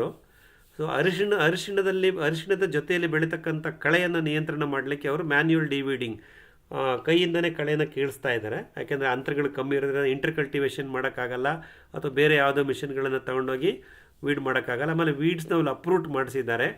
ಅದಕ್ಕೆ 2 ಕಾರಣ. ಒಂದು, ಅವರು ಅರಿಶಿಣದ ಬೆಳೆಗೆ ಈ ಕಳೆಗಳಿಂದ ಸಮಸ್ಯೆ ಆಗಬಾರ್ದು, ಗಾಳಿ ಬೆಳಕು ಚೆನ್ನಾಗಿ ಬರಬೇಕು ಅನ್ನೋ ಉದ್ದೇಶಕ್ಕೆ ಮಾಡ್ತಾರೆ. ಅದನ್ನು ರೈಸ್ಡ್ ಬೆಡ್ಡಲ್ಲಿ ಮಾಡಿದರೆ ಅವರು ಅದನ್ನು ಭೂಮಟ್ಟದಲ್ಲಿ ಉಳುಮೆ ಮಾಡಿ ಹಾಕ್ಸಿದ್ದಾರೆ. ಅದನ್ನು ನಾವು ರೈಸ್ಡ್ ಬೆಡ್ಡಲ್ಲಿ ಮಾಡಿ ಅಂತ ಹೇಳ್ತೀವಿ. ಎಲ್ರಿಗೂ ಅದು ಸಾಧ್ಯವಾಗದೇ ಇರ್ಬೋದು. ಲಾರ್ಜ್ ಸ್ಕೇಲಲ್ಲಿ ಮಾಡೋರಿಗೆ ಸ್ವಲ್ಪ ಅದು ಕಷ್ಟ ಅನ್ನಿಸ್ಬೋದು ಪ್ರಾರಂಭದಲ್ಲಿ. ಬಟ್ ಇದನ್ನು ಏರುಮಡಿ ಪದ್ಧತಿ ಮಾಡಿ ನಾವು ಅರಿಶಿಣವನ್ನು ಹಾಕಿದಾಗ ಅದಕ್ಕೆ ನಾವು ಮುಚ್ಚಿಗೆ ಕೊಡೋದು ಅಥವಾ ಕಳೆ ನಿಯಂತ್ರಣ ಮಾಡಲಿಕ್ಕೆ ಬೇರೆ ಬೇರೆ ವಿಧಾನಗಳಿದೆ. ಬಟ್ ಈ ಸಮಯದಲ್ಲಿ ಈ ಹಂತದಲ್ಲಿ ಅವ್ರಿಗೆ ಕೈನಲ್ಲಿ ಕಳೆ ಕೀಳಿಸೋದು ಅತ್ಯವಶ್ಯಕ ಆಗಿತ್ತು. ಹಾಗಾಗಿ ಅದನ್ನು ಅವ್ರು ಮಾಡಿಸಿದ್ದಾರೆ. ಕಿತ್ತ ಕಳೆಯ ಹುಲ್ಲನ್ನು, ಕಿತ್ತ ಕಳೆಯ ತ್ಯಾಜ್ಯವನ್ನು ಮತ್ತು ಅವರ ವಿಯೆಟ್ನಾಂ ಅರ್ಲಿ ಹಲಸಿನ ಗಿಡದ ಬುಡಕ್ಕೆ ಅದನ್ನು ಮುಚ್ಚಿಗೆ ಕೊಡ್ತಾ ಇದ್ದಾರೆ. ಅದನ್ನು ನಾವು ಗಮನಿಸಿದ್ದೀವಿ. ಅದೇನು ತೊಂದರೆ ಇಲ್ಲ. ಅದು ಕಳೆ ಕಿತ್ತು ಅದನ್ನಲ್ಲಿ ಮುಚ್ಚಿಗೆ ಕೊಟ್ಟಿದ್ದಾರೆ, ಅದನ್ನು ಮಾಡ್ಬೋದು. ಅದರಿಂದ ಯಾವುದೇ ರೀತಿಯ ಸಮಸ್ಯೆಗಳಾಗಲ್ಲ. ಮತ್ತು ಆ ಹುಲ್ಲು ಕಳೆಯನ್ನು ಏನು ಅವರು ಹಲಸಿನ ಗಿಡದ ಬುಡದಲ್ಲಿ ಮುಚ್ಚಿಗೆ ಮಾಡಿದ್ದಾರಲ್ಲ, ಅದು ಕೆಲವೇ ದಿನಗಳಲ್ಲಿ ಅದು ಡಿಹೈಡ್ರೇಟ್ ಆಗಿ ಅದೆಲ್ಲ ತೇವಾಂಶವೆಲ್ಲ ಗಾಳಿಗೆ ಹೋಗಲ್ಪಟ್ಟು ಒಣ ಹುಲ್ಲಾಗಿ, ಅಂದರೆ ತೇವಾಂಶ ರಹಿತ ಹುಲ್ಲಾಗಿ ಬಯೋಮಾಸ್ ಆಗಿ ಕನ್ವರ್ಟ್ ಆಗುತ್ತೆ. ಅದ್ರ ಡಿಕಂಪೋಸಿಷನ್ನು ಬೇಗ ಸ್ಟಾರ್ಟ್ ಆಗುತ್ತೆ. ಟರ್ಮೈಟ್ಸು, ಆ್ಯಂಟ್ಸು ಅವೆಲ್ಲ ಅದನ್ನು ತಿನ್ನೋಕ್ಕೆ ಶುರು ಮಾಡುತ್ತೆ. ಅದು ಗೊಬ್ಬರವಾಗಿ ವಾಪಸ್ಸು ನಾವು ಅವರ ಹಲಸಿನ ಗಿಡದ ಬೇರು ಬುಡಕ್ಕೆ ಮತ್ತೆ ಪುನರ್ಬಳಕೆ ಆಗುತ್ತೆ. Sure sir, thank you. Sir ಇದ್ರಲ್ಲೇ ಒಂದು ಸಣ್ಣ ಸಿಂಪಲ್ ಕ್ವೆಶ್ಚನ್. ನಾವು ಮಾಮೂಲಿ ಇದಕ್ಕೆ ಟೆರೆಸ್ ಗಾರ್ಡನಿಂಗ್ ಆದ್ರೆ ಈ ಕಾಂಪೋಸ್ಟ್ ಜೊತೆಗೆ ನೀವು ಹಿಂಡಿ ಮಿಕ್ಸ್ ಮಾಡೋದು ಅಂತ ಹೇಳಿ ಅದು ಲಿಕ್ವಿಡ್ ಮಾಡಿ ಮಾಡ್ತಾ ಇದ್ವಿ ನೆನೆಸಿ. ಸೊ ನಾವು ಇದು ಭೂಮಿಗೆ ಹಾಕುವಾಗ ಡೈರೆಕ್ಟ್ ಆಗಿ ಬೇವಿನ ಹಿಂಡಿ ಅದ್ರ ಜೊತೆ ಮಿಕ್ಸ್ ಮಾಡ್ಬೋದಾ, ಅಥವಾ ಅದು ಪುನಃ ಲಿಕ್ವಿಡ್ ಮಾಡೇ ಹಾಕ್ಬೇಕಾ, ಹೆಂಗೆ ಅದು ನಂಗೆ? ಸಾವಯವ ಗೊಬ್ಬರವನ್ನು ಮೌಲ್ಯವರ್ಧನೆ ಮಾಡಲಿಕ್ಕೆ to enrich the organic manure, 1 tonne ಸಾವಯವ ಗೊಬ್ಬರಕ್ಕೆ, ಅಂದರೆ ಇಲ್ಲಿ ನಾವು ಅಸ್ಯೂಮ್ ಮಾಡ್ತಿರೋದು ಆಡುಕುರಿ ಗೊಬ್ಬರ ಅಥವಾ ಹಸುವಿನ ಸಗಣಿಯ ಗೊಬ್ಬರ, FIM ಅಂತೀವಿ, ಫಾರ್ಮ್ ಯಾರ್ಡ್ ಮೆನ್ಯೂರ್ ಅಂತೀವಿ. ಕೊಟ್ಟಿಗೆ ಗೊಬ್ಬರವನ್ನು ನಾವು ಉತ್ಕೃಷ್ಟಗೊಳಿಸುವಾಗ 1,000 kg ಈ ರೀತಿಯ ಕೊಟ್ಟಿಗೆ ಗೊಬ್ಬರಕ್ಕೆ 40 ರಿಂದ 50 kg ಬೇವಿನ ಹಿಂಡಿ ಹಾಕಿ ಅನ್ನೋ ಒಂದು ಸೂತ್ರ ಇದೆ. ಘನ ರೂಪದಲ್ಲಿ ಹಿಂಡಿಯನ್ನು ನೀವು ಸಾವಯವ ಗೊಬ್ಬರಕ್ಕೆ ಮಿಶ್ರಣ ಮಾಡೋದು ಮೌಲ್ಯವರ್ಧನೆಗಾಗಿ. ಆದ್ರೆ ನಿಮ್ಮಲ್ಲಿ ನೀವು ಟೆರೆಸ್ ಗಾರ್ಡನ್ ಅಲ್ಲೆಲ್ಲ ಇರೋದ್ರಿಂದ ನೀವು ಅಷ್ಟೊಂದು ಟನ್ ಗಟ್ಟಲೆ ನೀವೇನು ಯೂಸ್ ಮಾಡಲ್ಲ. ಇಲ್ಲ, ಅದು ಟೆರೆಸ್ ಗಾರ್ಡನ್ ಓಕೆ, ಅದು ಒಂದು ಐಡಿಯಾ ಬಂದಿದೆ ನಮ್ಗೆ. ಭೂಮಿಗೆ ಅದೇ ಹೆಂಗೆ, ಅದೇ ತರ ಈ ಕಡಲೆ ಹಿಂಡಿ ಎಲ್ಲ ಮಾಡಿದ್ರೆ ಅದು ಹೆಂಗೆ ಸರ್? ಅದ್ ನಿಮ್ಗೆ ಇರುವೆ ಬರುತ್ತಲ್ಲ ಅದ್ರಲ್ಲಿ? ಅದಕ್ಕೆ ಅವೆಲ್ಲವನ್ನು ಯಾವುದೇ ರೀತಿಯ ಎಣ್ಣೆ ಬೀಜದ ಹಿಂಡಿಗಳನ್ನ ನಾವು ದ್ರಾವಣ ರೂಪದಲ್ಲೇ ಕೊಡೋದು ಒಳ್ಳೆಯದು. ನೀವು ದ್ರಾವಣ ರೂಪದಲ್ಲಿ ಕೊಟ್ಟಾಗ ಅದು ಮಣ್ಣಾಗ್ಬೋದು ಅಥವಾ ನೀವು ಉತ್ಕೃಷ್ಟಗೊಳಿಸುತ್ತಿರುವ ಸಾವಯವ ಗೊಬ್ಬರ ಆಗ್ಬೋದು, ಅದರಲ್ಲಿ ಸಂಪೂರ್ಣವಾಗಿ ಅದು ವಿಲೀನ ಹೊಂದುತ್ತೆ, ಮಿಕ್ಸ್ ಆಗುತ್ತೆ. ಮಿಕ್ಸ್ ಆಗೋದ್ರಿಂದ ಅಲ್ಲಿರೋ ಸೂಕ್ಷ್ಮ ಜೀವಿಗಳಿಗೆ ಅದು ಆಹಾರವಾಗುತ್ತೆ ಮತ್ತು ಅದರಲ್ಲಿರ್ತಕ್ಕಂಥ ಸಸ್ಯ ಪೋಷಕಾಂಶಗಳನ್ನು ಸೂಕ್ಷ್ಮ ಜೀವಿಗಳು ಸರಾಗವಾಗಿ ಹಿಡಿದು ನಮ್ಮ ಗಿಡಗಳಿಗೆ ಕೊಡ್ತವೆ. ಹಾಗಾಗಿ ನಾವು ಹಿಂಡಿಗಳನ್ನ ಗೊಬ್ಬರ ರೂಪದಲ್ಲಿ ಸೇರಿಸುವಾಗ ಅದನ್ನು ದ್ರಾವಣ ರೂಪದಲ್ಲಿ ದ್ರವ ರೂಪಕ್ಕೆ ಪರಿವರ್ತಿಸಿ ಕೊಡೋದು ಒಳ್ಳೆ ಫಲಿತಾಂಶ ಕೊಡುತ್ತೆ. ಘನ ರೂಪದಲ್ಲಿ ಅದನ್ನು ಯೂಸ್ ಮಾಡೋದು ಅಷ್ಟು ಹಿತಕಾರಿ ಅಲ್ಲ. ಯಾಕೆಂದರೆ ಅದು ಬೇಗ ಅದು ಮಾಯಿಶ್ಚರ್ ತೇವಾಂಶ ಇರಲಿಲ್ಲ ಅಂದರೆ ಅದು ಕರಗೋದೇ ಇಲ್ಲ, ಕರಗಲಿಕ್ಕೆ ಸಾಕಷ್ಟು ಸಮಯ ತಗೊಳುತ್ತೆ. ಆಮೇಲೆ ಅದ್ರದ್ದು ಕಾನ್ಸಂಟ್ರೇಷನ್ ಸಾಂದ್ರತೆ ಜಾಸ್ತಿ ಇದ್ದಾಗ ಬೇವು ಮತ್ತೆ ಔಡಲ ಈ ತರ ಹಿಂಡಿಗಳು ಸೂಕ್ಷ್ಮ ಜೀವಿಗಳನ್ನು ವಿಕರ್ಷಣೆ ಮಾಡ್ತವೆ. ನಿಮ್ಮ ಗೊಬ್ಬರನ ಹೀರ್ಕೊಳ್ಳಕ್ಕೆ ಬರಲ್ಲ, ಯಾಕಂದ್ರೆ ಬೇವಿನ ಕಹಿಗೆ ಮುಂದಿನ ಚಟುವಟಿಕೆನೆ ನಡೆಯಲ್ಲ. ನ್ಯೂಟ್ರಿಷನ್ ಮೊಬಿಲೈಸಿಂಗ್ ಮೈಕ್ರೋಬ್ಸ್ ಅಂತೀವಿ. ಸಸ್ಯ ಪೋಷಕಾಂಶಗಳನ್ನ ಸಾವಯವ ಗೊಬ್ಬರದಿಂದ ಹೀರಿ ಬೆಳೆ ಸಸ್ಯದ ಬೇರುಗಳಿಗೆ ಪೂರೈಸ್ತವೆ. ಆ ಸೂಕ್ಷ್ಮಜೀವಿಗಳು ಈ ಬೇವಿನ ಕಹಿ ವಾಸನೆಗೆ ಅಥವಾ ಬೇರೆ ಯಾವುದೋ ಒಂದು ವಿಕರ್ಷಣೆಗೆ ಒಳಗಾಗಿ ಅವು ಕೆಲಸನೇ ಮಾಡಲ್ಲ. ನಾವು ಹಾಕಿದ ಗೊಬ್ಬರ ಅಲ್ಲೇ ಇರುತ್ತೆ. ಓಕೆ. ಹಾಗಾಗಿ ದಯವಿಟ್ಟು ಹಿಂಡಿಗಳನ್ನು ಬಳಸುವಾಗ ದ್ರಾವಣ ರೂಪದಲ್ಲೇ ಲಿಕ್ವಿಡ್ ಫಾರ್ಮ್ಗೆ ಕನ್ವರ್ಟ್ ಮಾಡಿ ನಿಮ್ಮ ಟೆರೆಸ್ ಗಾರ್ಡನಲ್ಲಾಗ್ಬೋದು, ಕಿಚನ್ ಗಾರ್ಡನಲ್ಲಾಗ್ಬೋದು, ಅಥವಾ ನಮ್ಮಂಥ ತೋಟಗಾರಿಕಾ ಬೆಳೆಗಳಲ್ಲಾಗ್ಬೋದು, ಅಲ್ಪಾವಧಿ ಬೆಳೆಗಳಲ್ಲಾಗ್ಬೋದು, ಅದನ್ನು ದ್ರಾವಣ ರೂಪದಲ್ಲೇ ಮಾಡಿ ಕೊಡುವುದು ಬಹಳ ಫಲಕಾರಿ. Okay okay sir, thank you. ಒಳ್ಳೆಯದು ರೇಷ್ಮಾ ಅವರೇ, ಥ್ಯಾಂಕ್ಸ್. ಕೇಳಿಯಪ್ಪ. ಮತ್ತೆ ಪ್ರಶಾಂತ್ ಇಲ್ಲಿ ಹೇಳಿ ಸರ್. ಇಲ್ಲ ಸರ್, ಒಂದು ಸುಮ್ಮನೆ ಜಸ್ಟ್ ಜನರಲ್ ಥಾಟ್. ಈ ಸರಿ ಸ್ವಲ್ಪ ಮಳೆ ಸ್ವಲ್ಪ ಕಮ್ಮಿ ಆಗ್ತಾ ಇದೆಯಲ್ಲ ಸರ್, ಇವಾಗ ಹೆಂಗೆ ಇದು ನೆಕ್ಸ್ಟ್ ಬೇಸಿಗೆಗೆ ಏನಾದ್ರು ಸ್ವಲ್ಪ ಪ್ರಾಬ್ಲಮ್ ಆಗುತ್ತಾ, ಅಥವಾ ಇನ್ನೂ ಮಳೆ ಇದೆಯಾ ಸರ್, ಇನ್ನು chances up to September October, ಅಥವಾ ಏನಾದ್ರು ಎನಿ ವ್ಯೂ ಏನಾದ್ರು ಇದೆಯಾ ಸರ್ ಅದ್ರ ಬಗ್ಗೆ, ಏನಾದ್ರು ಮಳೆ ಬಗ್ಗೆ? ನಾವು IMD ಬುಲೆಟಿನ್ ಫಾಲೋ ಮಾಡ್ತಾ ಇರ್ತೀವಿ. ಭಾರತೀಯ ಹವಾಮಾನ ಇಲಾಖೆ, ಇಂಡಿಯನ್ ಮೆಟ್ರಲಾಜಿಕಲ್ ಡಿಪಾರ್ಟ್ಮೆಂಟ್, ಅವ್ರದ್ದು ಏನು ಬುಲೆಟಿನ್ಸ್ ಬರ್ತಿರುತ್ತೆ ಅಥವಾ ಅವ್ರದ್ದೇನು ಮಾಹಿತಿಗಳು ಸಿಗುತ್ತೆ ಅದನ್ನಷ್ಟೇ ನಾವು ನಂಬಲಾರ್ಹ ಮಾಹಿತಿ ಅಂತ ಅನ್ಕೊಂತೀವಿ, ಟ್ರಸ್ಟಬಲ್ ಸೋರ್ಸ್ ಅಂತ. ಅದನ್ನು ನಾವು ಗಮನಿಸ್ತಾ ಹೋಗಬೇಕು. ಮತ್ತು ನೀವು ಸ್ವಲ್ಪ ಆ ಕಡೆ ಹಿಸ್ಟಾರಿಕಲ್ ಇನ್ಫಾರ್ಮೇಷನ್, ಅಂದರೆ ನೀವು ಹಿಂದಿನ ಒಂದು ಅನುಭವ ನೋಡಿದ್ರೆ ನಿಮ್ಮ ಚಿತ್ರದುರ್ಗದ ಭಾಗದಲ್ಲಿ ನೀವು ಸ್ವಲ್ಪ ಸೆನ್ಸಿಟಿವ್ ಝೋನಲ್ಲೇ ಇರ್ತೀರಾ. ನಿಮಗೆ ನೆನಪಿರ್ಬೋದು ಪ್ರಶಾಂತ್ ಜಿ, ನಾವು ಗಮನಿಸ್ದಂಗೆ ನಮ್ಮ ಮಲೆನಾಡಿನ ಭಾಗದಲ್ಲಿ ಮಳೆ ಸಾಕಷ್ಟು ಸುರಿತಾ ಇದ್ದರೆ ಅದರ ಸೆರಗು ನಿಮಗೆ ತಲುಪುತ್ತೆ. ದಾವಣಗೆರೆ, ಚಿತ್ರದುರ್ಗ ಈ ಜಿಲ್ಲೆಗಳಿಗೆ, ಒಳನಾಡು ಮಧ್ಯ ಕರ್ನಾಟಕದ ಜಿಲ್ಲೆಗಳು ಅಂತ ಕರೀತಾರಲ್ಲ, ನಿಮ್ಮ ಜಿಲ್ಲೆಗಳಿಗೆ ಸಾಕಷ್ಟು ಮಳೆ ಬರಬೇಕು ಜೂನ್, ಜುಲೈ, ಆಗಸ್ಟಲ್ಲಿ. ಅಂದರೆ ನಮ್ಮ ಮಲೆನಾಡಿನಲ್ಲಿ ಗಟ್ಟಿ ಮಳೆ ಹಿಡಿಬೇಕು. ಕರಾವಳಿನಲ್ಲಿ, ಮಲೆನಾಡಲ್ಲಿ ಗಟ್ಟಿ ಮಳೆ ಹಿಡಿದಾಗ ನಿಮ್ಗೆ ಅದು ಸೆರಗು ತಟ್ಟತ್ತೆ. ಯಾವಾಗ ಮಲೆನಾಡು, ಕರಾವಳಿ ಮತ್ತು ಮಲೆನಾಡಿನಲ್ಲಿ ಮಳೆ ದುರ್ಬಲವಾದರೆ, ಸೊ ನಿಮ್ಮ ಚಿತ್ರದುರ್ಗದ ಭಾಗದಲ್ಲಿ ಮೋಡ ಹೋಗ್ತಾ ಇರುತ್ತೆ, ಮಳೆ ಬರ್ತಾ ಇರಲ್ಲ. ಅಂದ್ರೆ ನೀವು ಮೋಡ ನೋಡ್ತೀರಾ, ಮಳೆ ಬರಲ್ಲ ನಿಮಗೆ. ಇದು ಸಾಮಾನ್ಯವಾಗಿ ಈ ರೀತಿಯ ವರ್ಷಗಳಲ್ಲಿ, ಅಂದರೆ ಯಾವಾಗ ಈ ಮುಂಗಾರಿನ ಪ್ರಾಥಮಿಕ ಹಂತಗಳಲ್ಲಿ ಜೂನ್, ಜುಲೈ, ಆಗಸ್ಟಲ್ಲಿ ಕರಾವಳಿಯಲ್ಲಿ ಬರಬೇಕಾದಂಥ ಮಳೆ ಅಥವಾ ಮಲೆನಾಡಿನಲ್ಲಿ ಬರಬೇಕಾದಂಥ ಮಳೆ ಬರಲಿಲ್ಲ ಅಂದಾಗ, ಆ ತೀವ್ರತೆ ಇಲ್ಲದೆ ಇದ್ದಾಗ, ಇಂಟೆನ್ಸಿಟಿ ಆಫ್ ರೈನ್ ಇರಲಿಲ್ಲ ಅಂದಾಗ ನಿಮಗೆ ಮೋಡಗಳ ದರ್ಶನ ಆಗುತ್ತೆ, ಮಳೆ ಬರಲ್ಲ ಮಧ್ಯ ಕರ್ನಾಟಕದಲ್ಲಿ. ಇದನ್ನು ಸುಮಾರು ವರ್ಷಗಳಲ್ಲಿ ನೀವು ಗಮನಿಸ್ಬೋದು. 2014, 2015, 2016, 17 ಈ ಸಾಲುಗಳಲ್ಲಿ ನೀವು ಗಮನಿಸ್ಬೋದು. ಆ ಸಮಯದಲ್ಲಿ ನಿಮ್ಮ ಚಿತ್ರದುರ್ಗ ಭಾಗದಲ್ಲಿ ಸಾಕಷ್ಟು ನೀರಿನ ತೊಂದರೆ ಬರ ಬಂದಿದ್ದನ್ನು ಗಮನಿಸ್ತೀರಾ. ಸೊ ಆ ಒಂದು ಎಚ್ಚರಿಕೆ ಅಥವಾ ಹೆದರಿಕೆ ನಮಗಿದೆ. ಯಾಕೆಂದರೆ ಕೇರಳ ಕರಾವಳಿ ಭಾಗದಲ್ಲಿ ಮಳೆ ಕೂರಲಿಲ್ಲ ಅಂದರೆ ನಮಗೆ ಬರಲ್ಲ, ಕಮ್ಮಿ ಆಗ್ತಾ ಬರುತ್ತೆ. ಸೊ ಇದು ಒಂದು ನಾವು ಸಮಸ್ಯೆ ಗಮನಿಸ್ಬೋದು. ಆಮೇಲೆ ಇವಾಗ ನಾವು ಗಮನಿಸ್ತಿರೋದು ಏನೋ ಸ್ವಲ್ಪ ಬೇ ಆಫ್ ಬೆಂಗಾಲಲ್ಲಿ ಡಿಪ್ರೆಷನ್ ಆಗುತ್ತೆ ಅನ್ನೋದು ಒಂದು ಹಂತ ಇದೆ. ಸೊ ಬಂಗಾಳ ಕೊಲ್ಲಿಯಿಂದಲೇ ಏನಾದರೂ ವಾಯುಭಾರ ಕುಸಿತ ಆಗಿ ಅದರ ಪರಿಣಾಮ ನಮ್ಮ ಕಡೆ ಬಂದರೆ, ಈ ಕಡೆ ನಮ್ಮ ಬೆಂಗಳೂರು ಸುತ್ತಮುತ್ತ ಮತ್ತು ಅಲ್ಲಿಂದ ಎಸ್ಕೇಪ್ ಆದಂಥ ಮೋಡಗಳು ಭಾಗಶಃ ನಿಮ್ಮ ಚಿತ್ರದುರ್ಗಕ್ಕೂ ತಲುಪಬಹುದು ಅಂತ ಅನ್ಕೊಳ್ಬೋದು. ನಿಮ್ಗೆ ಈ ಥರ ಮಳೆನೂ ಚಾನ್ಸಸ್ ಇದೆ. ಇದು ಜನರಲಿ ನಾವು ಈಶಾನ್ಯ ಮಾರುತ ಅಂತ ಹೇಳ್ತೀವಿ, ನಾರ್ತ್ ಈಸ್ಟ್ ಮಾನ್ಸೂನು.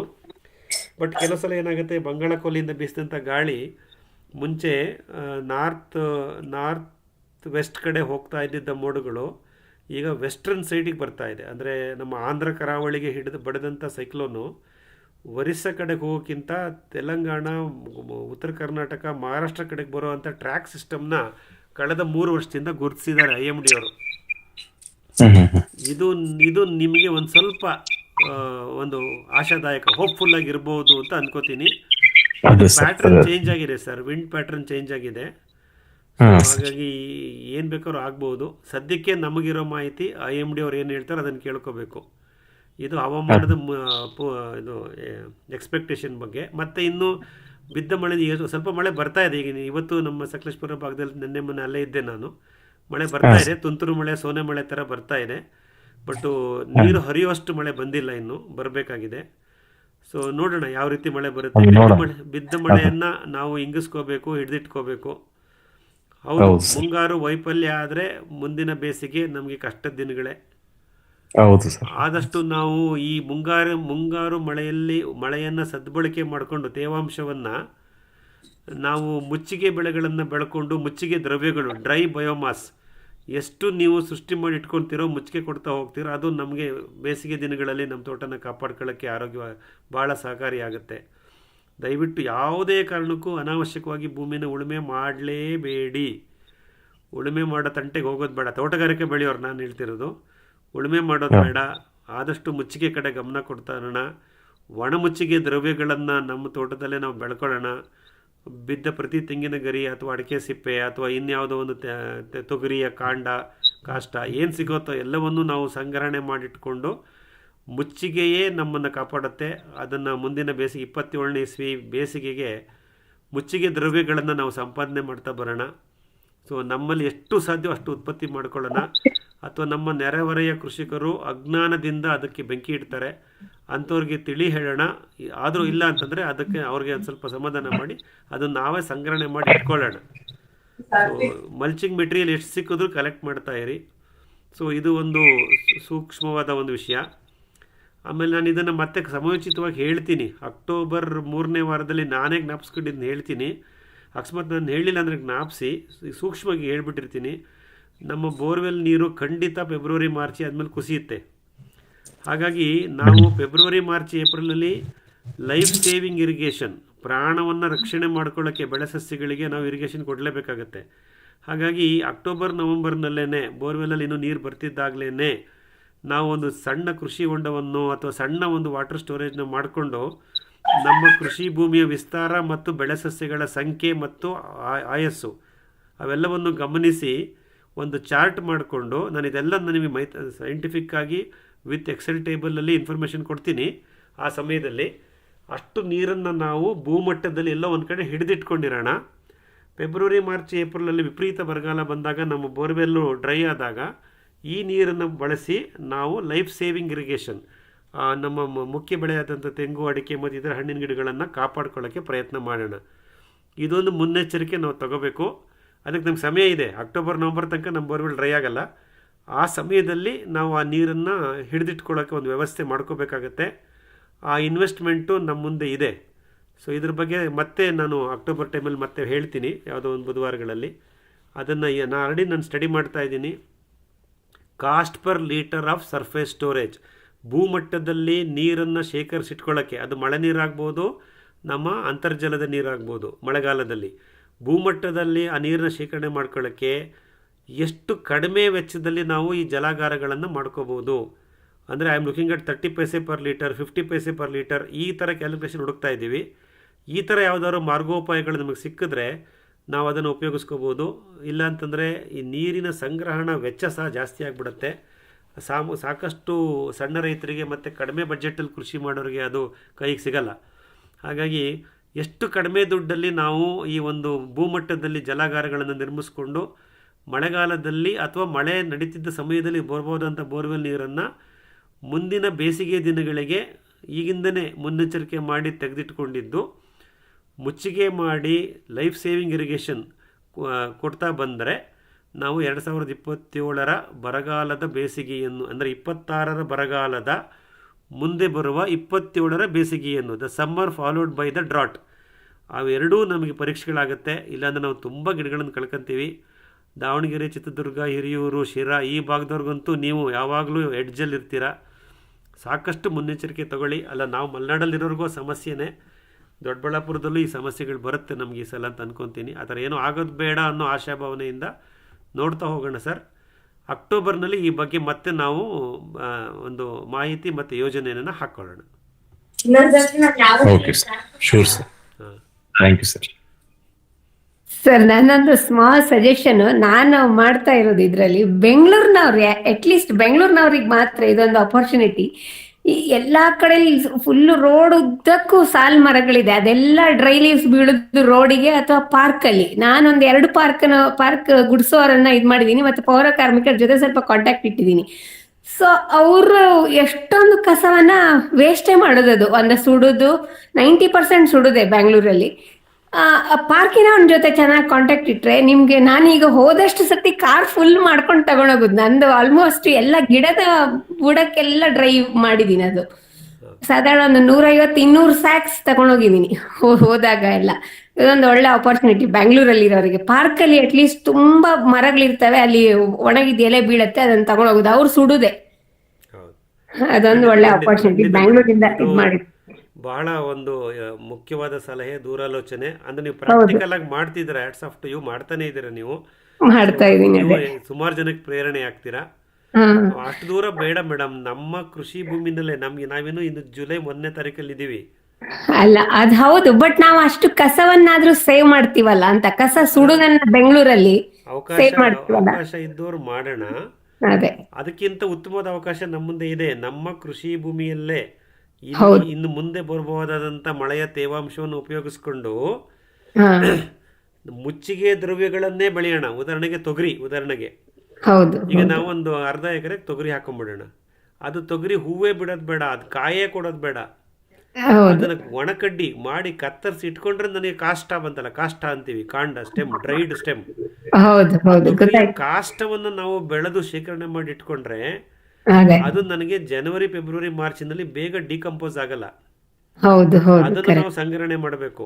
ಆಮೇಲೆ ಆಗಸ್ಟಿಂದನೇ ಅಡಿಕೆ ಕೊಯ್ಲು ಶುರುವಾಗುತ್ತೆ. ಎಲ್ಲೆಲ್ಲಿ ಅಡಿಕೆ ತೋಟಗಳಿದೆಯೋ ಅಲ್ಲಿ ಅದೇ. ಅವರು ಅಡಿಕೆ ಸಿಪ್ಪೆನ ಬೆಂಕಿ ರೋಡ್ಗೆ ಹಾಕ್ತಾರೆ, ಸುರಿತಾರೆ, ಬೆಂಕಿ ಹಾಕ್ತಾರೆ, ಏನೇನೋ ನಡೀತಾ ಇದೆ.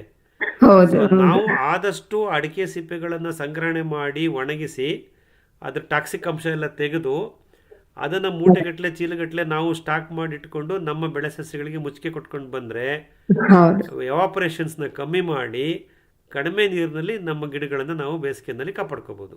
ಹೌದು ಹಾಗಾಗಿ ಕರೆಕ್ಟ್. ಸ್ಥಳೀಯವಾಗಿ ನಮ್ಮ ಕೃಷಿ ಭೂಮಿಯ ಸುತ್ತಮುತ್ತ 5-10 ಕಿಲೋಮೀಟರ್ ರೇಡಿಯಸ್ ಅಲ್ಲಿ ಹೌದು ಏನ್ ಸಿಗುತ್ತೆ ಅದನ್ನ ಈಗಿಂದನೇ ನಾವು ಗಮನಿಸ್ತಾ ಹೋಗೋಣ. ಅದೇ ಅದೇ. ಯುದ್ಧ ಕಾಲೇ ಶಸ್ತ್ರಾಭ್ಯಾಸ ಬೇಡ.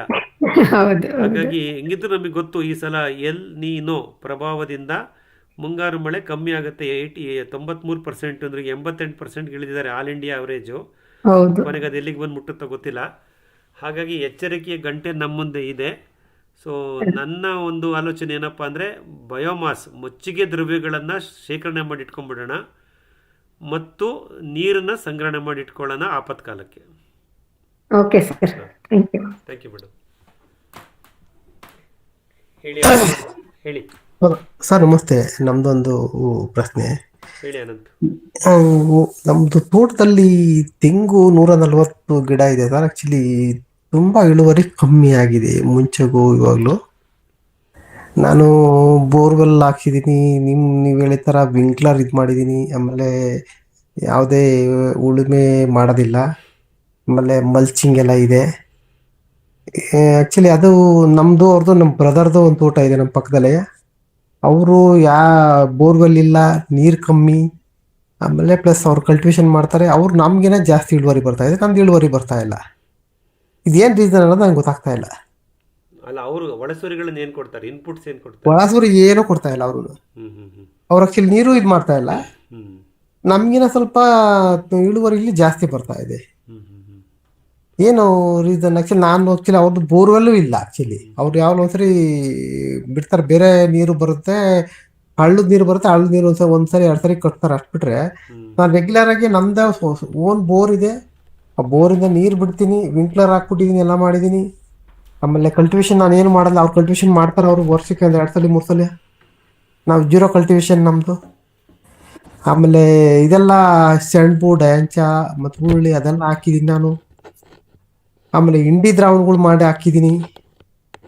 ಆದರೆ ಇಳುವರಿ ಮಾತ್ರ ಅವ್ರಿಗಿನ ಆಕ್ಚುಲಿ ನಮ್ದೇ ಕಮ್ಮಿ, ಅವ್ರದ್ದೇ ಜಾಸ್ತಿ. ಎಲ್ಲಿ ನಾವು ತುಪ್ತಾ ಇದೀವಿ, ಎಲ್ಲಿ ಎಡುತ್ತಾ ಇದೀವಿ ಅನ್ನೋದು ಒಂದೊಂದು ಕ್ವಶನ್.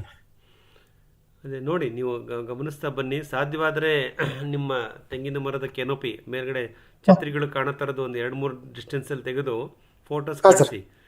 ಗೊಂಚಲುಗಳ ಫೋಟೋ ಮತ್ತು ಗರಿಗಳ ಫೋಟೋ, ತಳಭಾಗದಲ್ಲಿರ್ತಕ್ಕಂಥ ಗರಿಗಳು ಕಾಣೋ ಥರ ಒಂದು ಫೋಟೋ ತೆಗೀರಿ. ಸಾಧ್ಯ ಸ್ವಲ್ಪ ದೂರದ ಮರದ್ದು, 3ನೇ ಮರದ್ದು, ನೀವು ನಿಂತಿರೋ ಜಾಗದಿಂದ 3ನೇ ಮರದ್ದು ಸುಳಿಗಳು ಕಾಣೋ ಥರ ಒಂದು ಫೋಟೋಗಳು ತೆಗೀರಿ. ಎಷ್ಟು ಸಾಧ್ಯ ಅಷ್ಟು ಫೋಟೋಗಳನ್ನು, ಗಿಡದ ರಚನೆ ಫೋಟೋಗಳನ್ನು ಕಳಿಸಿ. ಆಮೇಲೆ ಗಿಡದ ಸುತ್ತ ನೀವೇನು ಇವಾಗ ಮುಚ್ಚಿಗೆ ಮಾಡಿದ್ದೀರಾ, ಹೇಗೆ ಮಾಡಿದ್ದೀರಾ ಅದ್ರದ್ದು ಬಗ್ಗೆ ಒಂದು ಸಣ್ಣ ವಿಡಿಯೋ ಮಾಡಿ ಕಳಿಸಿ. ಮುಚ್ಚಿಗೆ ಎಲ್ಲಿ ಮಾಡಿದ್ದೀರಾ, ಎಷ್ಟು ಡಿಸ್ಟೆನ್ಸಲ್ಲಿ ಮಾಡಿದ್ದೀರಾ, ಅದು ಎಲ್ಲಿ ನೀವು ಇದು ತ್ಯಾಜ್ಯಗಳನ್ನು ಸೇರಿಸ್ತಾ ಇದ್ದೀರಾ, ಸ್ಥಳೀಯ ತ್ಯಾಜ್ಯಗಳು ನಿಮ್ಮಲ್ಲೇ ಉತ್ಪಾದಿತ ತ್ಯಾಜ್ಯಗಳನ್ನು ಸೇರಿಸ್ತಾ ಇದ್ದೀರಾ, ಅದನ್ನು ಸ್ವಲ್ಪ ಗಮನಿಸೋಣ. ನೀವು ಫೋಟೋಸ್ ಅಥವಾ ವಿಡಿಯೋಸ್ ಕಳ್ಸಿದ್ರೆ ನಮಗೆ ಸ್ವಲ್ಪ ಮಾಹಿತಿ ಸಿಗುತ್ತೆ. ಓಕೆ ಸೊ ಈ ಸಮಯದಲ್ಲಿ ನಾವೇನು ಗೆಸ್ ಮಾಡಕ್ ಸಾಧ್ಯ ಇಲ್ಲ, ಅವೆಲ್ಲ ನೋಡಿದಾಗ ಮಾತ್ರ ಸಾಧ್ಯ. ನೀವು ಗಮನಿಸ್ತಿದ್ದೀರಾ ಸೂಕ್ಷ್ಮವಾಗಿ. ಸರ್ ಏನ್ ಗೊತ್ತಾ, ಈ ತಳಿಗಳು ಎರಡು ಒಂದೇ ಈಕ್ವಲ್, ನಮ್ದು ಹಾಕಿರೋದು ಅವ್ರದ್ದು ಹಾಕಿರೋದು ಸೇಮ್ ಒಂದೇ ಏಜ್ ತೆಂಗಿನ ತೋಟ. ಅಲ್ಲಲ್ಲ, ಈಗ ಹೋಲಿಕೆ ಮಾಡಿ ಕಲಿಯೋದು ಒಂದು ಹಂತದವರೆಗೆ ಅಷ್ಟೇ ಬರುತ್ತೆ ಅನಂತವ್ರೆ. ಹೋಲಿಕೆ ಮಾಡೋಣ, ನಾವು ಕೆಲವು ಹಂತದವರೆಗೆ ಹೋಲಿಕೆ ಮಾಡ್ಕೊಂಡು ಹೋಗೋಣ. ಆದರೆ ನಮ್ಮಲ್ಲಿ ಏನು ಮೂಲ ಸಮಸ್ಯೆಗಳು ಇರ್ಬೋದು ಅನ್ನೋದನ್ನು ನಾವು ಕಂಡುಹಿಡ್ಕೊತಾ ಹೋಗಬೇಕು. ಮುಖ್ಯವಾಗಿ ಈ ಸನ್ನಿವೇಶಗಳಲ್ಲಿ ನಾವು ಗಮನಿಸೋದು ಒಂದು ವಾಂಟ್ ಆಫ್ ಮೈಕ್ರೋಬಿಯಲ್ ಆಕ್ಷನ್ ಅಂತೀವಿ. ಅಂದರೆ ಉಪಕಾರಿ ಸೂಕ್ಷ್ಮಜೀವಿಗಳ ಕಾರ್ಯಚಟುವಟಿಕೆಗೆ ತೊಂದರೆ ಆಗಿದ್ರೆ ಅದರಿಂದನೂ, ಅಂದರೆ ಡಬ್ಬದಲ್ಲಿ ಅಕ್ಕಿ ಇರುತ್ತೆ, ಅಕ್ಕಿ ಅನ್ನ ಆಗಿರಲ್ಲ. ಆ ಒಂದು ಸಾಧ್ಯತೆ ಇರಬಹುದು, ನನಗೆ ಗೊತ್ತಿಲ್ಲ, ಅದೊಂದು ಸಾಧ್ಯತೆ ಇರಬಹುದು. ಯಾಕಂದ್ರೆ ಯಾವುದೇ ಮಣ್ಣು ಪರೀಕ್ಷೆಗಳಲ್ಲಿ ಈ ಮೈಕ್ರೋಬ್ಸ್ನ ಯಾರು ಟೆಸ್ಟ್ ಮಾಡಕ್ ಆಗ್ತಾ ಇಲ್ಲ, ಟೆಸ್ಟ್ ಮಾಡಲ್ಲ. ಹಾಗಾಗಿ ಅದನ್ನ ನಾವು ಅನುಭವದಲ್ಲೇ ಕಂಡಿಡ್ಕೋಬೇಕು. ಸೊ ಅದು ಒಂದು ಇರಬಹುದಾ ಅಂತ ಒಂದು ಗೆಸ್ ಮಾಡಬಹುದಷ್ಟೇ, ಅದನ್ನ ನೋಡೋಣ. ಆಮೇಲೆ ನಿಮ್ದು ಎಷ್ಟು ವರ್ಷದ ಮರಗಳು ಇವೆಲ್ಲ? 10 ಇಯರ್ಸ್ ಮೇಲೆನೇ ಇದಾವೆ, 10 to 15 ಇಯರ್ಸ್. ಈಗ ಅದು ಎಳನೀರು ಬಿಡಕ್ ಶುರುವಾಗಿ ಎಷ್ಟು ವರ್ಷ ಆಯ್ತು? ತುಂಬಾ ವರ್ಷ ಆಯ್ತಲ್ಲ, ಕಾಯೆಲ್ಲ ಬರ್ತಾ ಇದಾವೆ. ಎಷ್ಟು ವರ್ಷ ಆಯ್ತು ಅಂದ್ರೆ 15 ಇಯರ್ಸ್ ಆಗಿದೆ, 10 to 15 ಇಯರ್ಸ್. ಅಲ್ಲಲ್ಲ, ಫಸ್ಲು ಬರಕ್ ಶುರು ಮಾಡಿ ಎಷ್ಟು ವರ್ಷ ಆಗಿದೆ? ಫಸ್ಲು ಬಿಡಕ್ ಆಕ್ಚುಲಿ ನಮ್ಮ ಮುಂಚೆ ನಮ್ಮ ಬ್ರದರ್ ನೋಡ್ತಾ ಇದ್ರು, ನಾನೀಗ 2 ಇಯರ್ಸ್ ನಾನು ನೋಡ್ತಾ ಇದ್ದೀನಿ. ನಾನ್ ನೋಡೋದಕ್ಕೆ ಮುಂಚೆ ಆಕ್ಚುಲಿ ಅವರು ಅಷ್ಟೊಂದು ಕೇರ್ ಮಾಡ್ತಿದ್ದಿಲ್ಲ. ನಾನ್ ಬೋರ್ ಇದ್ ಮಾಡಿ, ಆಮೇಲೆ ಅಲ್ಲೆಲ್ಲ ಫುಲ್ಲು ನೀವ್ ಹೇಳ್ದಂಗೆ ವಿಂಕ್ಲರ್ ಎಲ್ಲ ಇದ್ ಮಾಡಿ, ಆಮೇಲೆ ಸಂಗಾತಿ ಗಿಡನು, ಅಡಿಕೆ ಗಿಡ ಸಂಗಾತಿ ಗಿಡ ಎಲ್ಲ ಹಾಕ್ಬಿಟ್ಟು ಎಲ್ಲ ಮಾಡಿದೀನಿ. ಆಮೇಲೆ ಮಲ್ಚಿಂಗು ಪ್ರತಿಯೊಂದು ಎಲ್ಲ ಮಾಡಿ 2 ಇಯರ್ಸ್ ಇಂದ ಒಂದೊಂದೇ ಇಂಪ್ಲಿಮೆಂಟ್ ಮಾಡಿದೀನಿ. ನಾನು ತುಂಬಾ ಕೇರ್ ಮಾಡೋದು ನಾನ್ ಜಾಸ್ತಿ, ಅವ್ರು ಕೇರೆ ಮಾಡಲ್ಲ. ಅವರು ಕೇರ್ ಮಾಡೋದಾದ್ರೆ ನಮ್ಮ ಅಂತ ಊರಲ್ಲೇ ಇಲ್ಲ. ನೀವು ಅವ್ರು ಕೇರೆ ಮಾಡಲ್ಲ, ಅವರ ಜಾಸ್ತಿ ನಿಮ್ಮಕ್ಕೆ ಅಷ್ಟೊಂದು ಕೇರ್ ಮಾಡ್ತೀವಿ ನಿಮ್ಮಕ್ಕೆ ಇದು ಅಂತ. ನನಗೆ ಒಂಥರ ಏನಿದು, ನಾವು ಅಷ್ಟೊಂದೆಲ್ಲ ಮಾಡಿದ್ರೆ ನಮ್ಗೆ ಇಳುವರಿ ನನ್ನೇ ಕಮ್ಮಿ ಆಗ್ತಾ ಇದೆಯಲ್ಲ, ಏನ್ ರೀಸನ್ ಅನ್ನೋದು ನನಗೆ ತುಂಬಾ ಇದಾಗ್ಬಿಟ್ಟಿದೆ. ಇಲ್ಲ, ಕಂಡಿಡಿಬಹುದು, ಪ್ರಯೋಗ ಮಾಡಿ. ಅಂದ್ರೆ ಇದನ್ನ ನಾನು ಹೇಳಿದಾಗೆ, ಸೊ ತೆಂಗಿನ ಮರದ ಒಂದು ನಿರ್ದಿಷ್ಟ ಅಂತರದಲ್ಲಿ, ಈಗ 15 ವರ್ಷದ ಮರ ಅಂದ್ರೆ 1.5 ಮೀಟರ್, 5 ರಿಂದ 6 ಅಡಿ ದೂರದಲ್ಲಿ, ತೆಂಗಿನ ಮರದ ಕಾಂಡದಿಂದ 5 ರಿಂದ 6 ಅಡಿ ದೂರದಲ್ಲಿ ಒಂದು 1 ಅಡಿ ಅಗಲ, ಅರ್ಧ ಅಡಿ ಆಳ, ಅಥವಾ 1/1 ಅಂತ ಅನ್ಕೊಳ್ಳಿ ಮ್ಯಾಥಮೆಟಿಕಲ್. 1 ಅಡಿ 1 ಅಡಿದು ಒಂದು ವೃತ್ತಾಕಾರವಾಗಿ ಮಣ್ಣನ್ನು ತೆಗೆಸಿ ವೃತ್ತಾಕಾರ ಬಳೆ ಮಾಡಿಸಿ. ಅಲ್ಲ, ನಿಮ್ಗೆ ಎಷ್ಟು ಮಾಡಬೇಕು ಅಂದ್ರೆ ಆ ಬೇರ್ ಕಾಣಬೇಕು. ಅದು ತೆಂಗಿನ ಮರದ ಬೇರು ಹರ್ಕೊಂಡು ಹೋಗಿರುತ್ತಲ್ಲ ಮುಂದಕ್ಕೆ, ಆ ಬೇರ್ ಕತ್ತರಿಸಬಾರ್ದು, ಬಟ್ ಕಾಣಬೇಕು. ಬೇರ್ನ ಬಿಡಿಸೋದು ಅಂತ ಒಂದು ವೃತ್ತಾಕಾರವಾಗಿ 1 ಅಡಿ ಆಗಲಿಕ್ಕೆ 6 ಅಡಿ ದೂರದಲ್ಲಿ ಒಂದು ವೃತ್ತಾಕಾರವಾಗಿದೆ. ಇದನ್ನ ಡ್ರಿಪ್ ಸರ್ಕಲ್ ಅಂತೀವಿ. ಸರ್ಕಲ್ ಫಾರ್ಮೇಶನ್ ಮಾಡಿ, ಸರ್ಕಲ್ ಫಾರ್ಮ್ ಮಾಡಿದಾಗ ನಿಮ್ಗೆ ಅಲ್ಲಿ ತೆಂಗಿನ ಮರದ ಬೇರ್ ಕಾಣಿಸುತ್ತೆ. ಸೊ ಅದು ಕಾಣಿಸೋ ತರ ಮಾಡಿ, ಅಲ್ಲಿ ಗಾಳಿ ಆಡುವಿಕೆ ಆಗತ್ತೆ ಅವಾಗಲ್ಲಿ. ಅದೇನು ವೃತ್ತಾಕಾರ ಮಾಡ್ತೀರಲ್ಲ, ಆ ವೃತ್ತಾಕಾರದಲ್ಲಿ ನೀವು ಹಿಂಡಿ ದ್ರಾವಣ ಕೊಡಂಗಿದ್ರೆ ಹಿಂಡಿ ದ್ರಾವಣ ಕೊಡಿ. ಯಾವ್ದಾದ್ರು ಸಾವಯವ ಗೊಬ್ಬರ ನೀವು ಬಳಸೋ ಐಡಿಯಾದಲ್ಲಿದ್ರೆ ಅದನ್ನು ಅಲ್ಲಿ ಕೊಡಿ, ವೃತ್ತಾಕಾರ ಸರ್ಕಲ್ ಒಳಗಡೆ. ಸೊ ಸಾವಯವ ಗೊಬ್ಬರ ಮತ್ತು ಹಿಂಡಿ ದ್ರಾವಣ ಅಥವಾ ಎರಡರಲ್ಲಿ ಯಾವ್ದಾದ್ರು ಒಂದು ಹಿಂಡಿ ದ್ರಾವಣ ನೆಸೆಸರಿ, ಅದು ಕೊಟ್ಬಿಟ್ಟು ಅದ್ರ ಮೇಲೆ ನಿಮ್ಮ ತೆಂಗಿನ ಗರಿಗಳನ್ನ ಮುಚ್ಚಿ ಸಣ್ಣ ಕತ್ತರಿಸಿ. ಇಲ್ಲಾಂದ್ರೆ ಅದ್ರ ಮೇಲೆನೆ ನೀವೇನು ಗೊಬ್ಬರ ಹಾಕ್ತಿರಲ್ಲ, ಆ ಗೊಬ್ಬರದ ಮೇಲೇನೆ ಸೆಣಬು ಡಯಂಚ ಹುರುಳಿಯನ್ನ ದಟ್ಟವಾಗಿ ಬಿತ್ತಿ, ದಟ್ಟವಾಗಿ ಅಂದ್ರೆ ಒಂದ್ ಸ್ವಲ್ಪ, ಅದೇ ಒಂದು ಹೆಚ್ಚು ಕಮ್ಮಿ ಒಂದು 200 ಗ್ರಾಮ್ ತಗೊಳ್ಳಿ ಒಂದು ಮರಕ್ಕೆ. ದಟ್ಟವಾಗಿ ಆ ಗೊಬ್ಬರದ ಮೇಲೆ ಬಿತ್ತಿ, ಏನಾಗಲ್ಲ. ಬಿಟ್ಬಿಟ್ಟು ಅದ್ರ ಮೇಲೆ ತೆಂಗಿನ ಗರಿನ ಚಿಕ್ಕದಾಗಿ ಕಡಿದು ಮುಚ್ಚಿಕೆ ಮಾಡಿ. ಈ ಪ್ರಯೋಗ ನಿಮ್ಗೆ 45 ರಿಂದ 60 ದಿವಸದಲ್ಲಿ ರಿಸಲ್ಟ್ಸ್ ಕೊಡುತ್ತೆ. ಏನ್ ಮಾಡುತ್ತೆ ಅಂತಂದ್ರೆ, ನಾವು ಬೇರನ್ನ ಬಿಡಿಸಿ ಅದಕ್ಕೆ ಗಾಳಿ ಆಡುವಿಕೆ ಉಂಟು ಮಾಡಿದಾಗ ಅಲ್ಲಿ ತುದಿ ಬೇರಿನಲ್ಲಿ ಗಾಳಿ ಆಡುವಿಕೆ ಸೃಷ್ಟಿ ಆಗುತ್ತೆ. ಮತ್ತೆ ನಾವು ಗೊಬ್ಬರ ಮತ್ತೆ ಮುಚ್ಚಿಗೆ ಮಾಡೋದ್ರಿಂದ ಸೂಕ್ಷ್ಮ ಜೀವಿಗಳು ಮತ್ತೆ ಅಲ್ಲಿ ಆಕ್ಟಿವೇಟ್ ಆಗ್ತವೆ. ಆಕ್ಟಿವೇಟ್ ಆಗಿ ನಾವು ಕೊಟ್ಟಂತ ಗೊಬ್ಬರವನ್ನ ಹೀರಿ ಅವು ಬೇರಿಗೆ ಕೊಡೋಕೆ ಶುರು ಮಾಡ್ತವೆ. ಮತ್ತು ನಮ್ಮ ಈ ಸೆಣಬು ಡಯಂಚ ಏನು ಬೆಳೆಯುತ್ತೆ ಈ ಡ್ರಿಪ್ ಸರ್ಕಲ್ ಅಲ್ಲಿ, ಅದು ನೈಟ್ರೋಜನ್, ವಾತಾವರಣದ ಸಾರಜನಕವನ್ನು ಸ್ಥಿರೀಕರಣ ಮಾಡಿ ನನ್ನ ತೆಂಗಿನ ಗಿಡಕ್ಕೆ ಕೊಡ್ತಾ ಬರುತ್ತೆ. ಸೊ ವಾಂಟ್ ಆಫ್ ನೈಟ್ರೋಜನ್ ಅಂದ್ರೆ ಸಾರಜನಕ ಗೊಬ್ಬರದ ಸಮಸ್ಯೆ ಇದ್ರೆ ತೆಂಗಿನ ಮರ ನೇರವಾಗಿ ವಾತಾವರಣದಲ್ಲಿರೋ ಸಾರಜನಕವನ್ನು ಸ್ಥಿರೀಕರಣ ಮಾಡಲ್ಲ. ಅದಕ್ಕೆ ದ್ವಿದಳ ಧಾನ್ಯವಾದಂಥ ಸೆಣಬು ಡಯಂಚಗಳೇ ಬೇಕು. ಓಕೆ ಹಾಗಾಗಿ ಇದು ಭಾಳ ಕಡಿಮೆ ವೆಚ್ಚದಲ್ಲಿ ಮಾಡೋದು. ಒಂದು ಸಣ್ಣದೊಂದು ಡ್ರಿಪ್ ಸರ್ಕಲ್ ಮಾಡ್ಕೊಳ್ಳೋದು. ಡ್ರಿಪ್ ಸರ್ಕಲ್ಗೆ ಒಂದಿಷ್ಟು ಆರ್ಗ್ಯಾನಿಕ್ ಮ್ಯಾಟ್ರ್ ಹಾಕಿ ಸೆಣಬುಡೆ ಹೆಂಚ ಬೀಜ ಹಾಕ್ಬಿಟ್ಟು ಮುಚ್ಚಿಗೆ ಮಾಡಿ ತೇವಾಂಶ ಕಾಪಾಡಿ. ಆಮೇಲೆ ಸೆಣಬುಡೆ ಹೆಂಚ ಬೆಳೆದಂಗೆ ಅಲ್ಲೇ ಕತ್ತರಿಸಿ ಅಲ್ಲೇ ಮುಚ್ಚಿಗೆ ಮಾಡಿ. 45-50 ದಿವಸಕ್ಕೊಂದ್ಸಲಿ ಕತ್ತರಿಸೋದು, ಆ ಡ್ರಿಪ್ ಸರ್ಕಲ್ಗೆ ಮುಚ್ಚಿಗೆ ಮಾಡೋದು. ಅಂದರೆ ನೀವು ತೆಂಗಿನ ಗರಿ ಕತ್ತರಿಸಿ ಹಾಕಿರೋದು ಬ್ರೌನ್ ಅಂತೀವಿ, ಇಂಗಾಲ. ಸೆಣಬುಡೆ ಹೆಂಚನ ಕತ್ತರಿಸಿ ಹಾಕೋದು ಗ್ರೀನ್ ಅಂತೀವಿ, nitrogen. Okay so carbon nitrogen ಎರಡೂ ನೀವೆಲ್ಲ ಸೇರಿಸ್ತಾ ಬರ್ತೀರಾ. ಓಕೆ ಇದರಿಂದ ನಿಮ್ಮ ಬೆಳೆ ಸಸ್ಯಕ್ಕೆ ತೆಂಗಿನ ಗಿಡಕ್ಕೆ ಏನು ಬೇಕು ಎಲ್ಲವೂ ಸಿಗ್ತಾ ಬರುತ್ತೆ. ಇದಕ್ಕೆ ಪ್ರಾಯೋಗಿಕವಾಗಿ ಒಂದು 20 ಮರಕ್ಕೆ ಮಾಡಿ ನೋಡಿ. ಅದು ಖಾತ್ರಿ ಆದಮೇಲೆ ನೀವೆಲ್ಲ ಮರಕ್ಕೂ ಮಾಡ್ತಾ ಬನ್ನಿ. ಸ್ವಲ್ಪ ಸೈಂಟಿಫಿಕ್ ಆಗಿ ಮ್ಯಾನೇಜ್ ಮಾಡಬೇಕು ಅಂತ. ಹೌದಾ ಸರ್? ನನಗೆ ತುಂಬಾ ಇದೇನು ಇಷ್ಟು ನಾವು ತುಂಬಾ ನಾನು 15 ಡೇಸ್ ಒಂದ್ಸರಿ ಕಂಪಲ್ಸರಿ ಊರಿಗೆ ಹೋಗೋದು, ಒಂದ್ ವೀಕ್ ಇರೋದು, ಕಂಪ್ಲೀಟ್ ಎಲ್ಲ ನೋಡೋದು ಎಲ್ಲ ಮಾಡೋದು ಮಾಡ್ತೀನಿ. ಅವ್ರ ಅಕ್ಕಿ ಬರೋದೇ ಇಲ್ಲ. ವರ್ಷಕ್ಕೆ ಒಂದ್ಸಲಿ 2 ಸಲ ಬಂದು ನೋಡ್ತಾರೆ, ಇದು ಮಾಡ್ತಾರೆ. ಇರ್ಲಿ ನಿಮಗೆ ಪಕ್ಕದವ್ರಿಗೆ ಹೋಲಿಕೆ ಬೇಡ, ನಾವು ಅದರಿಂದ ನಿರಾಸರಾಗೋದು ಬೇಡ. ಏನು ಇಷ್ಟೆಲ್ಲ ಮಾಡಿದ್ರು ಏನು ನಮ್ದ್ರಲ್ಲಿ ಇಳುವರಿನೇ ಇಲ್ಲಲ್ಲ. ನೀವು ಮಾಡ್ತಿರೋದು ನಿರ್ದಿಷ್ಟ ಜಾಗದಲ್ಲಿ ಆಗ್ಬೇಕು sir. Active root zone area ಅಂತೀವಿ. ಓಕೆ ಆಕ್ಟಿವ್ ರೂಟ್ ಝೋನ್ ಏರಿಯಾದಲ್ಲಿ ಈ ಕೆಲಸಗಳು ನಡಿಬೇಕು. Okay sir. ಎಲ್ಲೋ ಮಾಡಿದ್ರೆ ಪ್ರಯೋಜನ ಆಗಲ್ಲ. ಅಂದ್ರೆ ಅದ್ರ ಫಲಿತಾಂಶ ಬರುತ್ತೆ, ಹಂತವಾಗಿ ಬರುತ್ತೆ. ಹಾಗಾಗಿ ಇವಾಗ ಏನು ಪ್ರೊಸೀಜರ್ ಹೇಳಿದ್ದು, ಇದನ್ನ ಬೇಕಾದ್ರೆ ಪೈಲಟ್ ಪ್ರಾಜೆಕ್ಟ್ ತರ ಮಾಡಿ ಅನಂತರ ಒಂದು 20 ಮರಕ್ಕೆ ಮಾಡಿ. ಓಕೆ. ಆಮೇಲೆ ಸರ್ ನಂದು ಅದ್ರೊಳಗಡೆ ಇದು ಅಡಿಕೆ ಹಾಕಿದೀನಿ. ನಿಮ್ಗೆ ಲಾಸ್ಟ್ ಟೈಮ್ ಒಂದ್ಸರಿ ಹೇಳಿದೆ ನಿಮ್ಗೆ, ಅಡಿಕೆ ಹಾಕಿದೀನಿ ಸರ್, ಕೋಕೋ ಹಾಕಿದೀನಿ ಅಂತ. ಆಕ್ಚುಲಿ ಅದು ಕೆಲವರು ತುಂಬಾ ಜನ ಕೆಮಿಕಲ್ ಹಾಕಿರೋರ್ಗೆ ಎಲ್ಲ ಗ್ರೋತ್ ತುಂಬಾ ಚೆನ್ನಾಗಿ ಬಂದ್ಬಿಟ್ಟಿದೆ. ನಮ್ಮೂರಲ್ಲಿ ಬೇರೆ ಹಾಕಿದಾರೆ, ನಾವೇನು ಹಾಕಿದ ಆ ಟೈಮ್ ಪೀರಿಯಡ್ ಅಲ್ಲಿ ಹಾಕಿರೋದೆಲ್ಲ ತುಂಬಾ ಚೆನ್ನಾಗಿ ಬಂದಿದೆ.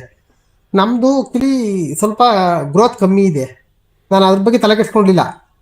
ಸ್ವಲ್ಪ ಏನಾದ್ರು ಬೇರೆ ಏನಾದ್ರು ಗ್ರೋತ್ ಬರಕ್ಕೆ ಏನಾದ್ರು ಬೇರೆ ಏನಾದ್ರು ಕೊಡ್ಬೋದಾ? ನಾವು ಏನು ಕೊಡ್ಬೋದು, ಏನು ಇದು ಮಾಡ್ಬೋದು ಅದಕ್ಕೆ? ಅಲ್ಲ, ನಿಮ್ಮ ಸಮಾಧಾನಕ್ಕೆ ಮಣ್ಣು ಪರೀಕ್ಷೆ ಮಾಡಿಸಿ, ಓಕೆ, ಒಂದ್ಸಲ ಸಾಯಿಲ್ ಟೆಸ್ಟ್ ಮಾಡಿಸಿ, ಅದೇನು ಹೇಳುತ್ತೆ ನೋಡಿ. ಹಾಂ ಸರ್.